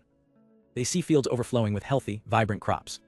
Everywhere they look, they see signs of a prosperous and advanced civilization. One of the dwarves points to a large building with a crowd. What's that place? Is it the forge? Luke shakes his head. It's the public bathhouse. It's a large bath that can fit a lot of people, Luke explains cheerfully. It's quite a popular spot. Would you like to try it? A chill runs down the dwarves' spines. The friendly offer has an unexpectedly intimidating effect. They begin whispering nervously. Bathing with so many people, isn't that embarrassing? They must all be perverts. Luke overhears them and sighs. This was going to be difficult in its own way. After giving the dwarves a tour of the village, their leader Dalin steps forward, his mind made up. A great village indeed. The dwarves have made their decision. We'd love to stay. Luke is a bit taken aback. That's fine, but are you sure you want to live in? He leads them down a long stone corridor deep underground, the underground passage. But Dalin just grins. We've been living in caves our whole lives and we don't like the sun. This place is dark and clean. It's perfect. Luke looks at his tablet, a plan forming in his mind. If that's the case, let's use facility customization to build some rooms. With a few taps, the empty tunnel transforms into a fully fledged underground neighborhood. Done, Luke announces. He proudly explains his work. I expanded the space like an ant's nest, moved the furniture from the rooms, and linked each one to the main passage. The dwarves are in absolute shock. The rooms were built in an instant. What's going on? Milia appears with a knowing smirk. Heh heh, it's all due to Master Luke's amazing powers. To celebrate their new neighbors, one of the villagers gets an idea, though Philia looks less than thrilled. The idea of dwarves living in the tunnel connected to the elven village is rather unpleasant, she mutters. But her complaints are drowned out by the villager's booming announcement. To welcome our new villagers, I say it's time for a feast. The dwarves get their first taste of real alcohol and their minds are blown. This is alcohol. I've never tasted anything this good. Milia hypes up the local brewery. The chief's brewery makes the best drinks. There's also fruit wine and dairy-based spirits. As the drinks flow, the party starts to get wild. Oh, the entertainment has begun. A villager tries to get a stoic-looking dwarf to join the fun. You guys have had it rough. Let's put all our worries aside and enjoy tonight. The dwarf is clearly not interested. But their leader, Dalin, is all in, letting out a mighty roar as he raises his mug. Soon, all the dwarves are swept up in the celebration, chanting for more food and more fun. Philia looks on in disgust. Those are the dwarves I know, rowdy as ever. Luke, caught in the middle, starts to get worried. What happened all of a sudden? Things escalate quickly as a drunk dwarf gets right in an elf's face. Hey, where's the energy you had earlier? You ain't got enough booze. The rowdy crowd swarms Luke and Philia, trying to drag them into the chaos. Whoa, wait, please calm down, Luke pleads. But his voice is lost in the deafening roar of the party. The night rages on. Luke watches the chaos, a thoughtful expression on his face. The next morning, the aftermath is a scene of total destruction. Luke looks over the wreckage and passed-out bodies, horrified. What's this situation? He finds Dalin and Philia already in a heated argument. You're the ones who got drunk and went on a rampage, Philia accuses. Dalin turns to Luke, pointing an accusatory finger at the elf. Chief, she's accusing us. Luke just watches them with a calm, unreadable smile as Dalin waits for his judgment. Chief. A few of the other dwarves, shirtless with faces drawn on their stomachs, approach Luke. They sheepishly confess, can't say I remember all too well, but with a few drinks in us, we dwarves can get a bit wild. Dalin looks at Luke, dreading the answer. Chief, could it be that we? Luke's smile widens as he delivers his simple verdict. Please make sure you drink underground from now on. The dwarves are flooded with a mix of shame and overwhelming relief. The reality of their drunken antics hits them hard. So this mess was our doin', even the strippin', how embarrassing. Luke sighs, trying to hide his amusement. It's hard to believe they were dancing around with faces painted on their stomachs last night, he thinks. Despite the chaotic night, the next morning is peaceful. Villagers of all races greet each other as they start their day. Luke checks his tablet and sees that villager loyalty is still high. Doesn't seem like anyone is particularly unhappy, he notes, relieved. He starts thinking about the differences between the races. It's like I thought. While the dwarves, like all other refugees, have latent gifts. The elves already possess theirs. His screen shows Philia's profile, gift archery. Philia puffs out her chest with pride. Yeah, it's all thanks to the elven village shamans. Shamans? Luke asks, intrigued. Philia explains only a few have it though. Most in the village possess archery or albus magic. By the way, I have archery and Viridi's magic. She continues, a shaman can bless others with a prayer, granting them a gift. It's similar to Milia's oracle. Another elf chimes in, albus magic is related to light and life, right? Philia confirms, yes, it's mainly illumination, purification, and healing magic.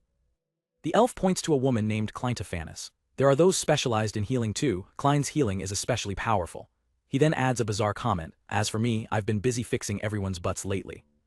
Luke is visibly confused by the strange remark. Philia leans in to whisper an explanation. Butts, it's nothing, it's a metaphor for the inquisitive mind of an elf. Watching the dwarves, Philia scoffs, you can't expect much from that barbaric bunch. But Luke is thinking differently. Gifts aren't just for the aristocracy, are they? I wonder if there are any potential oracles among the dwarves. Overhearing her, Dalin grabs Philia's arm, his pride wounded. We're craftsmen by nature, we spend decades honing our skills to master them ourselves. Milia clarifies for Luke, gifts can be acquired without oracles. After his big speech about hard work, Dalin immediately changes his tune, glaring with determination. No, I want one. And so, the dwarves line up at the village church. One by one, they receive a blessing from Milia. They're amazed as latent gifts like mining, blacksmithing, and flavum magic are awakened within them. Luke analyzes the data. It seems blacksmithing, mining, and flavum magic are common for dwarves. I guess each race has its specialties. But he thinks with a spark of excitement, there are a few rare ones among them. His attention is drawn to a young dwarf girl named Donna. Her gift is listed as armorer. Luke remembers seeing her looking at the village facilities with intense curiosity. I can't bestow a gift yet since she's not of age. But he decides to talk to her. Do you like weapons? Donna's eyes widen in surprise. Without a word, she immediately starts rummaging through her bag. She pulls out a heavy stone tablet covered in strange writing. Luke is stunned. Is it an ancient script? Can you read it? Both of them begin to tremble with excitement. Donna explains, it's been in the cave for a long time. Luke points to a carving on the tablet, a massive humanoid figure. It's big, what is it, a golem? His mind races as the pieces click into place. An old weapon, made by dwarves, could it be the armament to rule the world that Philia was talking about? Donna looks at him seriously, it's not some ordinary golem. As an image of a giant robot flashes through Luke's mind, Donna delivers the final, mind-blowing reveal. You can ride inside. Luke can barely process it. Ride inside. Donna smirks, enjoying his reaction. Cool, huh? But Luke is completely starstruck. It's super cool. Legends speak of the ancient weapons of the dwarves, colossal figures of immense power. Studying the records, Luke is baffled. They must have used some fantastic technique that's been lost to time, he thinks. Even with modern tech, it's unthinkable that a person could have piloted such things. Suddenly, an idea strikes him, his eyes lighting up. Oh, but maybe we can at least recreate its shape. With Donna watching, Luke puts his plan into action. First, we need to stretch the stone wall vertically. A deep rumble echoes as the earth obeys his command. He refines his creation, muttering, maybe a little more next. 5 hours later, a massive stone golem stands complete. Luke wipes sweat from his brow, beaming with pride. All finished. Donna is in awe, amazing, it's like a golem. But Luke just chuckles, that's not all. Pointing forward, he activates another skill, using facility transfer. With a heavy clench, the golem's leg grinds into motion. It moves too, Luke exclaims as Donna stares in shock. Eager to try it out, Donna shoves him towards an opening in the golem's back. Get in. Inside the head, a makeshift cockpit reveals a view of the world outside. The head's the cockpit, Luke explains, but it's mostly only for show. He turns to Donna with a grin. Let's take a walk through the village. She eagerly agrees, yeah. As the golem stomps forward, the ground begins to shake, catching the attention of nearby villagers. One of them feels the tremors. What's this shaking? He asks before his friend spots the source. Hey, over there. A giant stone figure looms over the trees, its heavy footfalls echoing through the village. Whoa, a golem, why's one here? Luke sheepishly peeks out from the golem's head. Ah, sorry, that must have surprised you all, the villagers below shout up, Chief. He continues, I tried making it using facility customization. Pretty cool, huh? Recognizing their eccentric leader, the villagers relax and laugh. Well then, that's the chief for ya, he never ceases to amaze us. However, their amusement is tempered as they watch the golem shuffle forward with clumsy, shaking movements. Their expressions turn deadpan. We're also amazed, they think collectively, with how lame the movements are. After a single, agonizingly slow lap, the golem grinds to a halt. Inside, Luke and Donna are completely out of breath. One lap completed, Luke pants. It took us quite a while. They both lean against the stone walls, trying to catch their breath. A collective, exhausted sigh fills the cockpit. They collapse in a heap, utterly drained from the effort. Another woman looks in on them, sweat dropping. Yeah, this isn't fit for riding in, huh? Donna wonders aloud, I wonder what it was like to ride the golem mentioned in the stone slab. Luke can only reply, I don't know, but... A fire ignites in Donna's eyes, her expression hardening with resolve. Someday, I'll make it. Luke looks at her, a wave of concern washing over him. He thinks to himself, why do you want to make weapons? A year from now, if she's really given the weaponsmith gift, she might actually pull it off. Donna explains her reasoning, her gaze distant as she recalls her people hiding in caves. We're weak, so we stayed holed up underground all this time, but we were still chased out of our homes. Her voice is filled with regret. If we had more potent weapons, we could have fought. She clenches her fist, remembering the past. Somewhere along the way, I realized that an aversion to military force had grown inside me. A flashback to a past conflict flickers in her mind, partly because I never liked fighting in the first place. But I'm sure that's not all. Luke understands. She had replaced the sorrow and anger of being exiled with an aversion to force itself. Donna looks at the village walls. Even this village would have been destroyed by now if we didn't have any power. She finally admits, you're right. Luke clenches his own fist, his eyes filled with determination. We shouldn't waste the powers we've been given, but rather than using it for harm, we'll use it to protect us. Meanwhile, in another part of the village, a tense confrontation was unfolding. A group of villagers stands in judgment as the ground rumbles from the distant golem. What's going on here? A man named Camer gulps, sweat beading on his brow. A woman with a severe expression delivers her verdict. Camer, you're fired, you are hereby expelled from this kitchen. Camer's eyes widen in disbelief. Huh, what gives all of a sudden, he protests. The woman sighs, clearly having had this conversation before. But fine, I'll ask you again. She gestures to a plate of burnt, unrecognizable sludge. What is this? Camer sweats, struggling for an explanation. His colleague argues, no matter how well this village is doing, we can't let food go to waste. Another tries to defend him, but it's still edible, but the head cook is resolute. Impossible, you'll have to find another job. Camer weakly defends his creation. This is a creative dish that aims for new textures and tastes. His coworker retorts, you went overboard. As the village grew and became more sophisticated, its people found new ways to express themselves and contribute their skills, mainly through business. However, some had yet to find a way to make the most of their abilities. Camer sighs in despair. A system screen reveals his gift, labyrinthine search, a skill with no apparent use. Just then, Luke and Selin happen to walk by. Selin calls out to the dejected man, what's wrong, Mr. Camer? He turns, surprised. Chief. Camer explains his plight. It's been almost a year since I was given the gift of labyrinthine search. I feel unworthy because I couldn't be of any help. Luke looks out at the landscape thoughtfully. It's true that labyrinths aren't that common, and there's already a hunting party exploring the surrounding area. Then a thought occurs to him. Oh, come to think of it, there's one place I'm curious about. Selin asks, a place you're curious about? Luke nods. Yes, please follow me. He leads them to the top of a watchtower. From the high vantage point, Luke points towards the horizon. Right there, I think I can barely see it. He describes the location. There's a little rocky area just to the west. That looks like it could be something. That's pretty vague. He pulls up his map showing a blank spot. I can't access that portion on the village map. Maybe it's already someone's territory or someone lives there, he muses. Well, if it doesn't cause any problems, there's no need to investigate further. A system message confirms his suspicion. His territory seizure skill fails due to the distance. Selin smiles, ever the reliable knight. Well, you never know, I'll go along as an escort. Luke adds, it looks too tiny to be called a labyrinth though. With a new destination in mind, the group sets out. Camer looks towards the distant rocks, a flicker of hope in his eyes. Over there, huh? Upon arriving, Selin surveys the area. There doesn't seem to be anything around, it just looks like a normal rocky area. She turns to Camer. Do you see something? He shakes his head. No, but I feel something strange, something that makes me feel excited. Suddenly, Camer's instincts take over and he dashes towards a rock face. I'll get a closer look, Selin calls after him. Wait, be a little more cautious, will you? He turns back, his face alight with discovery. Miss Selin, look at this.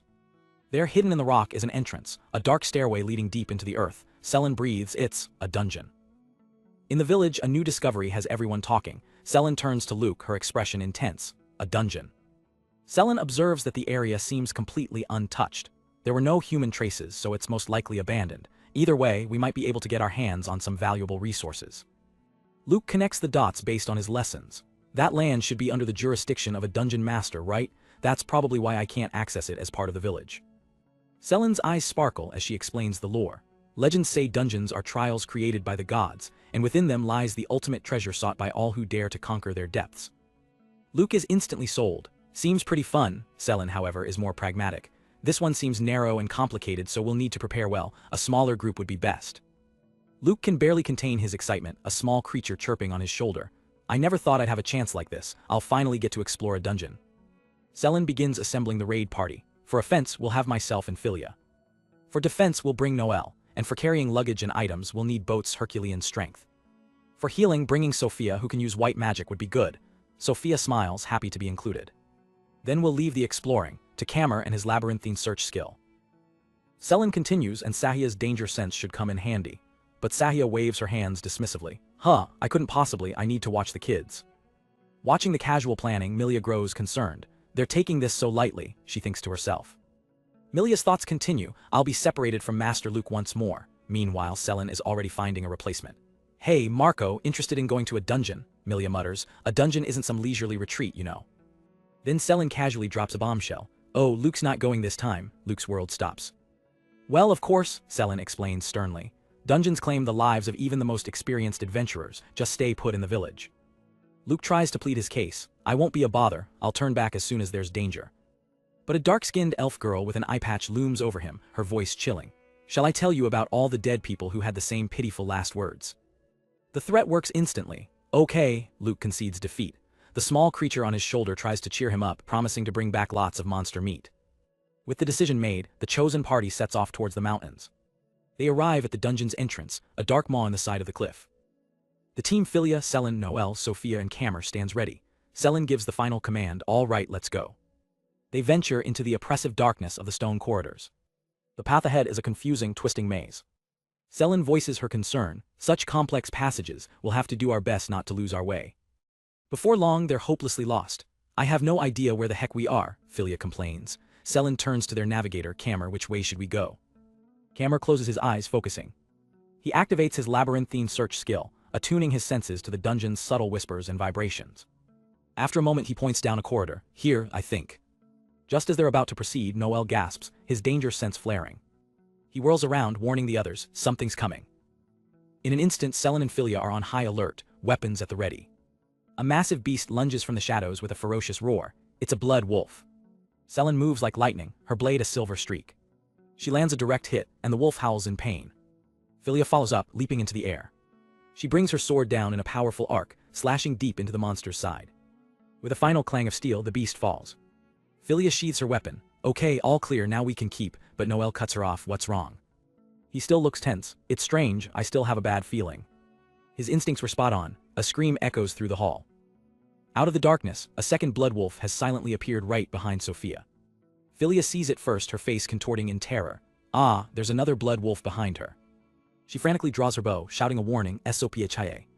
Sophia spins around, her eyes wide with shock as the monster lunges.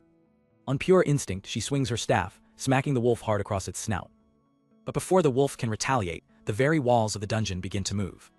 Two massive stone golems erupt from the stonework, crushing the blood wolf between them with a sickening thud. The party can only stare in disbelief. Wah! As yet another wolf appears, Selen wastes no time, unleashing a freezing spell. Freeze.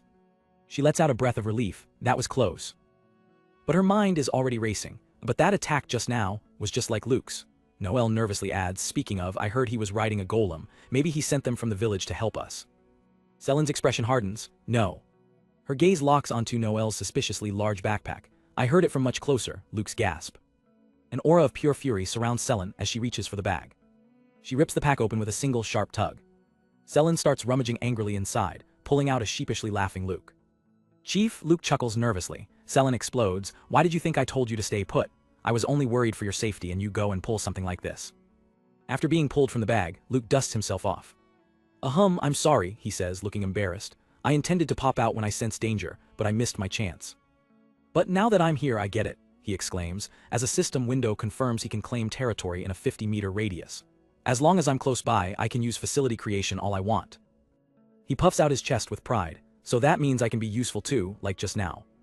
Selen stares at him, her anger slowly fading as she realizes he's right. She closes her eyes and lets out a long, defeated sigh.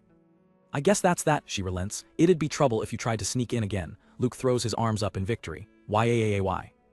With their stowaway now an official party member, they turn their attention back to the fallen monster. Philia begins harvesting the materials. All right, we'll take the blood wolf hide for now. Luke admires their handiwork. It's pretty rare to see it in such nice condition. Let's move on, Selen says, refocusing the group. They press onward, deeper into the dungeon's labyrinthine depths. Noel's senses tingle once more. That ominous feeling is back. The party advances cautiously, ready for whatever comes next. Selen shouts a command. The monsters will only get stronger from here. Those not fighting stay in the middle. As if on cue, a hulking shadow emerges from the darkness ahead. Heavy hooves clop on the stone floor as a massive minotaur blocks their path. But instead of fear, the party's eyes light up with hunger. A minotaur? Luke asks, his voice filled with hope. Beef. Philia is already drooling. I heard minotaur steak is super delicious. Sophia chimes in. It's so soft it melts in your mouth. Selen makes a declaration for the whole group. To be honest, I'm sick and tired of orc meat. A wave of agreement washes over the party, their craving for a good meal overpowering their survival instincts. With a unified war cry, the adventurers charge, their minds set on one thing.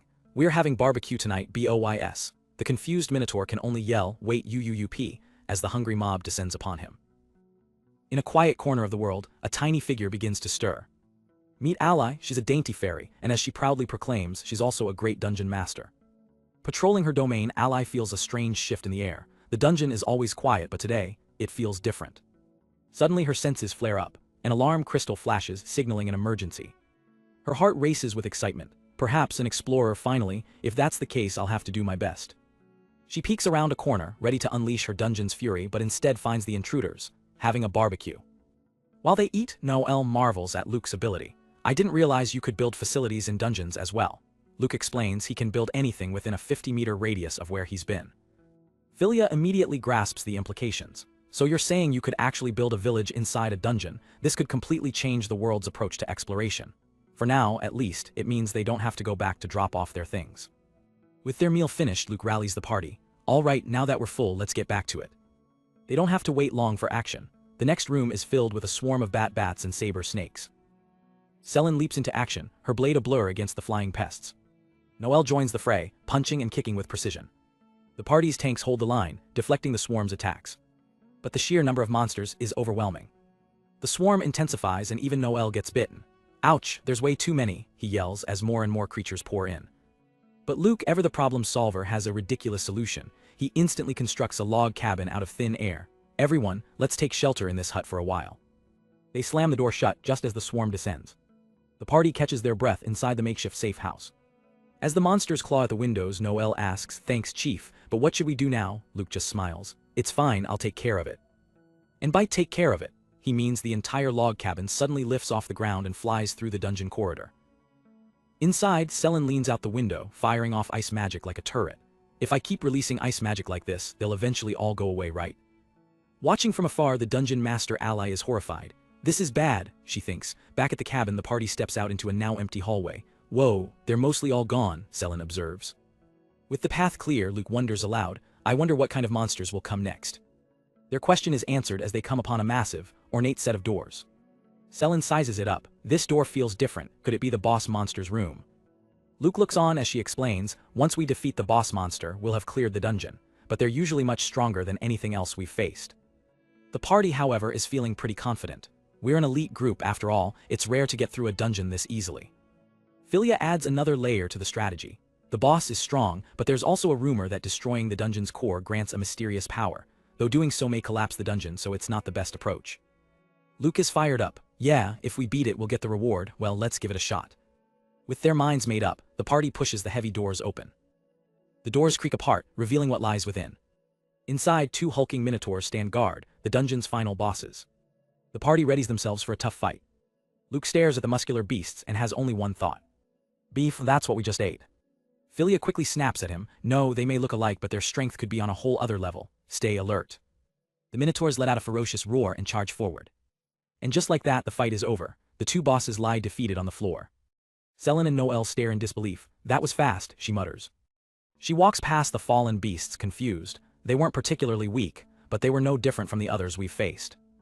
But any disappointment is forgotten when Luke spots the real prize. Oh, there's a treasure chest. This is what we're really here for anyway. He runs towards it, his excitement palpable. It doesn't feel dangerous and it doesn't look like a trap either. Can I open it? His heart pounds with anticipation as he lifts the lid. The grand reward for clearing the dungeon is a basic steel sword. Luke is stunned. A steel sword, Philia laughs, pretty shabby reward, huh? But Luke quickly shakes it off with a smile. Well, it was fun for our first dungeon. It'll be a good memento. As he reaches for the sword, Philia's hand shoots out to stop him. No, wait. She stands before them, an expert on the subject. I told you that dungeons have various rules and regulations. One of them is that the reward must be commensurate with the level of difficulty. You can't have a dungeon that doesn't follow the rules, she continues, and it is the explorer who decides if it is worth it. Luke understands. Obviously, disproportionate rewards should not be accepted. Selin asks the important question, what happens if we don't accept it? Philia explains, if we wait for a while, either a path will appear or the dungeon master will show up. So they wait and wait. And wait some more. Philia grows impatient. They're slow, nothing's happening. Just as she's about to give up, one of the party members, Camer, spots something. He points to the floor where a ridiculously tiny door has just appeared. Could this be? Philia is incredulous. Don't tell me this is the way to the dungeon master, Luke sighs. There's no way we could fit, seems like they don't want to meet us at all costs. On the other side of the tiny passage, the dungeon master makes her escape. Ally flies away, laughing triumphantly. I did open a path for them, so it's not against the rules. But her laughter hides a deep panic. Seriously, how could they clear the dungeon that quickly? And that elf, she knows way too much about dungeons, screw long-lived species. She pouts, complaining to herself. Explorers should really take the dungeon's circumstances into consideration too. Ally drifts into a daydream about how dungeons are supposed to be, filled with handsome heroes struggling valiantly for her affection. Her fantasies get a little weird, as she imagines locking them up just to see what happens. Snapping out of it, she decides the situation is a lost cause. They'll probably give up and leave after a while, so I'll just take a nap. Her nap is interrupted by a loud crack. She opens her eyes to see Selin crouched right in front of her. As the rest of the party casually drops into her private chamber, Selin explains, the passage was way too narrow, so we widened it. Ally can only stammer, how did you all? Luke looks around nervously. Wait, making a new pathway in the dungeon, that's pushing it, don't you think? But Philia ignores him, her eyes locking onto a glowing orb in the center of the room. Oh, there's the dungeon core, shall we break it? Terrified, Ally screams at the top of her lungs, if you break that I'll die too. The newly conquered dungeon master, a fairy named Ally, puffs out her cheeks in a pout. Luke tries to apologize for his methods. Sorry, I thought it might be unfair so I didn't want to use it, but I just couldn't help myself. Ally snaps back, you think that justifies messing up my dungeon? Philia glares, defending her master. You're the one who played dirty by exploiting a loophole. Even if Master Luke hadn't expanded the passage, I would have destroyed this dungeon anyway. Luke, still processing the situation, is amazed. I can't believe the dungeon master was a fairy, nice to meet you. Ally proudly introduces herself. Yes, aren't I cute? I'm Ally. But her mood quickly sours again. She slumps to the floor, sniffling. I really wanted to prepare a more luxurious reward for you all, but this is the best I could do in this deserted dungeon. Philia advises Luke to ignore her excuses, as Ally continues to explain that she was so ashamed she ended up hiding. Luke glances at the meager rewards on the wall. By the way, what does this dungeon being deserted have to do with the reward? Please don't suddenly turn this into a scary story where rewards are just items gathered from visitors. Ally's eyes light up as she explains her system. If lots of people come to the dungeon, I get lots of dungeon points. With those points, I can prepare rewards and place traps and monsters. A realization dawns on Luke. If a dungeon is cleared before it can accumulate points, it ends up in a situation just like this. He connects the dots to his own abilities. It's pretty similar. My gift uses village points to build facilities too. Could it be a power derived from the dungeon? Ally, still fuming, gets back to her main complaint. Anyways, it's not just this hole. You eroded other parts of my dungeon too, Luke finally understands. Eroded? Oh, she's talking about seizing territory, you could tell. Ally places a hand on her chest. Of course, the dungeon and I are inseparable, like body and spirit. It's only natural I'd notice if my body was overtaken, and let me tell you, it was absolutely terrifying. Luke winces, offering a weak apology.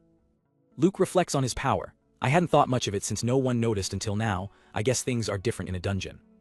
He decides to fix his mistake. I'll put it back to normal. He pulls out his tablet to try and revert the territory he claimed. But it's no use. Sorry, it seems like I can't revert it once it's turned into my territory. Ally is floored. WHAT. She completely freaks out. No, no, no, I can't believe you're just casually messing with someone's body. Selen is equally horrified by the implications and demands he leave at once. Ally calms down, thinking it through. They're still accepting commands from me, so it should be fine. By the way, is the area I've seized no longer under your control? Seeing an opportunity, Luke makes a proposal. Well, if we can't revert it, then so be it, but I have a favor to ask in return. Ally's quick acceptance surprises him. With a determined point, Ally states her demand. I want you to gather people to develop this dungeon. No one's challenged this dungeon ever since it was created, and it's been super boring every day. The group looks out over the desolate wilderness surrounding the dungeon. Selen points out the obvious flaw, but now that we've defeated the monsters, won't it be too easy for others to conquer it? Luke's mind starts racing, formulating a plan. To attract people to the dungeon and prevent it from being conquered. An idea begins to form. A truly audacious idea. Luke gathers the villagers and drops his bombshell proposal. The villagers are in shock. Resettlement, are we abandoning the fields? Luke quickly clarifies, and no, it's not like that. I want to move the entire village as is. He explains the mutual benefits. By merging the dungeon and the village can grow and our village can benefit from its valuable materials. It's a win-win. Luke considers the logistics. If I use facility transfer, I should be able to move the entire village, but the last time I did that, I got bad motion sickness. We need to figure out how to move everyone without making them sick, he concludes. Let's gather people up and discuss it. Their solution, the massive stone golem. Early tests are not promising, as a villager riding the golem's hand gets immediately sick. Ally suggests, if we don't make it walk on 2 legs, we can probably pull this off with minimal shaking. An elder raises another concern. Shouldn't we be concerned about the rocks along the way? After much discussion and planning, the day arrives. Luke gives the final instructions. We're going to move the village now. To be safe, please hold onto something and stay inside the facilities. As the ground begins to shift, villagers inside their homes look around in disbelief. Are we really moving forward? To their amazement, the ride is incredibly smooth. Whoa, it's not shaking at all. A communications officer has to stop an excited villager from trying to go outside. Meanwhile, an unsuspecting merchant travels down a nearby road. He's in high spirits thinking, I've prepared a lot of good items this time around. Time to earn some good money. Suddenly, he senses a strange rumbling. He looks up to see the impossible. The entire walled village is sliding across the plains directly towards him. The merchant and his horses scream in absolute terror. A voice calls out from the moving fortress, I'm sorry, it's dangerous, so please step back. The merchant can only stammer in confusion, the whole village. With the village settled in its new home, Luke announces the success of the operation.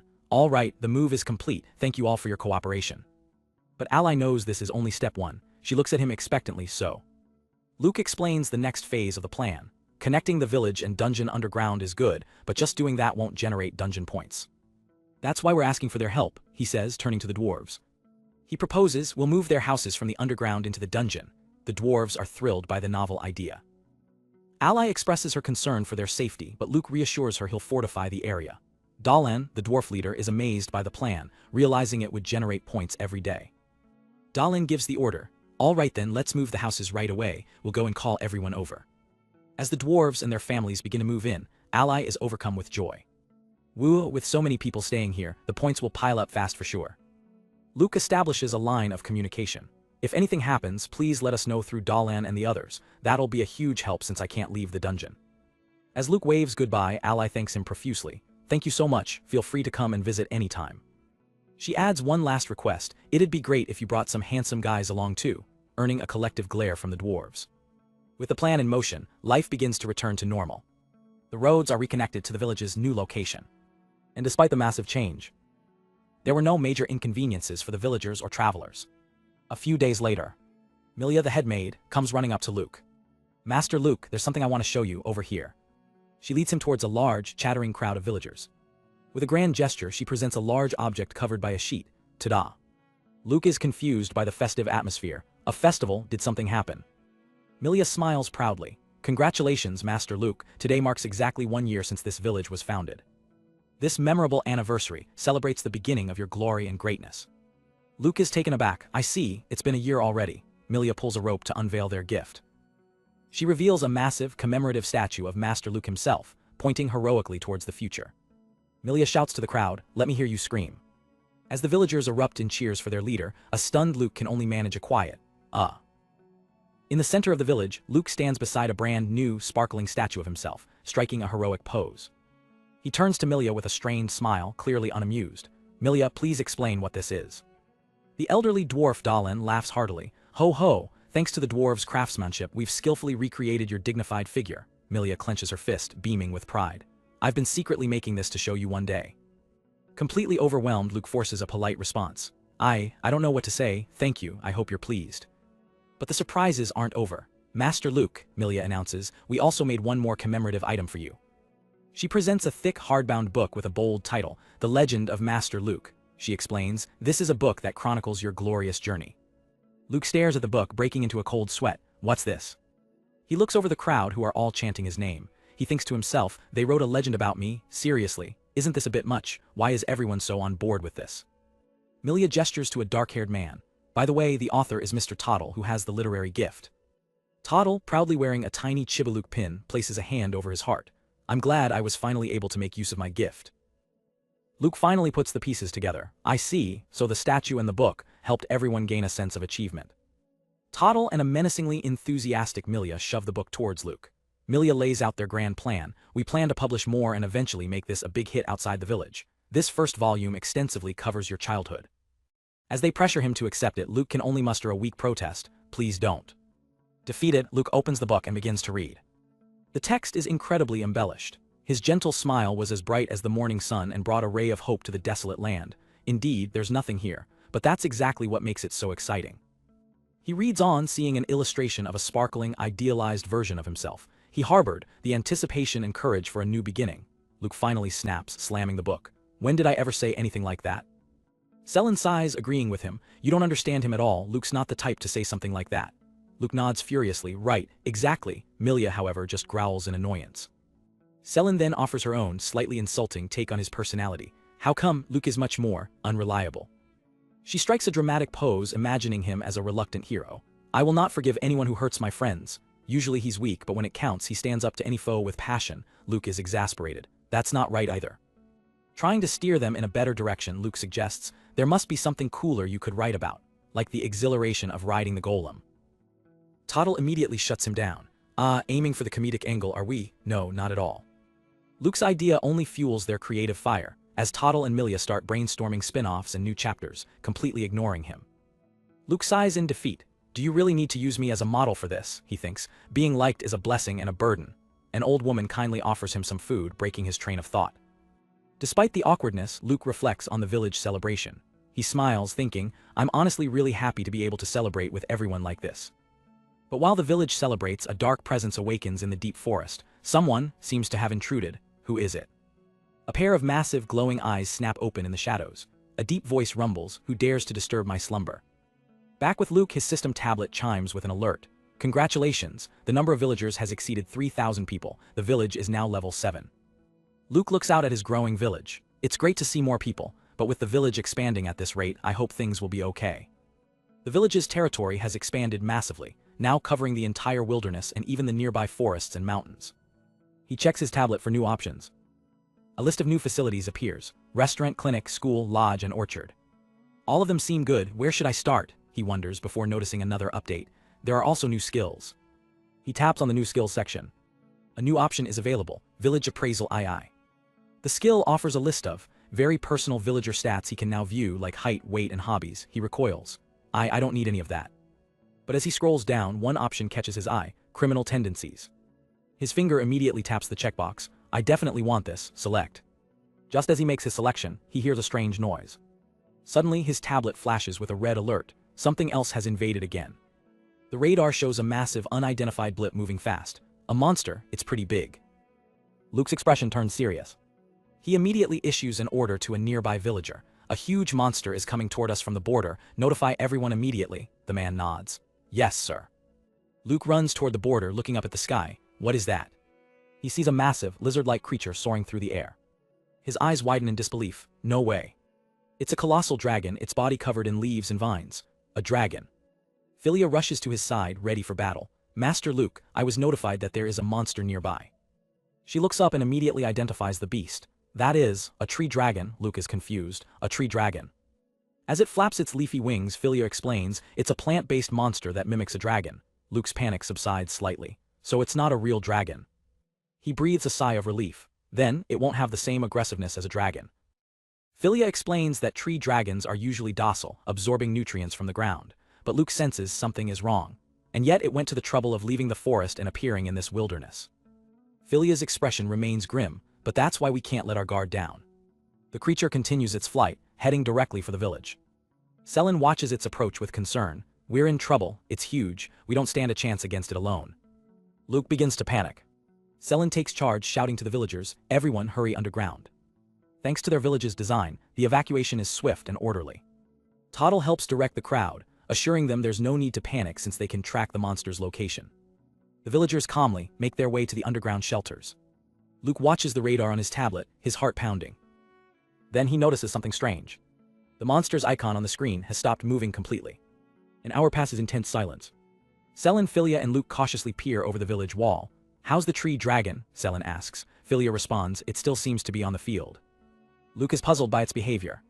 I wonder what it wants, he says, making a decision. Let's go take a look.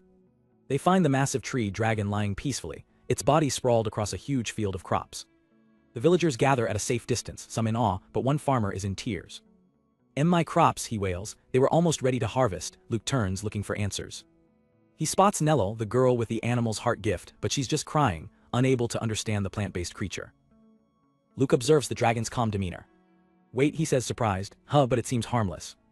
Nello looks up from her tears and agrees. I mean, look, it seems pretty content. The farmer is not convinced. Harmless, but what about my crops?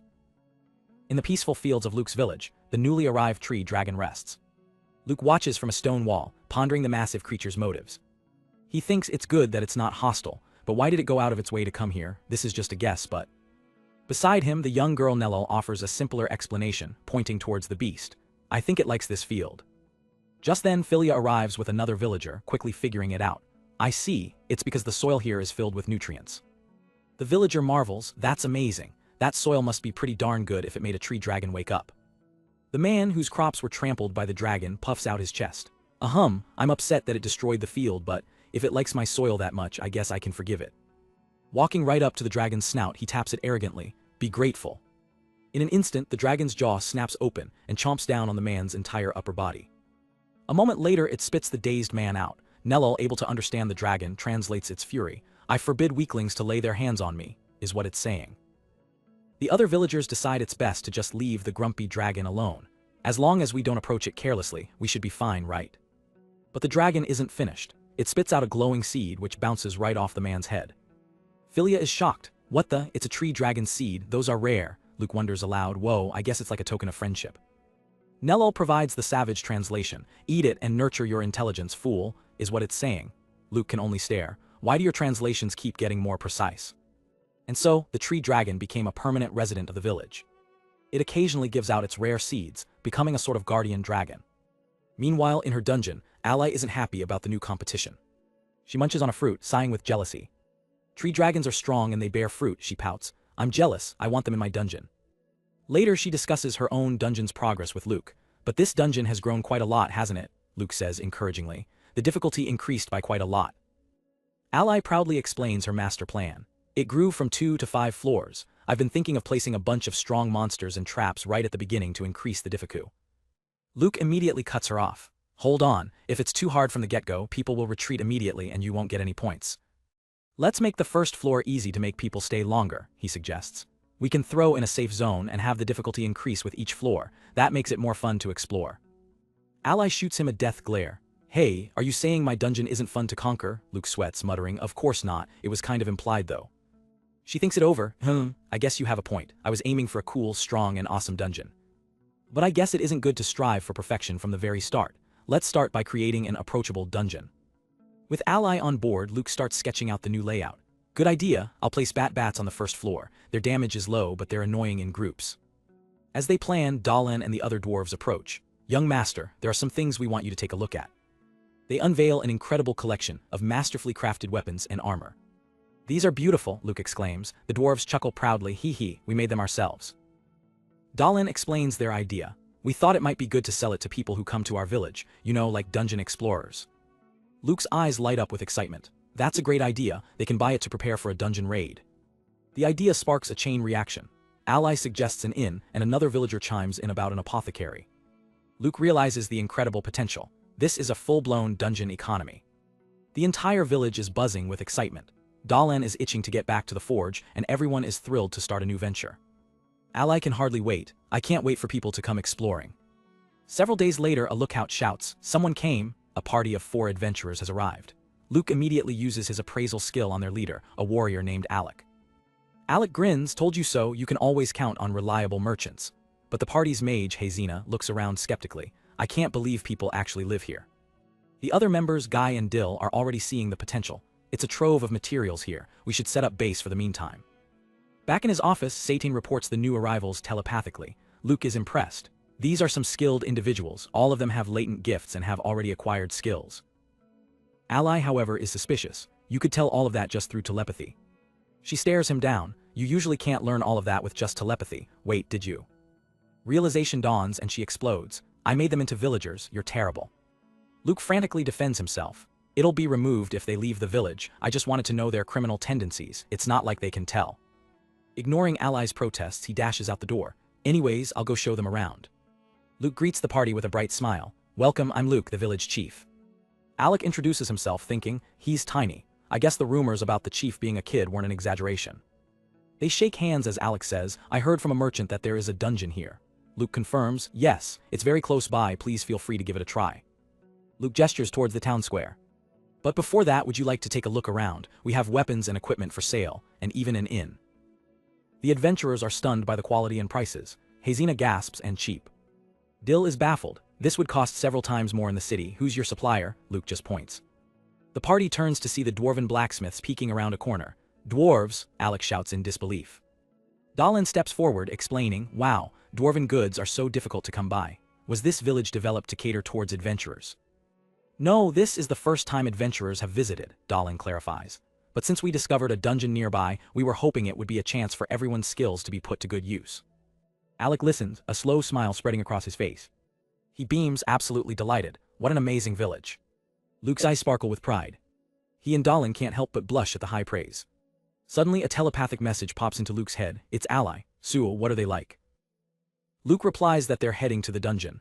Ally gets straight to the point. "Are any of them handsome?" Luke doesn't hesitate. "Totally handsome." As Luke leads the party towards the dungeon entrance, he can barely contain his excitement. He tells them, "I'm pretty excited. They're our first dungeon explorers since we renovated the place." Nearby, a fairy-sized Ally crosses her arms, muttering, "Hand, some." As they walk down a corridor, Ally asks telepathically, "There's a big hall at the end of this path. What did you prepare in that room?" The adventurers stop dead in their tracks, staring at a sign above a large door. It reads, "You cannot leave this room until you've whispered sweet nothings." They are utterly shocked. Luke breaks into a cold sweat, realizing what's happened. "Why," he thinks in horror as Ally's voice echoes in his mind, "'cause you said there'd be a handsome guy." Alec's party, the adventurers, find their path blocked by a door with a strange inscription. "You can't leave this room until you've whispered sweet nothings." Hazina is completely baffled, letting out a confused, "Wah." Her confusion turns to shock when she sees a large bed inside the room. Alec yells, "Why is there a bed here?" Meanwhile, Luke and Dalen are secretly observing the party. Luke explains cheerfully, "Oh, that's a safety room, they can rest as much as they like." Dalen, however, thinks the explanation only makes things more confusing. Back in the dungeon, Hazina blushes, preparing herself to say something romantic. "Wait, I need time to prepare myself." But before she can, Dill simply says, "Cake," and the door clicks open. Alec remarks, "Those weren't sweet words, just a sweet thing. It wasn't even locked in the first place." As they walk through, Alec can't shake a bad feeling. "We got through without any issues. I hope we didn't overlook anything." Just then, a crunch echoes as someone steps on a loose floor plate. Instantly, a massive swarm of bats descends from the ceiling, filling the air with the sound of flapping wings. "They're bad bats, Hazina," Alec shouts. The mage is already on it, yelling back, "Leave it to me, take that," as she unleashes a torrent of fire. Her spell incinerates clumps of the creatures, which sizzle as they fall from the air. But as she moves forward, Hazina accidentally steps on another pressure plate. An even larger, more terrifying swarm of bats pours down from the darkness above. "They're still coming," Alec shouts, desperately swinging his sword to keep them at bay. Dill and Guy are quickly becoming overwhelmed by the sheer number of creatures swarming them. Alec yells out a warning to his party, "Dodge." Seeing her friends in danger, Hazina unleashes a massive, roaring wave of fire, engulfing the entire swarm.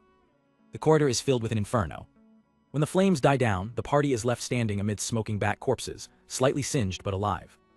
Guy pieces it together. We've gotten rid of them. Whenever we step on an unstable floor plate they attack. It's a trap. Hazina confirms, that's what happened to me too. They look down the long, dark corridor ahead, realizing the entire path is likely rigged. Hazina worries about her mana reserves. If they keep on coming, I don't think I have enough magic for it. Alec plans their next move. Thankfully, the plates deactivate once stepped on. Let's go carefully. Dill volunteers, I'll take the lead. Dill crouches low, carefully checking each stone for traps as he guides the party forward. They press on, aware that more dangers lurk in the shadows of the dungeon.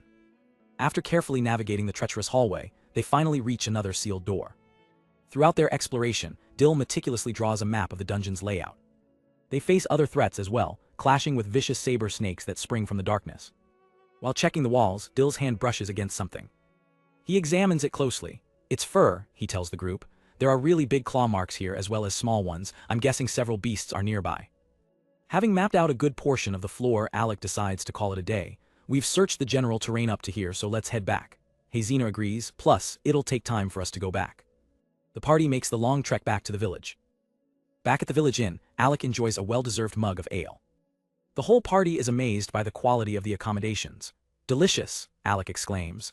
I can't believe we can get this quality of food in the midst of clearing a dungeon. They also have lodging, I'm thrilled.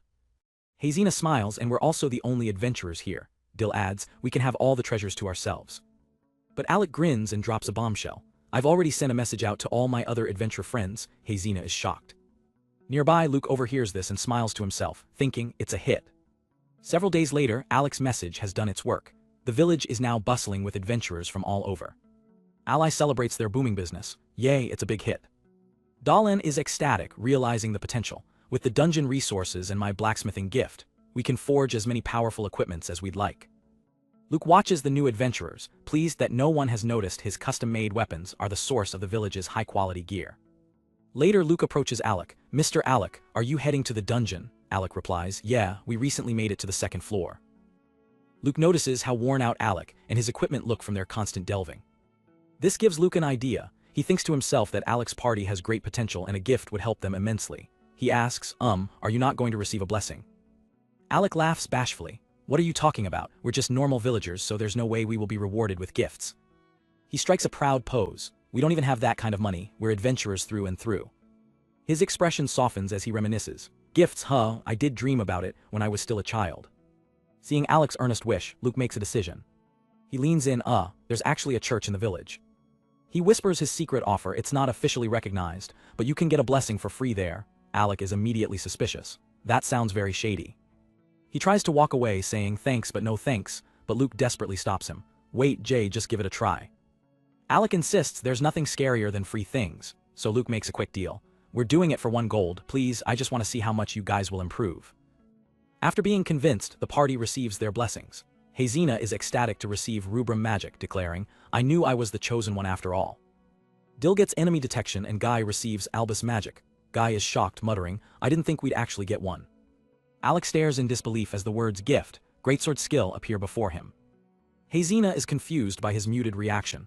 What, I thought you always wanted a gift, Alec explains, it's just a bit anticlimactic, I thought only nobles could be gifted. Then the realization hits him, he understands now who is behind this unofficial church. He clenches his fist, a wave of gratitude washing over him. He turns to Luke and apologizes sincerely, I'm sorry I doubted you. With a bright smile, Alec thanks the young village chief. It still feels like I'm dreaming, thank you. Meanwhile, far away in the wilderness, trouble is brewing. 2 men arrive at the village's location, utterly confused. This is strange, I don't remember a village being here the last time. His companion retorts, are you saying the village grew legs and walked itself? They watch the steady flow of people entering the village. A lot of people are coming and going, they don't look like they're planning on living here, I wonder what they're here for. Inside the village walls, the scene is one of explosive growth and prosperity. Newcomers are stunned by the sheer number of people. What's with the amount of people, everyone looks so well dressed. They marvel at the sights, from an abundance of food in the dead of winter to shops overflowing with high-quality weapons.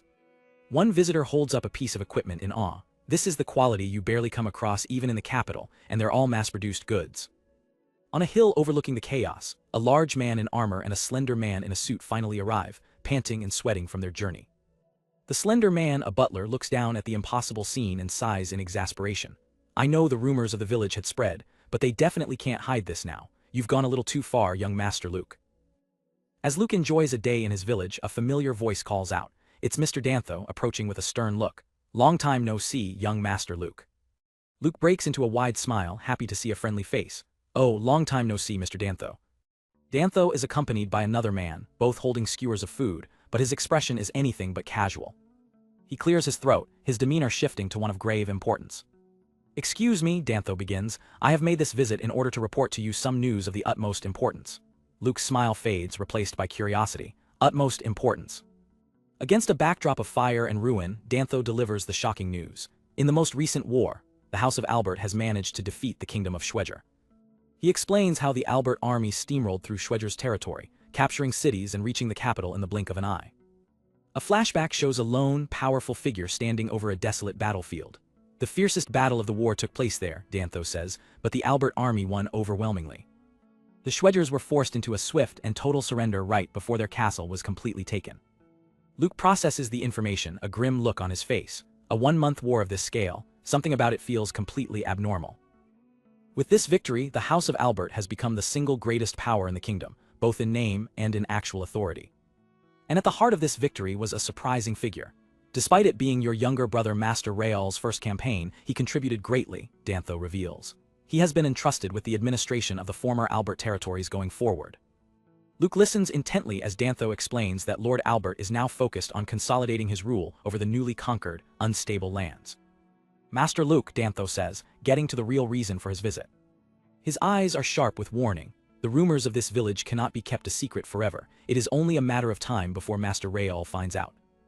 We should start thinking of countermeasures before it's too late. I may be overstepping, but I had to come advise you on this matter. Luke's village, with its strong walls, large population, and stable resources, is a prize that any lord would covet. The image of his younger brother, Rael, flashes in his mind. Looking down, a shadow of doubt crosses Luke's face. I wonder if Rael would really come.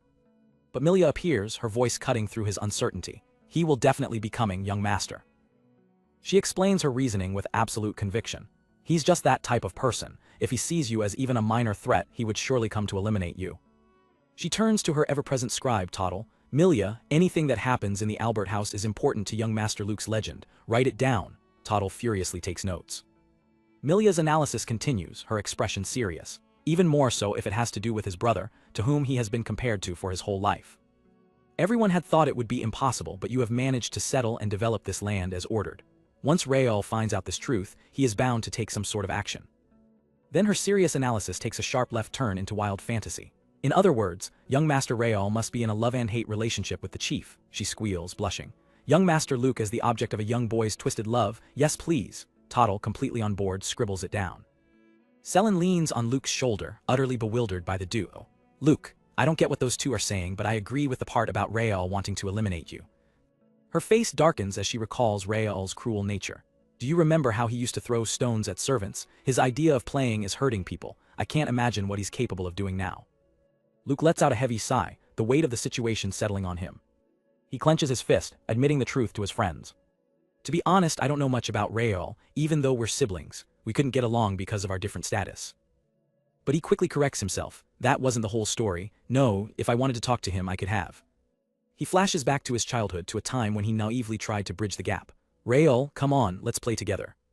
But the memory is tainted by Rael's cold rejection, his disgusted thought echoing in Luke's mind. How filthy. Luke remembers the whispers that always followed Rael, the cruel gossip from other children because he was the son of a concubine. They called him sly, vicious, a disgrace. Fearing the negative attention, Luke kept his distance. After so long of trying to avoid any trouble, our relationship became shallow. He resigned himself to watching from afar, believing it was the only way to protect Rael from even worse rumors. Now he's filled with regret. If I had reached out to him without caring what other people said, if I could have argued back against all the criticism. He pictures a different Rael, one who could smile freely and fiercely. Maybe our relationship would have been a little different. A few days later, the village receives another unexpected visitor. A man from the house of Bajrata has tracked Selin down.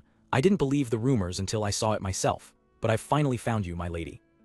Selin's response is blunt and immediate. I'm not going home. The messenger is shocked. Why, my lady? He pleads with her, mentioning her father's worry, but Selin is completely unimpressed. With a smirk, she shoves a massive piece of roasted meat towards him. Ha, look around this village. We have delicious food, all the water you can use, and daily baths. Why don't you just move here? The offer is too good to refuse. The messenger is instantly won over and a notification confirms his new status. He's now a villager. Meanwhile, back at the house of Bajrata, Selin's father receives the news and explodes with rage. What the hell? He reads the note from his former messenger. I was so happy Selin had been found, but what does he mean he's emigrating? Standing nearby, a young man with long blonde hair sighs. Older sister is the same as ever.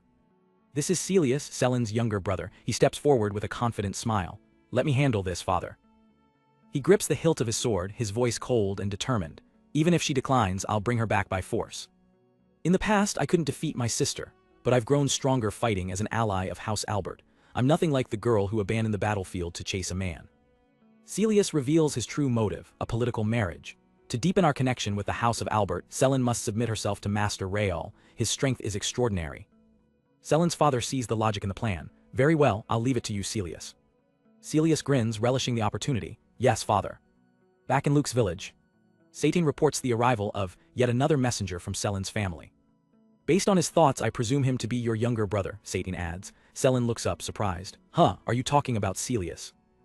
A predatory grin spreads across her face. He's come with guards, ready for a fight, so they're trying to bring me back by force now, huh? Fine, if he wants a fight that badly, I'll give him one. She tries to tell the villagers not to make a scene, but it's too late. One of them is already hyping up the crowd. Captain Celen is going to fight big time with her family. Everyone come on. In an instant, the confrontation turns into a spectator sport, with the villagers excitedly placing bets on their captain, much to her exasperation. In the middle of a barren, rocky wasteland, an impossible sight appears on the horizon. A young nobleman, Celius, stares in disbelief at a massive walled town. He thinks to himself, I can't believe there's a town of this size in this barren land. Flanked by his two guards, Celius looks up apprehensively. From atop the walls, a crowd of villagers murmurs, looking down on the newcomers. One of Celius's guards whispers, was this town really built in 1 year? Celius tries to steady them. Don't be intimidated. A gatekeeper's voice booms down, what's your business with our village? The villagers stare down, their gazes intense and unwelcoming. As the gate begins to open, Celius announces his identity. I am Celius, a representative of House Bajrata. I have come to see my older sister, Selin. With a heavy rattle, the gate lifts and the gatekeeper simply says, go ahead. Stepping inside, Celius is greeted not by a simple village, but by lush fields and impressive buildings. He's stunned by the sight of a modern-looking mansion in the middle of this supposed backwater town.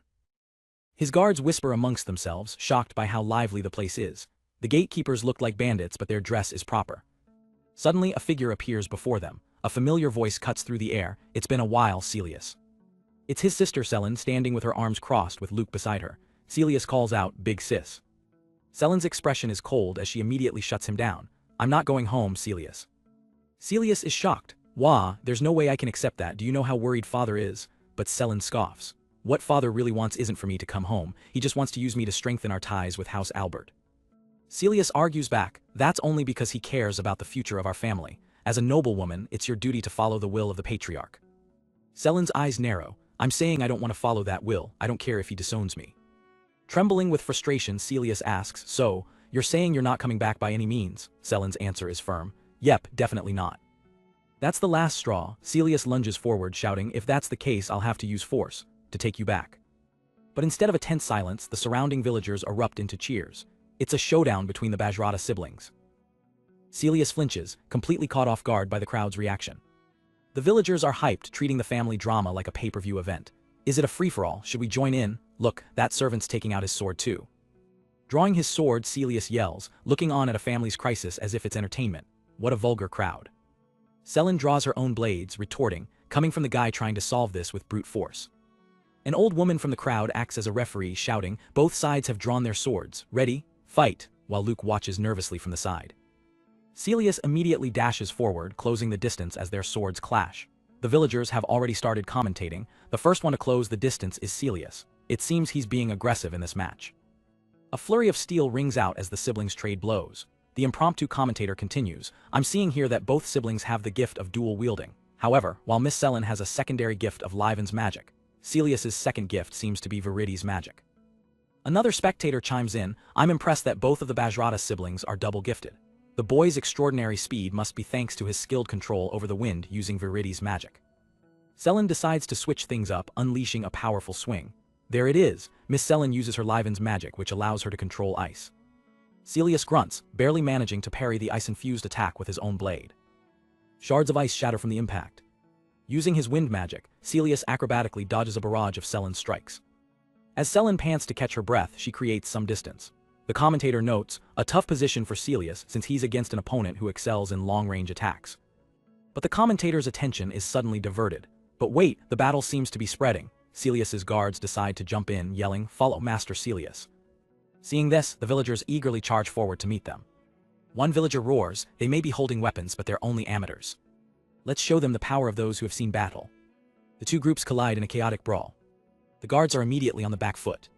One guard's arm judders from the sheer force of a villager's strike. He cries out in pain as his sword is knocked from his hand. What a heavy strike. Watching from the sidelines, Luke can't help but smirk at the one-sided beatdown. The guards are completely swarmed. There's too many, one cries out as the villagers coordinate their attack. Focus up, surround him. Celius watches in horror from his own fight. His well-trained guards are being tossed around like ragdolls. He can't believe his eyes. What's up with these guys' moves? A burly villager winds up for a devastating attack. The guards realize what they're up against. It's almost like they have gifts. Impossible, there are way too many, and it's not like they're nobles. With a mighty slam, the villager smashes the ground, sending the guards flying. The guards lie defeated on the ground, one of them groaning, I'm going to die. The villager who took them down flashes a confident grin. The other villagers celebrate their victory. Gwa ha ha, thanks for underestimating us. These chumps charged us and got schooled. Selen watches her people, sighing in annoyance. Geez, they always get carried away. But her momentary distraction is a fatal mistake. Celius seizes the opportunity, lunging forward with incredible speed. He lands a solid blow, sending Selen skidding back. With a grim look, Celius taunts her, "You seem awfully confident too, big sis, looking away like that in the middle of a fight." Celius, a war veteran, lunges forward with his sword, roaring with confidence. I've won wars. His sister Selen stands her ground, unimpressed by his declaration. So what? She retorts, unleashing a powerful wave of energy from her blade. The attack forces Celius back as Selen follows up with a barrage of massive ice spikes. A spectator shouts, Miss Selen's ice barrage rains down again. With this, the distance Celius had closed is back to square one. But Celius is far from finished. He weaves through the deadly ice storm with incredible speed. He dodges spike after spike, closing the distance once more. Selen, wielding two swords, watches him approach, leaving afterimages in his wake. He's fast, she admits. The spectators can barely follow his movements. He disappeared, one asks. An old woman squints. No, he's there, it's hard for my aging eyes. In an instant, Celius is right in her face, looking down on her. Big sis, it seems like you can't keep up with my movements. Selen smirks, completely unfazed.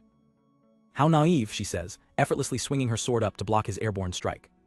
As Celius lands, he feels a sudden chill. The ground around Selen is cracking and freezing over. Selen taunts him, I'm good at endurance battles too, you know. I wonder how long you can keep up that speed. Celius realizes her trap. She's frozen a huge area to slow him down. He grits his teeth in frustration. Selen thinks to herself, besides, I'm not the only one who just returned from the battlefield. She glances towards the village. Celius tries to regain his composure. Big sis has only been on the defensive, I still have control. No, don't let her taunting get to you. But then a commotion catches his eye. His elite guards are lying defeated on the ground, surrounded by calm-looking villagers. What? He yells in shock. Selen smirks. It looks like you guys were pretty confident, but it's not like I or the villagers have spent our time just idling away. Celius is in utter disbelief. To common villagers, what happened? Don't tell me they lost. The elf Satan stands amidst the defeated soldiers. Celius looks back, a flashback showing his men being completely overwhelmed by the trained villagers. The reality of his utter defeat crashes down on him. I refuse to believe a village like this should exist. With his spirit broken, Celius collapses face first onto the ground. He sobs in the dirt, lamenting, but I've been training so hard this past year. How have I not closed the gap between me and Big Sis at all? A villager woman scoffs. You're not the only ones who have been training, you know. Luke steps forward with a smile, trying to calm the situation. Well then, let's get everyone patched up. Celius looks up, his pride wounded. He begins to screech incoherently. A villager translates his tantrum. What he means to say is, this is embarrassing, please no more. Suddenly Satan is beside him, placing a hand on his shoulder. Tut, accept your loss and comply, swallow your pride. Celius freezes, his eyes widening as he takes in Satan's pointed ears. An elf. He recoils instantly. How dare you touch me so casually? Satan pulls back, flustered. He thinks to himself, darn it, I've gotten too accustomed to this village and forgotten how we usually interact with humans. Celius is having a full-blown meltdown. Flashbacks reveal his childhood obsession. He'd always dreamed of meeting the beautiful, delicate elves from legends and vowing to marry one. Now, faced with a real one, his brain short-circuits. Selen can't help but tease him. Oh yeah, that reminds me, you used to be obsessed about elves. Celius lets out a wail of embarrassment. He starts lecturing her. It's true that I admire elves, but I think it's insensitive to talk so frankly about them without understanding their history. Selen just looks annoyed. Satan, however, bursts out laughing. As expected of Selen's little brother, I'm relieved, you seem like a good person. Selen can only stare in disbelief. With a charming smile, Satan offers again, well then, will you let me patch you up? Celius, blushing furiously, can only stammer in response. Sometime later, a letter from Celius arrives at his family home. It reads, Father, my apologies. It seems like I won't be able to return home for a while. His father's face contorts with rage. His furious roar echoes through the castle, Celius. Meanwhile, in another part of the kingdom, Luke's younger brother Rael sits impatiently. An aide asks, has there been no reply from the governor yet? The aide explains nervously, WL, we've sent several letters of summons, but... Rael's mind races. The official reports were a mess. First, the wasteland was empty. Then, an investigation found no village, yet the rumors of his brother's success only grew. He clenches his fist, muttering, gee, now this on top of that traitor. The aide interrupts his thoughts. And so, Master Rael, I've brought in a servant who works in the governor's mansion. A nervous man is brought in, clutching a document. After I learned of Lord Dantho's disloyalty, I risked my life to find this. Rael cuts him off with a cold stare. I don't care about your tales of self-flattery. Do you have proof of Dantho's disloyalty or not? The man quickly presents the papers. Why yes, here in my hands. This is the actual report that was sent to us by the investigation. Rael snatches the report and his eyes scan the page. It describes a thriving city with walls surpassing the capital, abundant food, and a population nearing 10,000. He lets out a short, sharp laugh. Nonsense, he scoffs. Even on fertile lands, building a town like this in 1 year is impossible. He continues to laugh, waving a hand dismissively. Unbelievable. Enough, get him out of here. But the moment he's alone, the laughter stops. His face twists into a dark, menacing glare. Slumped in his chair, Rael is visibly disturbed. His aide watches from the shadows, thinking, realistically, it's not possible, but why do I have such a bad feeling about this? The aide cautiously approaches his master. Rael's decision is made, his voice cold and sharp. Dispatch some spies. We'll conduct an undercover investigation. The spies arrive at the location, staring up in disbelief. There really are castle walls. The lead spy gives the order. As planned, we'll split up into infiltrators and messengers. But before they can take a single step, the ground lurches beneath them. With cries of shock, the entire squad plummets into darkness. They land in a heap at the bottom of a deep pitfall trap. Confused and trapped, one of the spies looks around in the dark. What the hell is going on? 3 spies sent by House Albert find themselves trapped at the bottom of a deep pit, their mission already a catastrophic failure. Looking up, their eyes meet a strange old woman peering down at them from behind iron bars. One of them thinks, what's up with this grandma? They're completely baffled. A prison? Did you get caught? One asks, while another points out the obvious. If you look closely, she's the one behind the bars. Their confusion instantly turns to sheer terror as the old woman, Granny Nema, flashes a demonic grin. You're the ones who got caught, she cackles. Shaking the bars with surprising strength, she interrogates them. Now, tell me the reason why you all came to this village. The spies tremble, stammering out their flimsy cover stories. One claims he's a refugee from the war, another a simple merchant drawn by rumors. A man appears beside Granny Nema, his voice dripping with sarcasm. You're not lying, right? Of course not. He and Granny Nema share a silent, knowing glance. The act is over. Granny Nema's smile vanishes, replaced by a chilling certainty. Your House Albert's spies. The men freeze in shock. They try to play it off with nervous laughter, desperately asking for more details to buy time. But one of them notices something in the shadows behind her. Wait, beyond these bars, there's something else. Granny Nema's horrifying smile returns as the room behind her is revealed to be a fully stocked torture chamber. If you're lying, you know what will happen, right? Their terrified screams echo as a heavy stone slab slides shut, sealing them in total darkness. Elsewhere, Luke and Selen are monitoring the situation. Ooh, the mark that warns of danger disappeared, Luke notes. Selen smirks. That means the discussion went well, right? But that wasn't the end of it.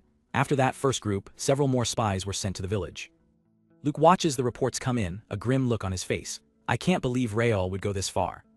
He realizes the escalating threat. A large group of people are heading here, he thinks, in droves. The situation is becoming more dire by the minute. Back in the Albert territory, Rael isn't waiting around. He brutally slams a merchant's head onto a table, hungry for information. I heard you went to the town in the wasteland, merchant, Rael snarls. Tell me everything you saw there. He makes his threat clear. Your house and anything related to the wasteland will be confiscated and inspected. Rael is getting desperate. He sent a bunch of spies, but not a single one has returned. His only option now is to find anyone who's been to the village and force them to talk. As he prepares for war, the rumors he once dismissed are starting to feel like a terrifying reality.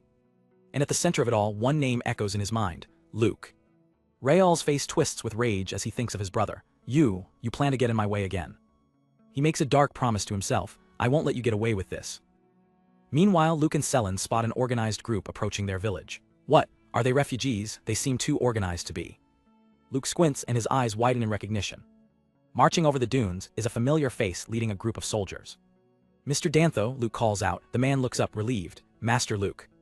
Luke immediately asks why he's brought soldiers. Dantho explains, Lord Rael finds me suspicious, so I came here to escape before I could get caught. Regarding the soldiers, Dantho continues, I heard some nasty rumors. Luke is shocked as Dantho reveals the lie being spread. They say that you're gathering forces in the wasteland to rebel against House Albert. That's not true, Luke exclaims, realizing that if the rumors continue, the people's discontent will eventually explode into something much bigger. He now understands Rael's strategy, because these rumors are being deliberately spread. I really thought that Master Rael was going to launch an attack. That's why I brought along my own private soldiers, Dantho says, offering his support, in hopes that they may be of some help.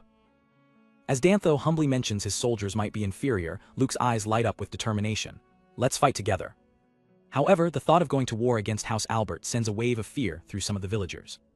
But Dantho's resolve is absolute. Looking over the thriving community, he speaks with conviction. From the moment I visited this village, I decided that this is where I want to be. Luke is deeply moved by his loyalty. Mr. Dantho, thank you. At that exact moment, a massive system notification blares to life. Congratulations, since your village has surpassed 10,000 villagers, it has reached level 8. Luke flinches in surprise, while Dantho looks on confused.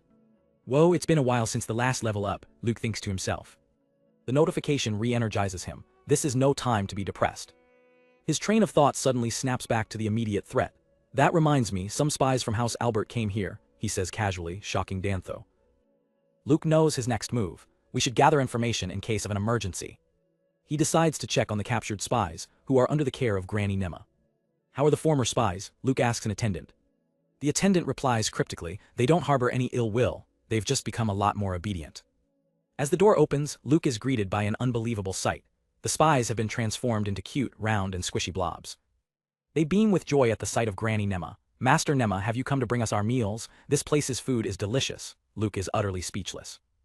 How pitiful, Granny Nema says. In the Albert territory, they were overworked without being able to eat or sleep properly. Here, she offers, eat as much as you want. Overwhelmed with kindness, the spies begin to cry tears of joy. They devour the food, raving about how the village is a paradise compared to the poverty and hardship they left behind. Amidst the feast, one of the round spies finally notices the village chief. By the way, who's this? Luke gives a small smile and introduces himself. I'm the village chief, Luke Albert. The name hits them like a lightning bolt, their features momentarily snapping back to normal in sheer shock. Master Luke. Granny Nema chuckles. Oh, you didn't recognize his face. To be fair, he's not someone you can easily meet. The spies are stunned. This kind boy was nothing like the tyrant they had imagined. I thought he'd be more aristocratic and overbearing. Luke gets straight to the point. Now that I understand your situation, I have a request. Could you tell me about the Albert territory in detail? The lead spy, his demeanor completely changed, agrees without hesitation. I just want to protect the people of this village. He looks back on his mission with a new perspective. We came here full of pride, he admits, so we didn't plan on yielding so easily. Even if we were caught, we would have done anything to get some information. We were prepared to do anything, in order to protect our families. But you're not evil like Master Rael, the spy declares, his loyalty now sworn to Luke. Above all else, I don't want such a beautiful village to be destroyed. So I'll tell you everything I know.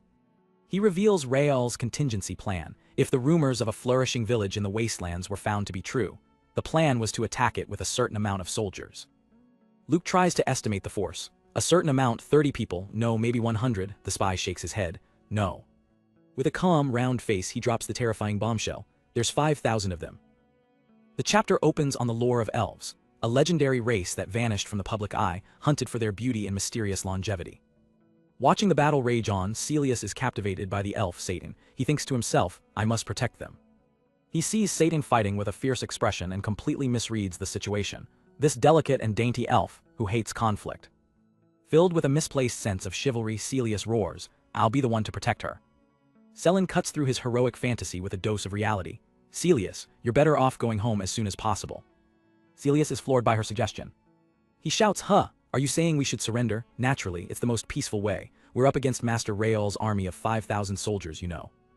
Selen shuts him down immediately. "Well, even if we surrender, Rael won't back down. We have to protect Luke, so we have no other choice but to fight." She gives him a stern look. "Everyone knows a peaceful solution would be best. That's why I don't want you saying anything that will demoralize them." Satan's voice cuts in from a nearby archway. He glances over at Celius. "But if you want to avoid fighting Rael, then hurry up and go. We'll solve our own problems, don't worry about us."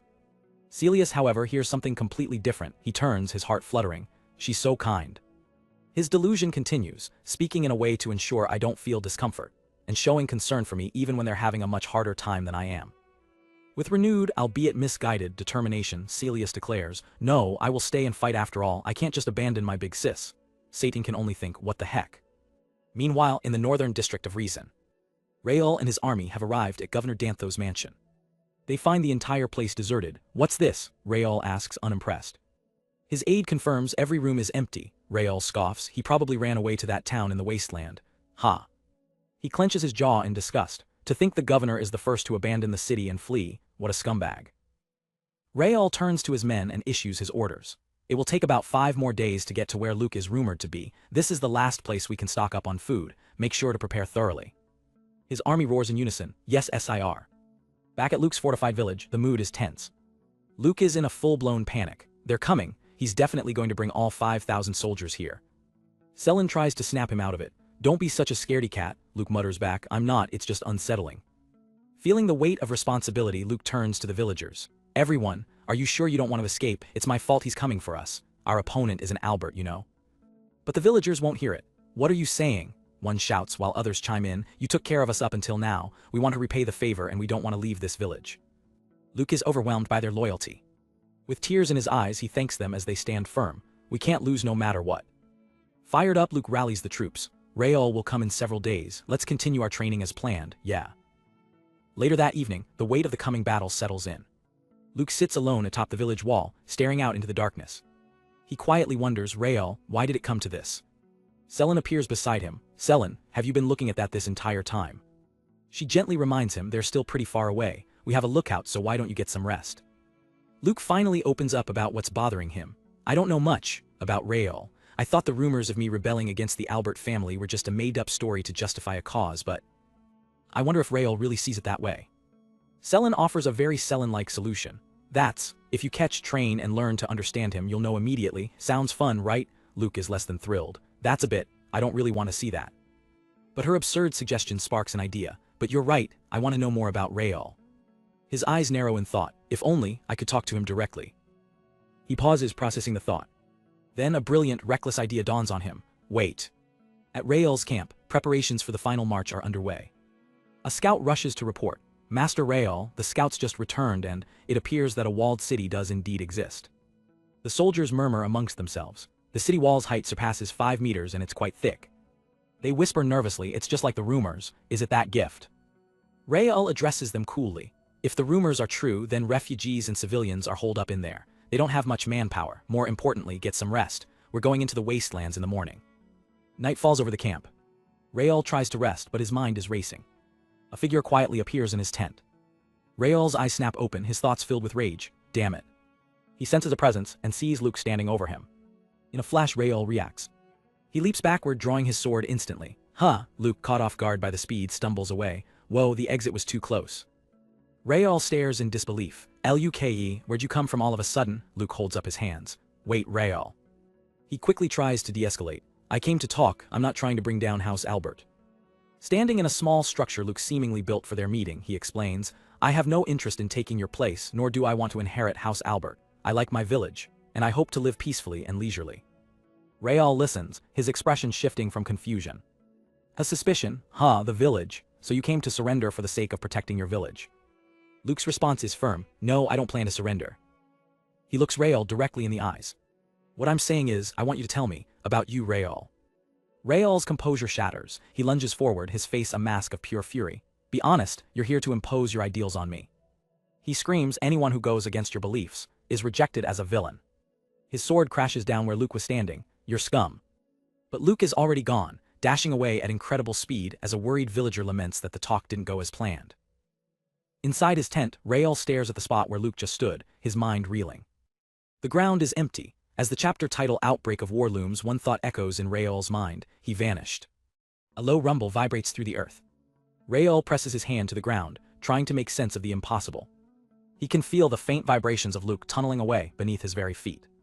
Stepping outside, Rael gazes toward the barren horizon. So his village is in that direction, huh? He pauses, lost in thought, until one of his aides cautiously approaches. Master Rael, is something the matter?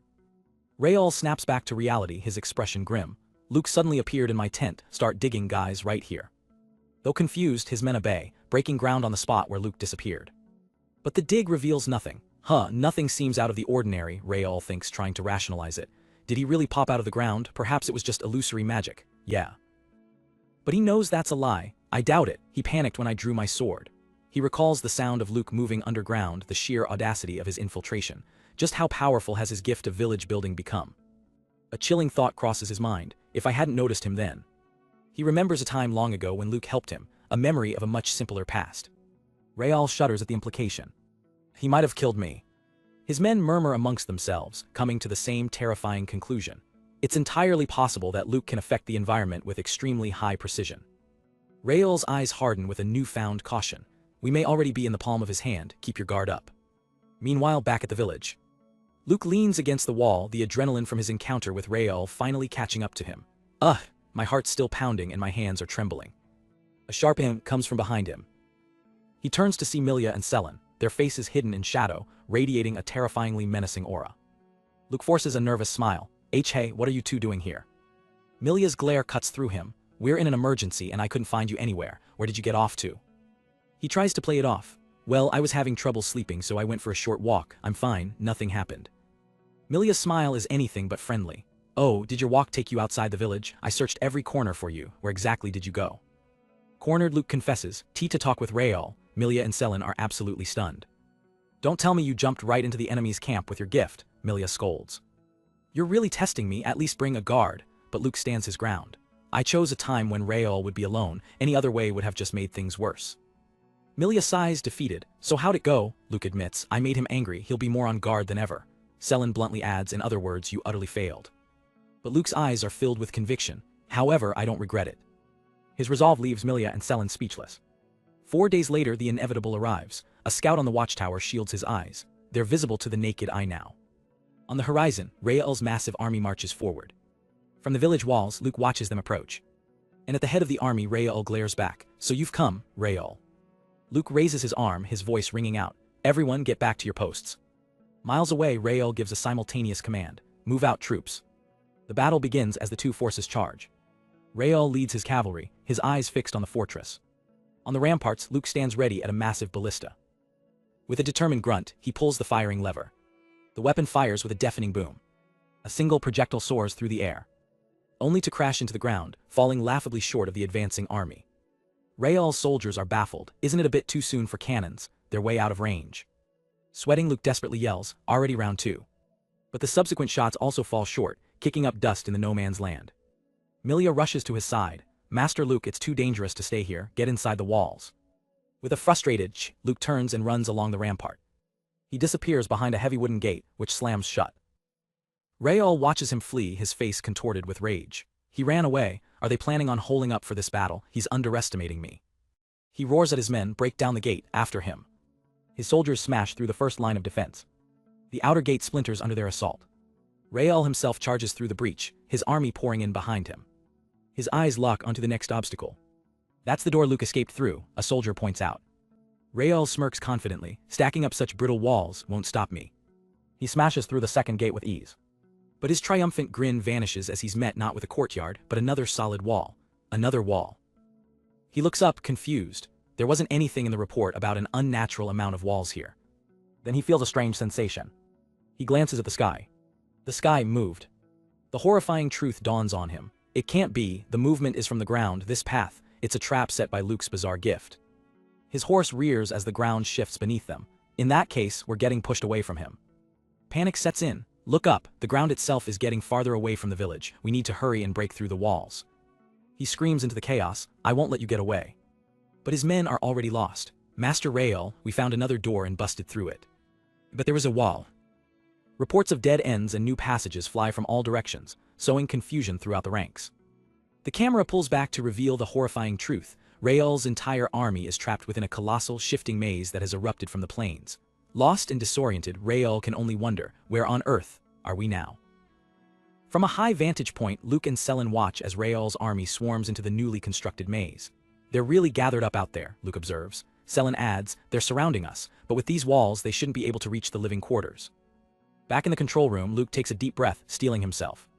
With a determined look, he places his hands on a large, dark panel. Here, he mutters, beginning to rapidly tap its surface. A holographic interface of the entire maze springs to life before him. A system notification describes the castle wall ability. As the villagers watch in awe, Luke declares, "Goes." Luke smirks, watching the enemy forces funnel into his trap. With them all bunched up in the same place, they should be easy to deal with. If all 5,000 of them were free to move about, it'd be rather scary. Selen, looking at the map, points out, "Oh, there are some stragglers in the rear." Luke explains his strategy as they watch the soldiers struggle. They must be struggling just to advance, and further communication will also be difficult. He manipulates the walls, creating a new path. It's a bit abrupt, but I'll make them a road to keep them moving. The villagers can only watch, stunned, as the very ground shifts. Milia claps her hands, beaming with pride. "Way to go, Master Luke," but Selen and an elf woman look on with concern. Selen thinks, "Isn't that just foul play?" while the elf worries, "It is rather harsh." Luke turns around, overhearing some of the villagers chatter. "Hey, I went through all that work to draw them in. It's too soon for cannon fire. We need to draw them in closer first." He then admits sheepishly, "But I get scared when I have to perform in front of so many people." The elf woman is flabbergasted. "How could you have possibly been a candidate as the Lord of Albert with that disposition?" Luke offers a simple solution. "No need to be scared. If you drink a potion, it'll restore some of those shortcomings." The elf woman snaps back, "That's not the issue here." Luke's expression turns serious. "However, we must continue to be vigilant, since I doubt Rael will lose his will to fight." The scene shifts to the heart of the maze, where a dark aura seems to throb. Rael is panting heavily, sweat pouring down his face. He clutches his chest, a deep sense of unease washing over him. This situation is overwhelming, and I can't shake off this discomfort. His men are visibly dejected. One of them reports, morale's clearly plummeting too. An aide rushes to Rael's side. "Master Rael, according to our mage's findings, this wall isn't an illusion. It's the real deal. It must have exhausted a lot of their magic power to build." Rael looks around, noticing a sudden stillness. "Yeah," he says, a bead of sweat rolling down his temple. "It stopped moving." A predatory grin spreads across his face. He sees an opening. "That means now's our chance." Rael roars his command to the army. "Have each unit explore the surroundings while breaking the walls. Keep advancing." His troops surge forward with renewed vigor. A soldier shouts, "Destroy the walls near their stronghold." Another points, "There's a path here." Two soldiers cautiously make their way down a narrow corridor. "This construction pattern feels like a maze," one says. The other nervously asks, "Just what kind of enemy are we up against?" They reach a dead end. Another dead end. Fall back. The soldier gives the order to retreat. "Take the path before this." But when they turn around, their hearts sink. The path they just came from is gone, replaced by a solid, towering wall. A deep rumbling sound echoes through the corridor as the soldiers look up in terror. The ceiling itself is descending upon them. Even the ceiling, we're being crushed in. Their screams are cut short by a final, sickening thud. Back in the control room, Luke wipes a bit of sweat from his brow, relieved. "Yes, things are going smoothly so far. We just need to keep whittling down their numbers like this." Selen looks down, unable to watch. "What? Even though they're the enemy, I'm starting to feel bad for them." The villagers debate the effectiveness of the strategy, hoping to exhaust the enemy before they can reach the village. Luke reflects on his true goal. "If our aim is for a peaceful solution, we need to hammer it into their thick heads that they can't win. It'd be nice if they'd just give up." Hours pass within the shifting labyrinth. Rael grits his teeth in frustration. "How much time has passed? Damn it, I can see my troops dwindling." He looks around wildly, his patience wearing thin. Just when is he going to run out of magic power already? A sense of dread begins to set in. If we don't find a way out of this, then... Suddenly his eyes widen. At the end of a long, newly opened corridor, a single figure stands waiting. Luke. Luke stares back, his expression unreadable. Seeing his nemesis, Rael's sanity finally snaps. With a blood-curdling scream, he charges. Lukechaarg. As his horse thunders down the corridor, the ground beneath it begins to ripple unnaturally. Rael's eyes widen in confusion. Huh. The solid ground was an illusion, dissolving into water beneath him. He and his horse plunge into a deep moat. A moat, damn it, the ground was an illusion. Surfacing, he desperately yells to his men behind him, "Fall back, it's a trap." But it's too late. His charging soldiers follow him over the edge, their cries echoing as they fall into the water. Rael looks up, defeated, as the path shifts once more. On the wall above, footsteps approach the edge. Rael watches as figures line the rampart. A line of elven archers appears, knocking arrows and taking aim at the men trapped in the water. Panic erupts among the soldiers. They'll kill us, just what have we been fighting against here? One man breaks down completely, begging, please, no more. The soldiers thrash in the water, their will to fight completely gone. Rael screams at them, trying to regain control. Stop, don't break formation. He glares at the chaos, furious. Quit now, why you, Lukes, right in front of our eyes. A calm voice cuts through the noise as Luke steps into view on the ledge above. You can't win. He looks down at his rival, his voice devoid of malice. You and your men can't kill me, Rael. Luke's gaze is steady and firm. Don't you get it? His expression softens into one of genuine sadness. I'll say it again, I'm not trying to bring down House Albert, I just want to live here peacefully, I don't want to fight you either. Luke extends one last chance for peace. So, can we put an end to all this conflict, Rael?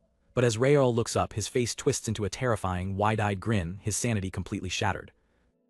On the battlefield, Luke watches in disbelief as a lone figure cuts through the water, for crying out loud. Standing beside him, a fellow villager notes Rael's insane tenacity.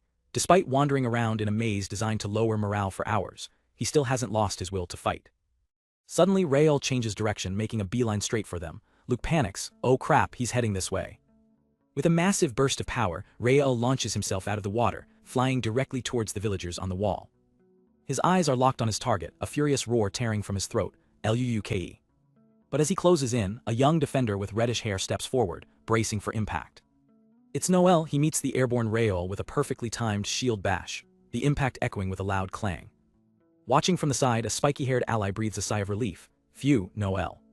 The force of the blow sends Rael reeling backward, his attack completely neutralized. He crashes to the ground, skidding to a halt right in front of his own stunned soldiers. Master Rael.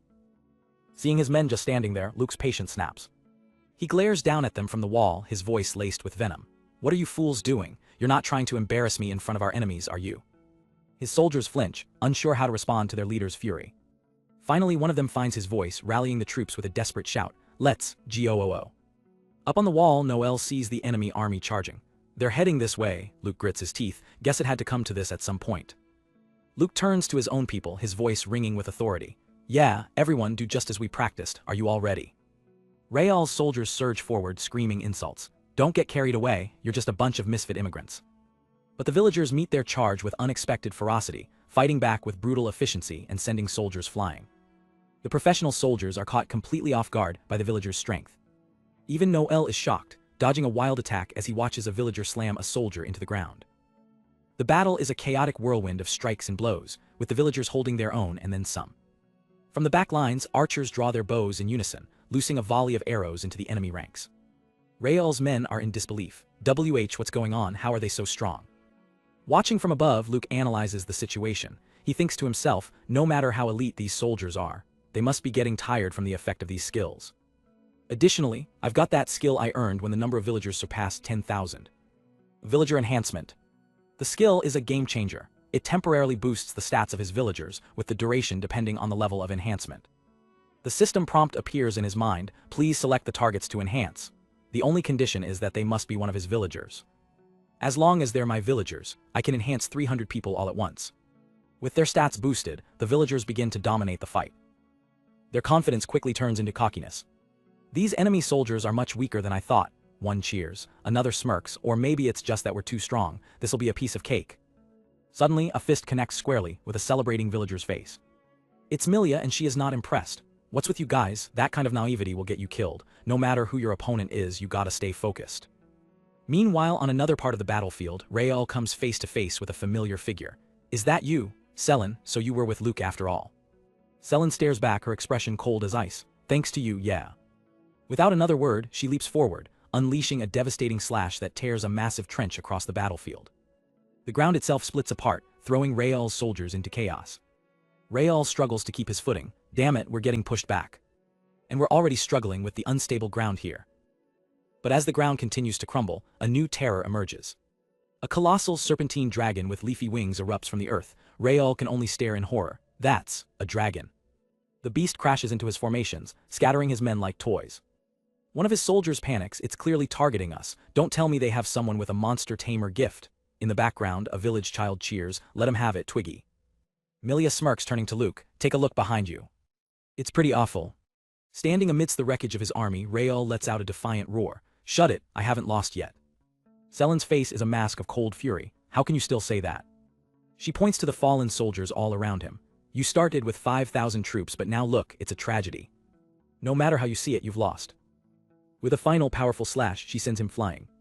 Rael is completely overwhelmed, his eyes wide with shock. Noel watches the decisive blow land.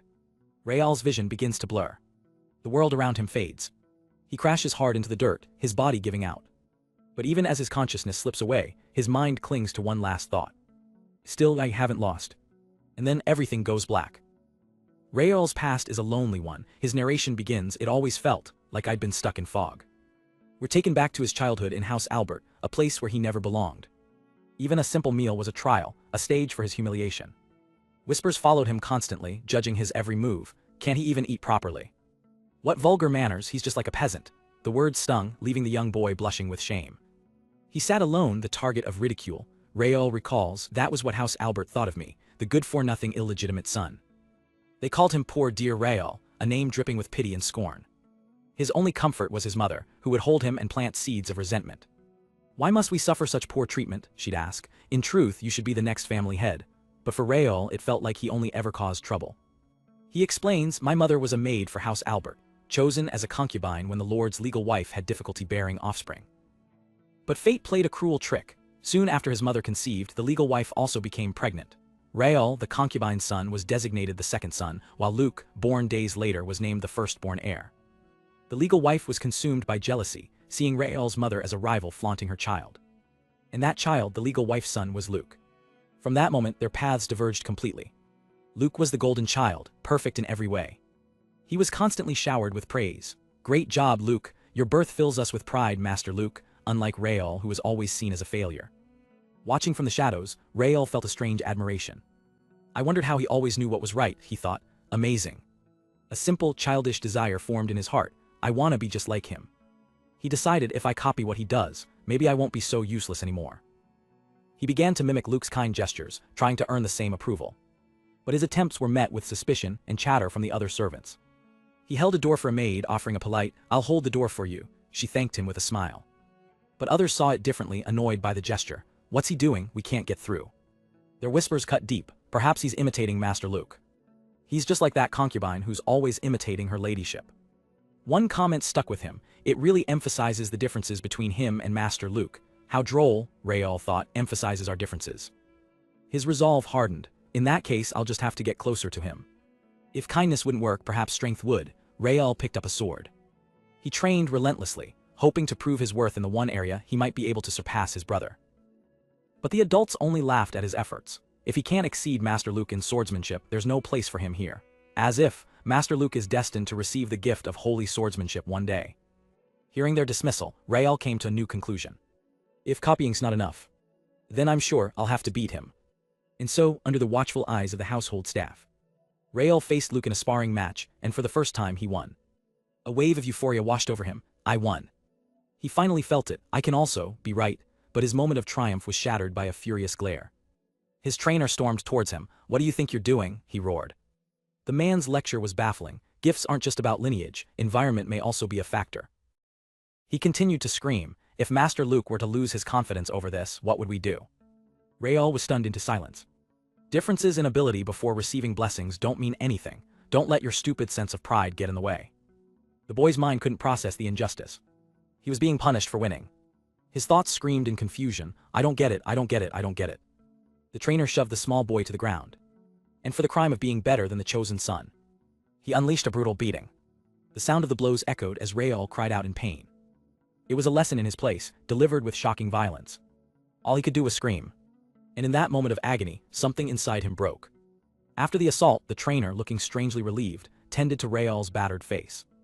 Panting, bruised, and crying, Rael looked at the man's expression and had a terrifying realization. A twisted smile spread across his swollen lips. It felt like the fog blocking my vision cleared.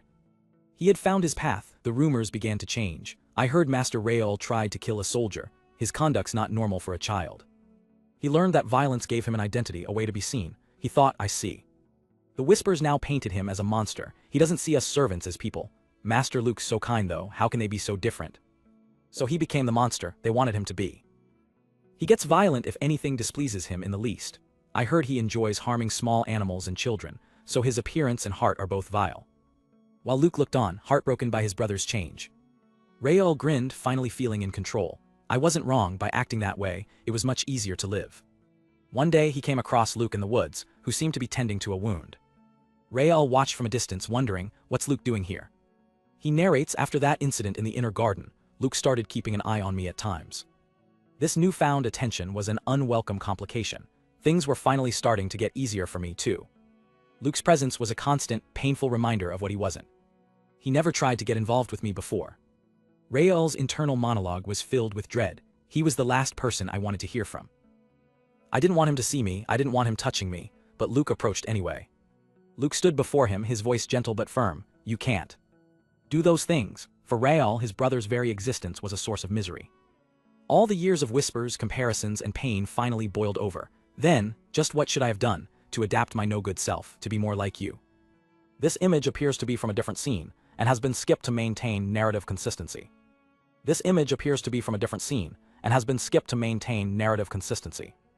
He exploded, his face twisted in a maniacal grin. So tell me, what great answer do you have, Luke?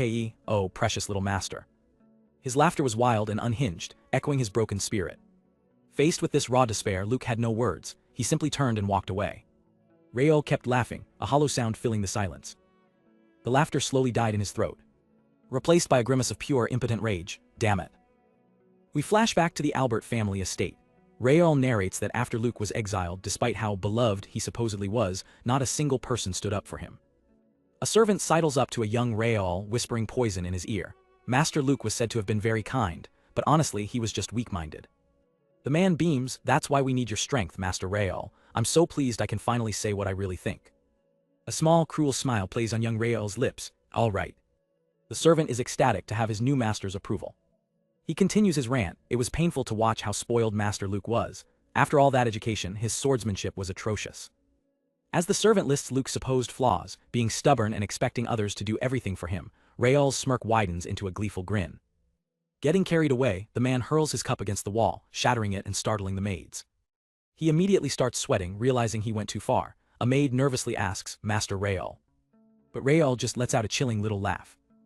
Confused and terrified, the servant and the maids force themselves to laugh along. The man desperately tries to play it off. What's the matter? Come on and laugh with me. The room fills with hollow, forced laughter, all centered on the small boy sitting on the throne-like chair.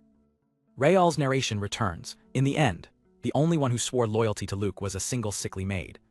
She was the only one to follow him into the wasteland. Gradually, Rael recalls, I stopped hearing Luke's name around here. Instead, all he heard were the fawning voices of the staff all addressing him. Master Rael, Master Rael. Even the head of the house now only had eyes for him. Wiping his mouth, a slightly older Rael looks back on it all. He thinks to himself, looking back, I didn't care about their approval anymore. As long as he wasn't there, it was so quiet. But that quiet was shattered by a rumor. I heard Master Luke has built a utopia in the wasteland. Rael's eyes fly open in shock and disbelief. Suddenly the whispers were everywhere. They say food's abundant. I heard he accepts any and all. Rael clenches his hands, his peace ruined. Not again. The nobles and servants debated. Some dismissed it as a trap, while others wondered if Luke would take them back. Rael covers his ears, trying to block out the noise. Just go away already. But the whispers grew louder, full of hope for his brother. Master Luke's so kind, I'm sure he'd accept us nobles. Rael internally screams, no more. We snap back to the present. Luke yells, I came to talk, stop getting in my way. But Rael's eye just crackles with raw power. Selen glances over, jolted by the sudden spike in energy. In the next instant, a massive explosion rips through the castle wall behind them. Luke and Selen whip around in shock. What was that? Standing in the rubble, wreathed in an aura of pure lightning, is Rael. Luke realizes the wall just suddenly broke. Rael lets out an inhuman roar, his fighting spirit overflowing. On the wall, the elf archer trembles. What incredible fighting spirit, stay back. But her commander screams, shoot, shoot him, and a volley of arrows rains down on Rael. Rael doesn't even flinch. With a single, contemptuous slash of his sword, he unleashes a shockwave that disintegrates every single arrow in midair. Luke stares, his eyes wide with disbelief. The arrows, they all crumbled. Milia screams in terror, Lord Luke. Fall back at once. Seeing an opening, Noel charges forward. He slams his shield into Rael, roaring, you won't beat me again. But it's useless. Rael smashes Noel and his shield aside with a single brutal strike. As Noel is sent flying, Selin appears behind Rael, daggers ready for a killing blow. But Rael is already there, meeting her blades with his own in a shower of sparks. They exchange a flurry of blows, the sound of clashing steel echoing across the field. Suddenly Rael stops moving. He turns his head slightly. Selin is stunned, he stopped fighting back. In a flash Rael dashes right past her, ignoring her completely. Selin realizes his true target. Wah, oh no you don't. But she's too late. Rael is already upon Luke, unleashing a cataclysmic strike that shatters the very ground beneath them. Selin screams Luke's name as Rael's blade descends. She desperately slashes at Rael's exposed back. But he doesn't even try to dodge. Selin is horrified. He's not even trying to avoid my attacks. Doesn't he care if he dies? Luke grits his teeth, facing the attack head-on. He throws up a barrier just in time, blocking the devastating blow. The impact sends a shockwave outwards. Selin can only think he's fighting like a madman. His face bloodied and twisted into a psychotic grin, Rael stares down his brother. I know what you're thinking, he snarls. You never took me seriously, you don't want to get your hands dirty, you don't want to kill me, do you? He leans in, his voice a deranged scream. Kill Emmy, he roars, and if you don't, I'll kill you. Battered and bleeding, Rael screams at Luke, his voice raw with desperation. Kill Emmy, I'll make you sully your hands. And if you don't, I'll kill you. The sheer intensity of their clash is immense. Even Luke's creation tablet, the source of his power, begins to crack under the strain. But Luke makes his move. A massive stone hand erupts from the ground, snatching Rael from behind. I don't want to kill you, Luke screams back, his own desperation clear, and I don't want to die either. Rael isn't finished. Another weird skill, he roars, effortlessly slicing the golem's arm to pieces. But the stone instantly reforms around him. The golem's hand slams Rael into the ground with brutal force. Luke grits his teeth, pouring all his focus into maintaining the construct. Rael is pinned, his curse cut short by the devastating impact. Trapped beneath the stone fist, Rael thrashes wildly. Let go of me. Luke's resolve is absolute, I won't. If I let you go here, I know I'll regret it. Rael scoffs, of course you will, we're fighting to the death here, but Luke shakes his head, not because of that. It's not that at all. Luke's mind flashes back to their childhood. Up until now, I always thought that Rael just hated me. But seeing him now so utterly desperate, it can't be just hatred, Luke thinks. I'm sure he's struggling with a lot of different feelings. If that's really the case then. The stone golem's grip tightens, a reflection of Luke's own dawning resolve. Taking a deep breath, Luke shouts across the battlefield, his voice filled with emotion. I tried hard to behave well in House Albert, but some things I just ended up making worse. Rael looks up, completely stunned by the sudden confession. I was afraid of that, and convinced myself that not acting was for the best. I didn't try to get close to you, or understand you as I should have. Luke's words strike a nerve and Rael's mind snaps. Stop it. He struggles with renewed fury, trying to drown out the confession. Shut you p, shut you p. The stone restraining him begins to crack and splinter under the raw power of his rage. Shut you p, shut you p, shut you p. He glares up at Luke, hot tears finally breaking free. Oh, that's right, you're just a hypocrite. Nothing but talk. Well, it's too late now. If only you were never born, I would have had a great life. The cruel words land and Luke's expression falls, filled with sorrow. With a final, agonized cry, Rael's strength gives out completely. The golem's hand crumbles into dust around him. He collapses face first onto the ground, unconscious. Luke approaches his fallen brother. Rael, I never cared about winning or losing back at House Albert. People expected me to be the next head of the household, and I just followed along. But things are different now. I fight with my own will, to protect this village and everyone here. A genuine bright smile spreads across his face. After all, I created this village. A place where everyone can live peacefully. That was my hope for this village. He kneels down, gently taking Rael's hand in his. So, let's talk, I mean really talk this time. Please tell me about yourself, Rael. Rael's consciousness begins to fade. His sword lies forgotten on the ground, the battle finally over. He slips into darkness. In the depths of his mind, a memory surfaces. I had a dream. A dream when I was a kid. He remembers seeing a young Luke, always distant, always walking away from him. But in this one dream, for the very first time, Luke looked back at him. It was the briefest moment of acknowledgement. A small forgotten hope. His mind drifts as his body shuts down. I don't feel pain anymore, I guess, I'm dying. But in the end, I destroyed what I hated most, take that. And then his world goes black. Suddenly, Rael's eyes snap open to a horrifying sight.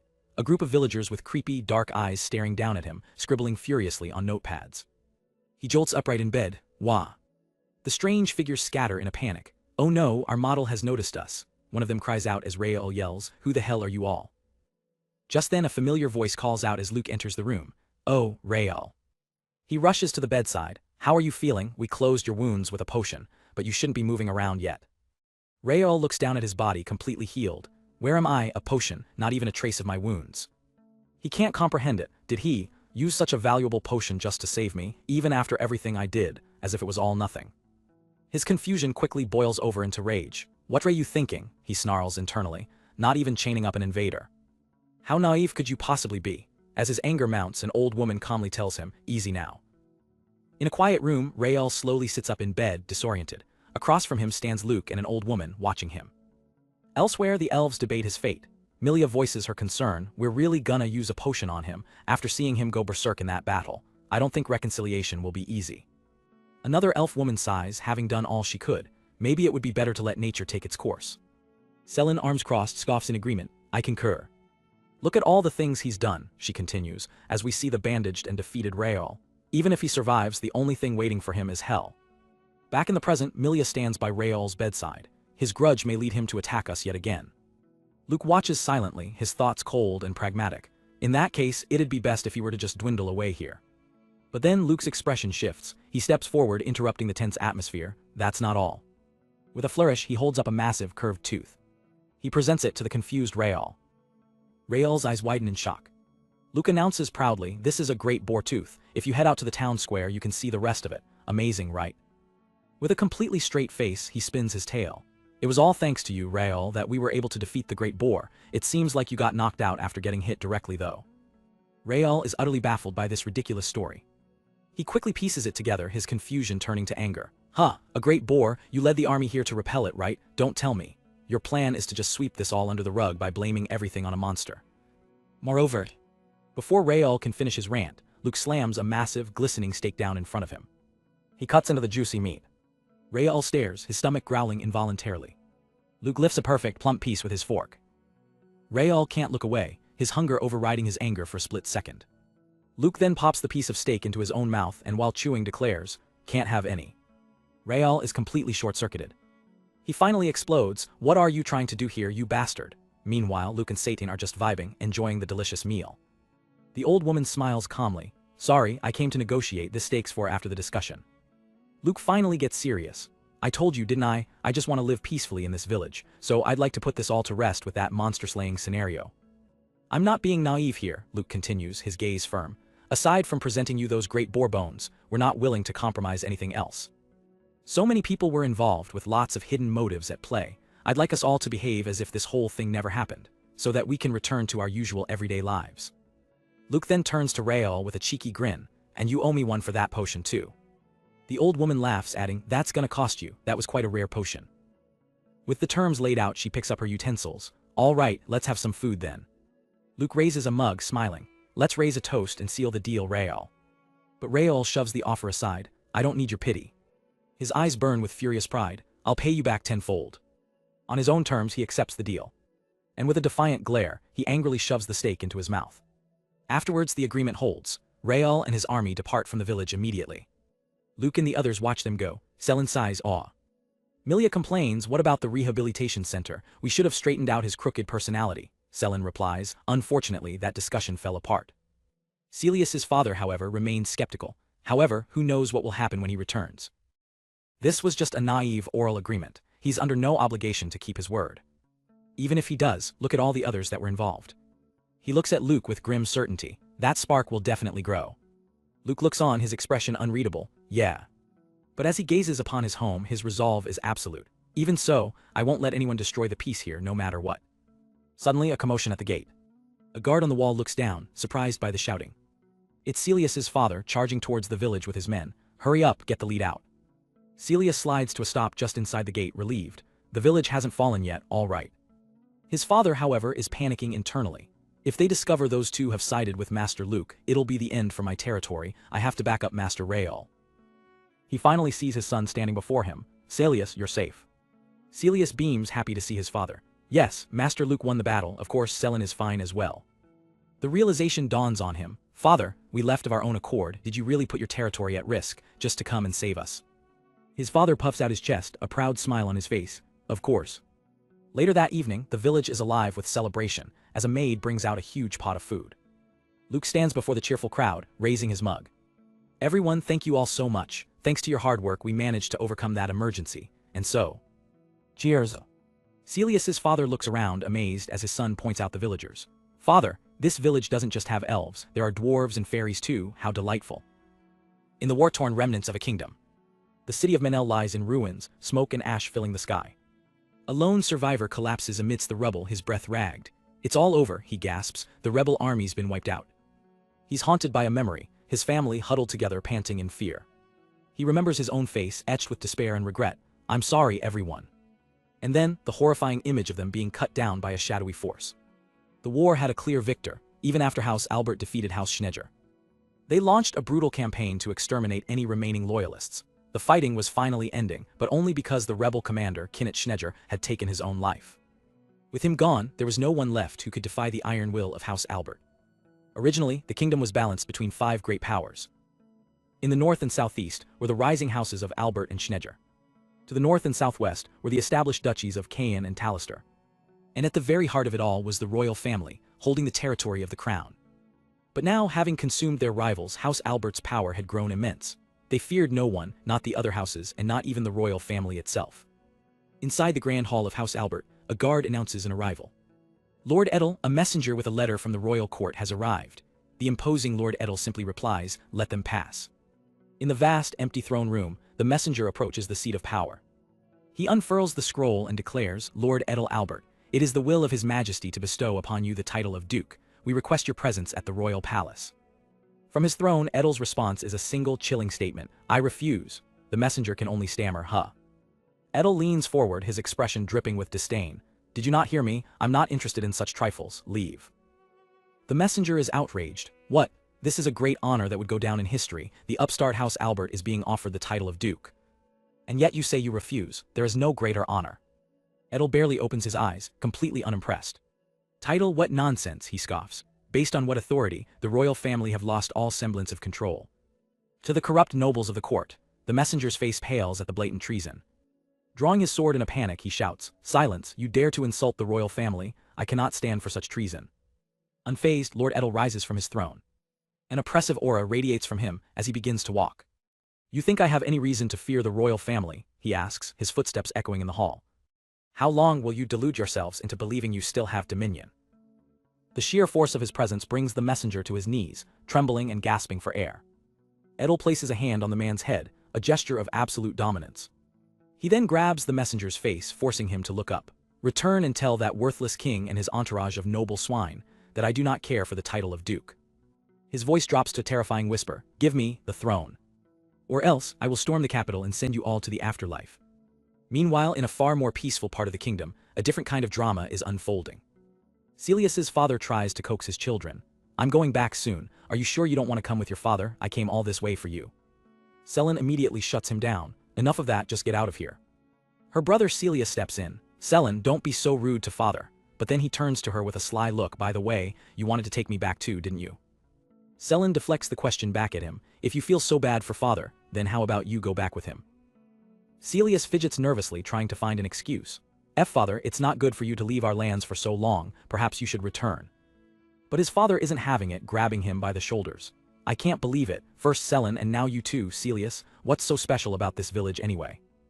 With a glance towards a blushing Selin, Celius finally confesses, "This village is the home of my love." Selin is completely flustered. Their father's eyes light up with curiosity. "Oh my, what is her lineage? She's a very fine young lady who leads her people." Selin cuts in, "Hey, I came here chasing after Luke, you know. You're the one who just ran away to avoid an arranged marriage." Her father strokes his chin, putting the pieces together. Suddenly, a political calculation flashes in his mind. He thinks, wait, now that Master Rael has lost, is the smarter move to be in the good graces of Master Luke. His demeanor changes in an instant. "All right, as your father, I've decided to support your romances. Leave our lands to me." He then sprints off, leaving his children utterly confused. He runs with surprising speed, catching the attention of a certain village leader. Luke is shocked. Count Bajrata." The count barrels towards him, shouting, "Master Luke." He grabs Luke's hands with overwhelming enthusiasm. "Oh, it's been so long. My children are in your debt." Luke is completely lost, but notes internally that the count feels no hostility at all. The count continues his praise. "I was so relieved when Selin went out to find you. What a lovely fiancé you have. How amazing, Master Luke, to think you made this wonderful village in such a short time." All right, he declares, already running off again. The House of Bajrata looks forward to further dealings with you. Luke can only watch, baffled. A month has passed since Raol's army withdrew from the village. With the malicious rumors finally put to rest, the number of immigrants has steadily climbed, and the village population has swelled to an incredible 10,000 people. Luke sits and reflects on their rapid growth. I'm still not paying any tax to House Albert. I guess that'd make Raol mad. They were easier on me when we were a small village, but we might be outgrowing that. He looks over his thriving community. I believe we have already far surpassed the label of village. Just then Dantho approaches him. Dantho, Luke calls out. The former governor advises, I believe it's fine to be more assertive. We did win that battle after all. Luke remembers how he convinced Dantho and his people to stay, saving them from returning to reason to face punishment. Dantho brings up a new concern. Any day now, a new governor will take up office in the North District. Depending on the governor, they may demand something of you, he warns. In that case, please leave the negotiations to me. Luke smiles, grateful for the support. Thank you, it's reassuring to know he's on my side. Dantho lets out a quiet sigh of relief, happy that Luke allowed them to stay. But his relief quickly turns to anxiety as he clutches his chest, remembering his wife's stern warning. He thinks, I'm on thin ice, not just as a governor but as a husband too, all while Luke remains blissfully unaware. In the Northern District of Reason, a major change is underway. Inside the governor's office, workers are in a frenzy. One thinks to himself, everything's so hectic in here now that the former governor's been replaced. A man with a friendly smile and a long blonde ponytail steps forward to address the staff. Hello, I'm Mitchell. I've been dispatched here as the new governor. Pleasure to meet you all. An office worker approaches him, looking relieved. Oh, Sir Mitchell, thank you for coming. He continues, explaining the dire situation. Actually, there are far less staff than expected, so we've had a rather difficult time. It's so reassuring to have you here now. Mitchell cuts right to the chase. I've heard the rumors. Something about there being no end to those moving to some village in the wastelands, yes. By the way, do you have any information regarding that place? The worker immediately slides a document across the desk. Yes, right here. As Mitchell reads, his eyes widen in surprise. Wow, if this is real, then this would be an incredible deal indeed. He looks up asking, could I speak with someone who visited this place? Another worker chimes in grimly, well, all the ones who went to investigate quit their positions and moved there. Mitchell's friendly demeanor vanishes, replaced by a cold, calculating smirk. However, we can't have them just stealing all our citizens now, can we? Meanwhile, back in Luke's thriving village. A subordinate rushes to Luke with urgent news. Chief, there's a messenger from Reason. From what I read of his thoughts, there's a new governor and they would like to greet you. Dantho, Luke's advisor, remarks, they didn't waste any time coming here. He provides Luke with intel on the new governor. From what I heard secondhand, the new governor isn't a noble or even a warrior at all. He appears to be a talented fellow who rose to the rank of governor due to his practical skills. Dantho continues, he was the governor in the Western District up till now but was transferred after this past incident. He's been granted this post under such difficult circumstances. He must be quite a cunning man. Looking at Luke with grave concern, Dantho gives a final warning. Please be careful.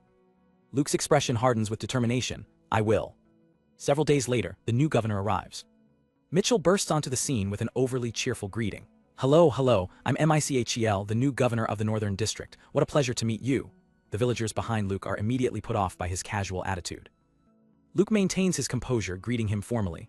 I'm the village chief, Luke. Thank you so much for coming all the way out here. Mitchell waves it off. Oh, not at all. Please think nothing of it. After all, I am a servant of the House of Albert. As they tour the village, Mitchell is visibly impressed. Even so, this is quite a splendid village. It's so beautiful and full of life and not a single vagrant in sight. He continues his praise. There are plenty of delicious foods, and the residents are all insured such comfortable homes. I'd also like to live in a place like this. Dantho remarks dryly, I can see why immigrants just keep coming. Suddenly, Mitchell's expression shifts from cheerful to intense. He turns to Luke with a sharp look. He leans in, his voice dropping. And in fact, I have a proposal I'd like to discuss with you, Master Luke. Luke gulps, sensing the gravity of the moment. In a move that shocks everyone, Mitchell performs a deep, formal bow. Please make the Northern District part of this village. I'm begging you. Straightening up, Mitchell lays out his desperate logic. This village has already exceeded reason greatly in terms of industry and military might. The flow of residents won't be stopping anytime soon either. Please allow us to join you before the Northern District loses its entire population. While the villagers murmur in confusion, Luke asks, You decided this on your own? Mitchell smiles sheepishly. No, my superiors told me not to get involved with this place, so I'd like to do this quietly. Dantho immediately objects. You mustn't. Doing this secretly means they can back out at any time. There's nothing to bargain with at all. Mitchell remains unfazed by the outburst. You'll gain the Northern District, and in exchange will benefit from the alliance. That's all. Dantho is furious. How incredibly flippant. This is an important decision affecting the citizens and you're so casual about it. With a sweet smile, Mitchell reveals his true intention. Eventually, I'd like to make some of these wonderful facilities you have in this city in reason as well. In other words, will you make them for me? Dantho explodes. Such impudence, are you really the governor? In the first place, Master Luke may be amazing, but there's no way he could possibly fulfill such ridiculous. Luke calmly cuts him off. Actually, I can do it. Dantho freezes, stunned into silence. You can do it. Luke explains the incredible reach of his power. Actually, this village's territory, the range where I can use village skills, has already expanded to a level that can encompass all of the northern district. If I wanted to, I could make all the residents there my villagers too. Luke weighs his options, thinking, should I though? I'd like to get along with the northern district too. Dantho can only stammer, well, that is a good point, but... Mitchell is overjoyed. Wow, I'm utterly thrilled. He immediately starts listing his demands. If possible, I'd also really like some beds for those large crops and soil, as well as a public bathhouse. Luke pulls up his system menu. A prompt appears. Would you like to turn the residents of Reason City into villagers? He thinks, can I really do this? Before tapping yes. A system notification rings out. 9351 residents of Reason have become villagers. Luke and Mitchell smile, sealing the deal. I look forward to working with you, Mitchell. As they celebrate, Dantho whispers to a colleague, are you sure this is going to be all right? He looks like he'd betray us in a heartbeat. Luke doesn't waste a moment. First, let's change the roads. He stands on the path leading out of the village. Luke activates his skill. I'll use the facility upgrade on these stone roads I made before. A system window pops up. Road, cobblestone road, reduces fatigue and increases travel speed. The moment the upgrade completes, Luke takes a step. He's instantly propelled forward at an incredible speed. Whoa. Mitchell watches baffled. He suddenly got faster. Luke zips past him, exclaiming, this is amazing, I'm moving so fast. Mitchell can only shout, whoa. Dantho tries to run after him, but he too is launched forward by the road's magic. Master Luke, please wait, what? As they travel, Mitchell hums, enjoying the effortless speed. Dantho, however, is bent over, panting. How strange. The sensation of walking is no different than normal, yet the scenery rushes by incredibly fast. Luke explains his plan to apply the effect all the way to Reason, leaving Dantho and Mitchell amazed at the sheer scale of his ability. Mitchell's playful demeanor fades as a chilling realization dawns on him. It seems you could have easily taken over Reason whenever you wanted, correct? You didn't have to go along with my proposal. He then bursts into laughter, a hint of fear in his eyes. Ahaha, how frightening, just being able to converse with someone of your caliber is an honor beyond my station. In what feels like no time at all. The trio arrives at the gates of Reason. Dantho is in disbelief. We really walked all the way to Reason, Luke calmly replies. All right, that should do it. Dantho quickly does the math. It took about half the normal time and I don't feel tired at all. With this, we can even make day trips back and forth. He whispers worriedly to Luke, however, won't this simply accelerate the rate of immigration? Mitchell turns, having overheard them. On the contrary. He explains his logic. Surprisingly, there are many who don't wish to leave the land they're accustomed to. If travel gets easier, immigration should decrease. Mitchell gives Luke a knowing smile. You truly are a frightening individual. Luke simply smiles back, his plan perfectly in motion. Now that the deal is done, Mitchell gets demanding again. And so, next, I'd like some of those facilities just like you have in your village. Dantho can only grumble at his impudence. In the city of Reason, Luke ponders his next move. Facilities like the ones in the village. I guess I can make a few now, he thinks before turning to his companions. Do you have any requests for ones you really need or places to put them? Mitchell, the acting lord, steps forward with a smile. Let me see. After visiting your city, village, I was most surprised by its cleanliness. To prevent the spread of disease, I'd like some public toilets and bathhouses. He gestures to a suitable location, preferably somewhere convenient to avoid conflict. This way, please. As they walk, another thought pops into Luke's head. Fields. Dantho, Mitchell's aide, overhears and chimes in. Crops don't grow so well in Reason, so I'd be glad to see some fields like the ones in your village, Master Luke. A sly grin spreads across Mitchell's face. Dantho is stunned. Oh, those crops were also the result of his gift's power. Mitchell smugly explains that his predecessor told him about it, then quickly adds, I wasn't telling you about it. I was consulting with Master Luke for the sake of the people. Luke chuckles, raising his hands to calm them down. Okay, settle down. How about we take a walk around Reason and build some facilities to make life easier for everyone? Mitchell points out the first location, and Luke immediately gets to work on his tablet. With a deep BWOM, a brand new building materializes out of thin air, shocking everyone present. The townspeople can only murmur in awe as Luke continues his miraculous construction. He summons a modern toilet, leaving the locals completely bewildered by the strange porcelain object. Next, he creates vast, perfectly irrigated fields ready for planting. A sturdy watchtower appears in an instant, followed by a beautifully crafted cobblestone road. Mitchell can no longer contain himself and bursts into laughter. So this is the power of Master Luke's gift. I see how you built a fine city in the wastelands in just a year. All I can do is laugh. Dantho can only agree, sweat dropping in disbelief. There's still more? Dantho asks, amazed. Luke, focused on his tablet, simply says, next. As they walk, Luke notices the crumbling infrastructure. Why do those houses have cracks in their walls? Dantho explains. Reason is a city with a long history, so there are many old buildings around. Luke's eyes narrow as he spots something on his tablet. He thinks to himself, even if they're unsafe, people still live in them. I don't feel right just swapping them for impersonal apartment complexes. There must be something I can do. Suddenly, a new prompt appears on his screen. Would you like to customize the facility? Luke is stunned. Facility customize? I thought I could only use this on facilities I made myself. But maybe I can apply it to any facility standing in my village. He decides to test it, targeting the cracked wall. I'll just try taking an undamaged portion of the wall and pasting it here. It works perfectly, the cracks vanish. Amazing, you're repairing the walls, an onlooker shouts. A small smile plays on Luke's lips, and I can also use the facility upgrade. With a flash of light, the entire house is renewed, its stats visibly increasing in sturdiness, comfort, security, and even air freshness.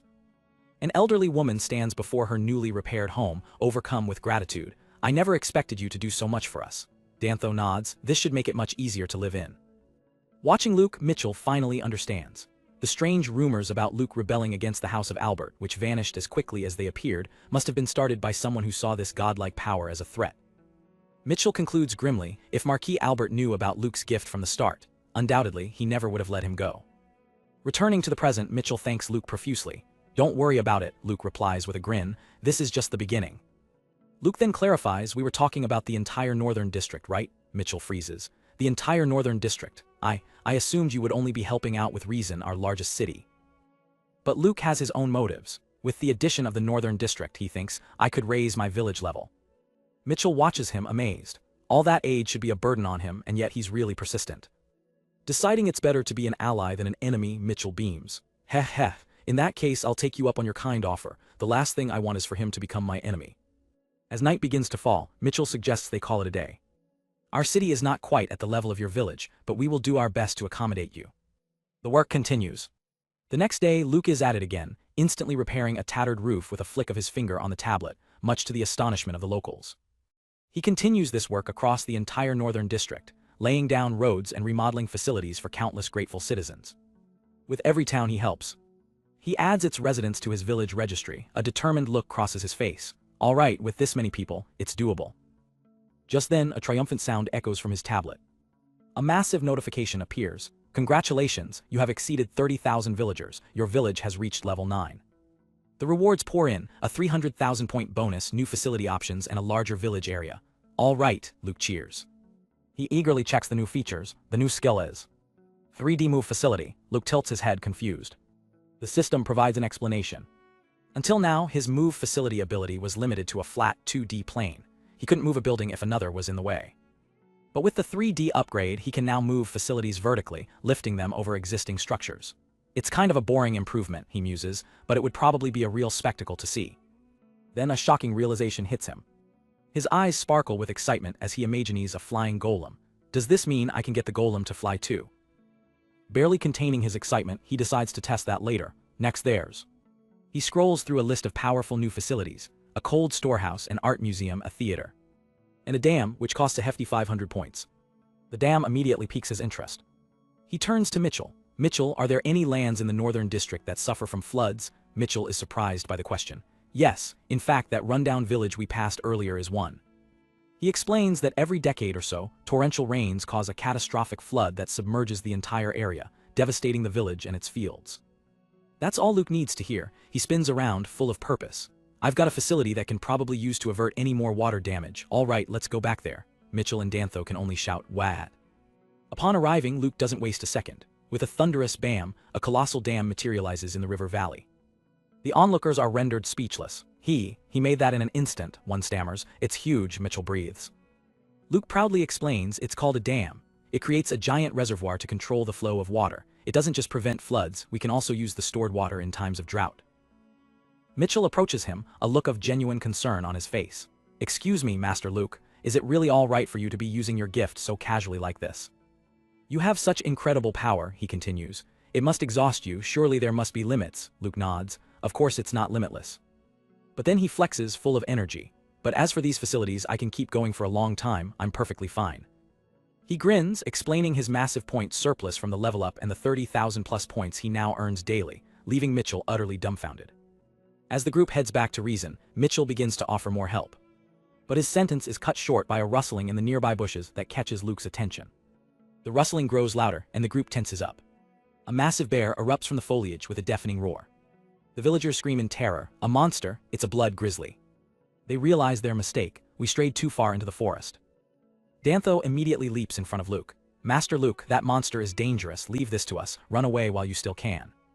But Luke holds his ground. "Wait," he yells. He steps forward with a confident smile, stunning everyone. "It's all right, I will fight it." His eyes gleam with a mischievous light. "This is my chance to try out that 3D facility move." Dantho clutches his head in despair, convinced Luke has finally snapped. Why is this happening? Has Master Luke lost his mind? Luke stands his ground, facing off against his next major challenge, a massive, snarling blood grizzly. Without missing a beat, Luke pulls out his tablet, a plan already in motion. "First, I gotta customize a stone wall as usual," he thinks to himself. He raises his hand and shouts the command, "Summon Golem." Instantly, a colossal stone figure materializes before him. The onlookers are completely stunned. "Wow, those stones became a golem," one villager asks in disbelief. "Master Luke can make monsters as well," another exclaims. But Luke's just getting started. With a confident smirk, he decides to up the ante. "Next, I'll use the 3D move facility skill." The stone golem defies gravity, lifting off the ground and hovering ominously in the air. The crowd and even the bear look on in shock. "It jumped," a villager cries out. Luke points towards the beast and gives the order, "Let him have it." The golem shoots forward like a stone missile, and completely whiffs, flying right past the bear. It crashes into the forest behind, leaving the blood grizzly totally unharmed. Luke stares in disbelief, a nervous sweat breaking out. "H-ha, again." He tries to command the golem again, but it just flails wildly, missing its target. And again, the bear easily dodges the clumsy attack. Luke grows more desperate with each failed attempt, but the golem's movements are just too erratic. The crowd's initial excitement turns to concern. Its movements sure are strange. Luke clutches his head in frustration, realizing his mistake. It was originally just a body made from a stone wall, so it's really hard to control in 3 dimensions. Losing its patience, the blood grizzly lets out a ferocious roar, ready to attack.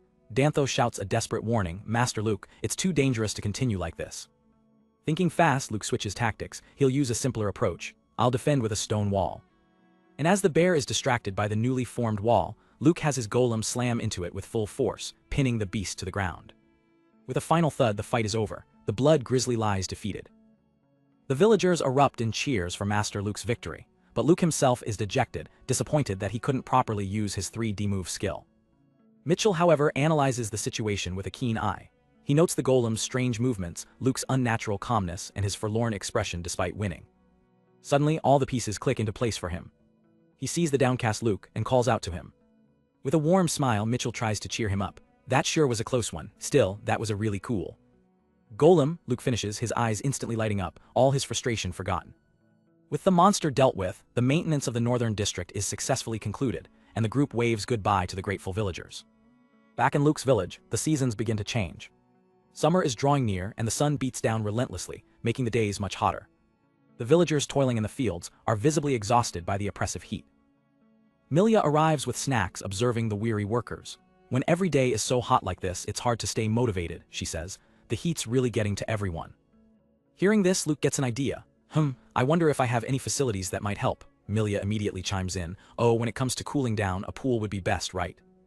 Luke has no idea what a pool is, so Milia explains it's a facility with cool water for swimming and fun. "Oh, so like playing in a river?" Luke asks. Looking it up, Luke sees a pool is for leisure and exercise. But Milia adds the most important detail. "By the way, since you wear something called a swimsuit, it's a facility men and women can enjoy at the same time." This immediately piques Selen's interest. When asked what swimsuits are, Milia guesses, "It's made to be easy to swim in, so it's pretty fitting and stretchy, I guess."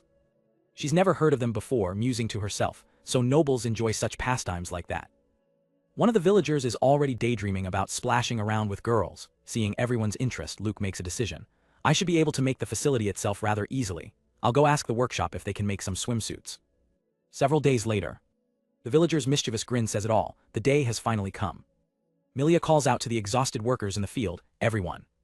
With a grand gesture, she and another woman present their creations. "Ta-da, we made you all swimsuits." The villagers gather around excitedly as the woman from the workshop explains, Master Luke really provided us with a lot of inspiration. Now come pick whichever one you feel is right for you. With the outfits ready, Luke steps up. Okay, I'll make the pool too. In an instant, a massive, self-cleaning waterway materializes. Milia directs the excited villagers to the new changing rooms and showers. The women are thrilled with the variety of cute and practical swimsuits. Soon a voice calls out, Master Luke. Milia and Selen emerge from the changing room. Milia strikes a confident pose, asking, how do we look, while a bashful Selen nervously adjusts her swimsuit. Luke gives them a big thumbs up, you both look great. Celius, however, is flustered by their attire. Isn't it a bit lewd, children need to butt out. Milia smirks, knowing exactly what he's thinking. Wah, you want to see Philia in a swimsuit too, don't you? She admits to herself that the level of exposure is a bit unsettling, but Luke's positive reaction confirms it's the proper attire for a pool. A determined glint appears in her eye. This is her chance. In any case, I won't let this chance slip past me. She sneaks up behind Luke, wrapping her arms around him. Her master plan is in full effect. I'll use every trick I know to seduce him, she thinks. Then finally, Master Luke will fall into the palm of my hand. Luke gasps, completely flustered by the sudden and intimate contact. But just as Milia's plan reaches its climax, Philia casually walks up to the group, completely naked. Milia shouts, Philia, you need a swimsuit. Philia looks confused. We're gonna splash around in the water, right? Why would I wear clothes for that? As Luke tries to argue, Celius is hit with a massive nosebleed, his vision going red. Milia can only watch her perfect opportunity crumble. There goes my chance.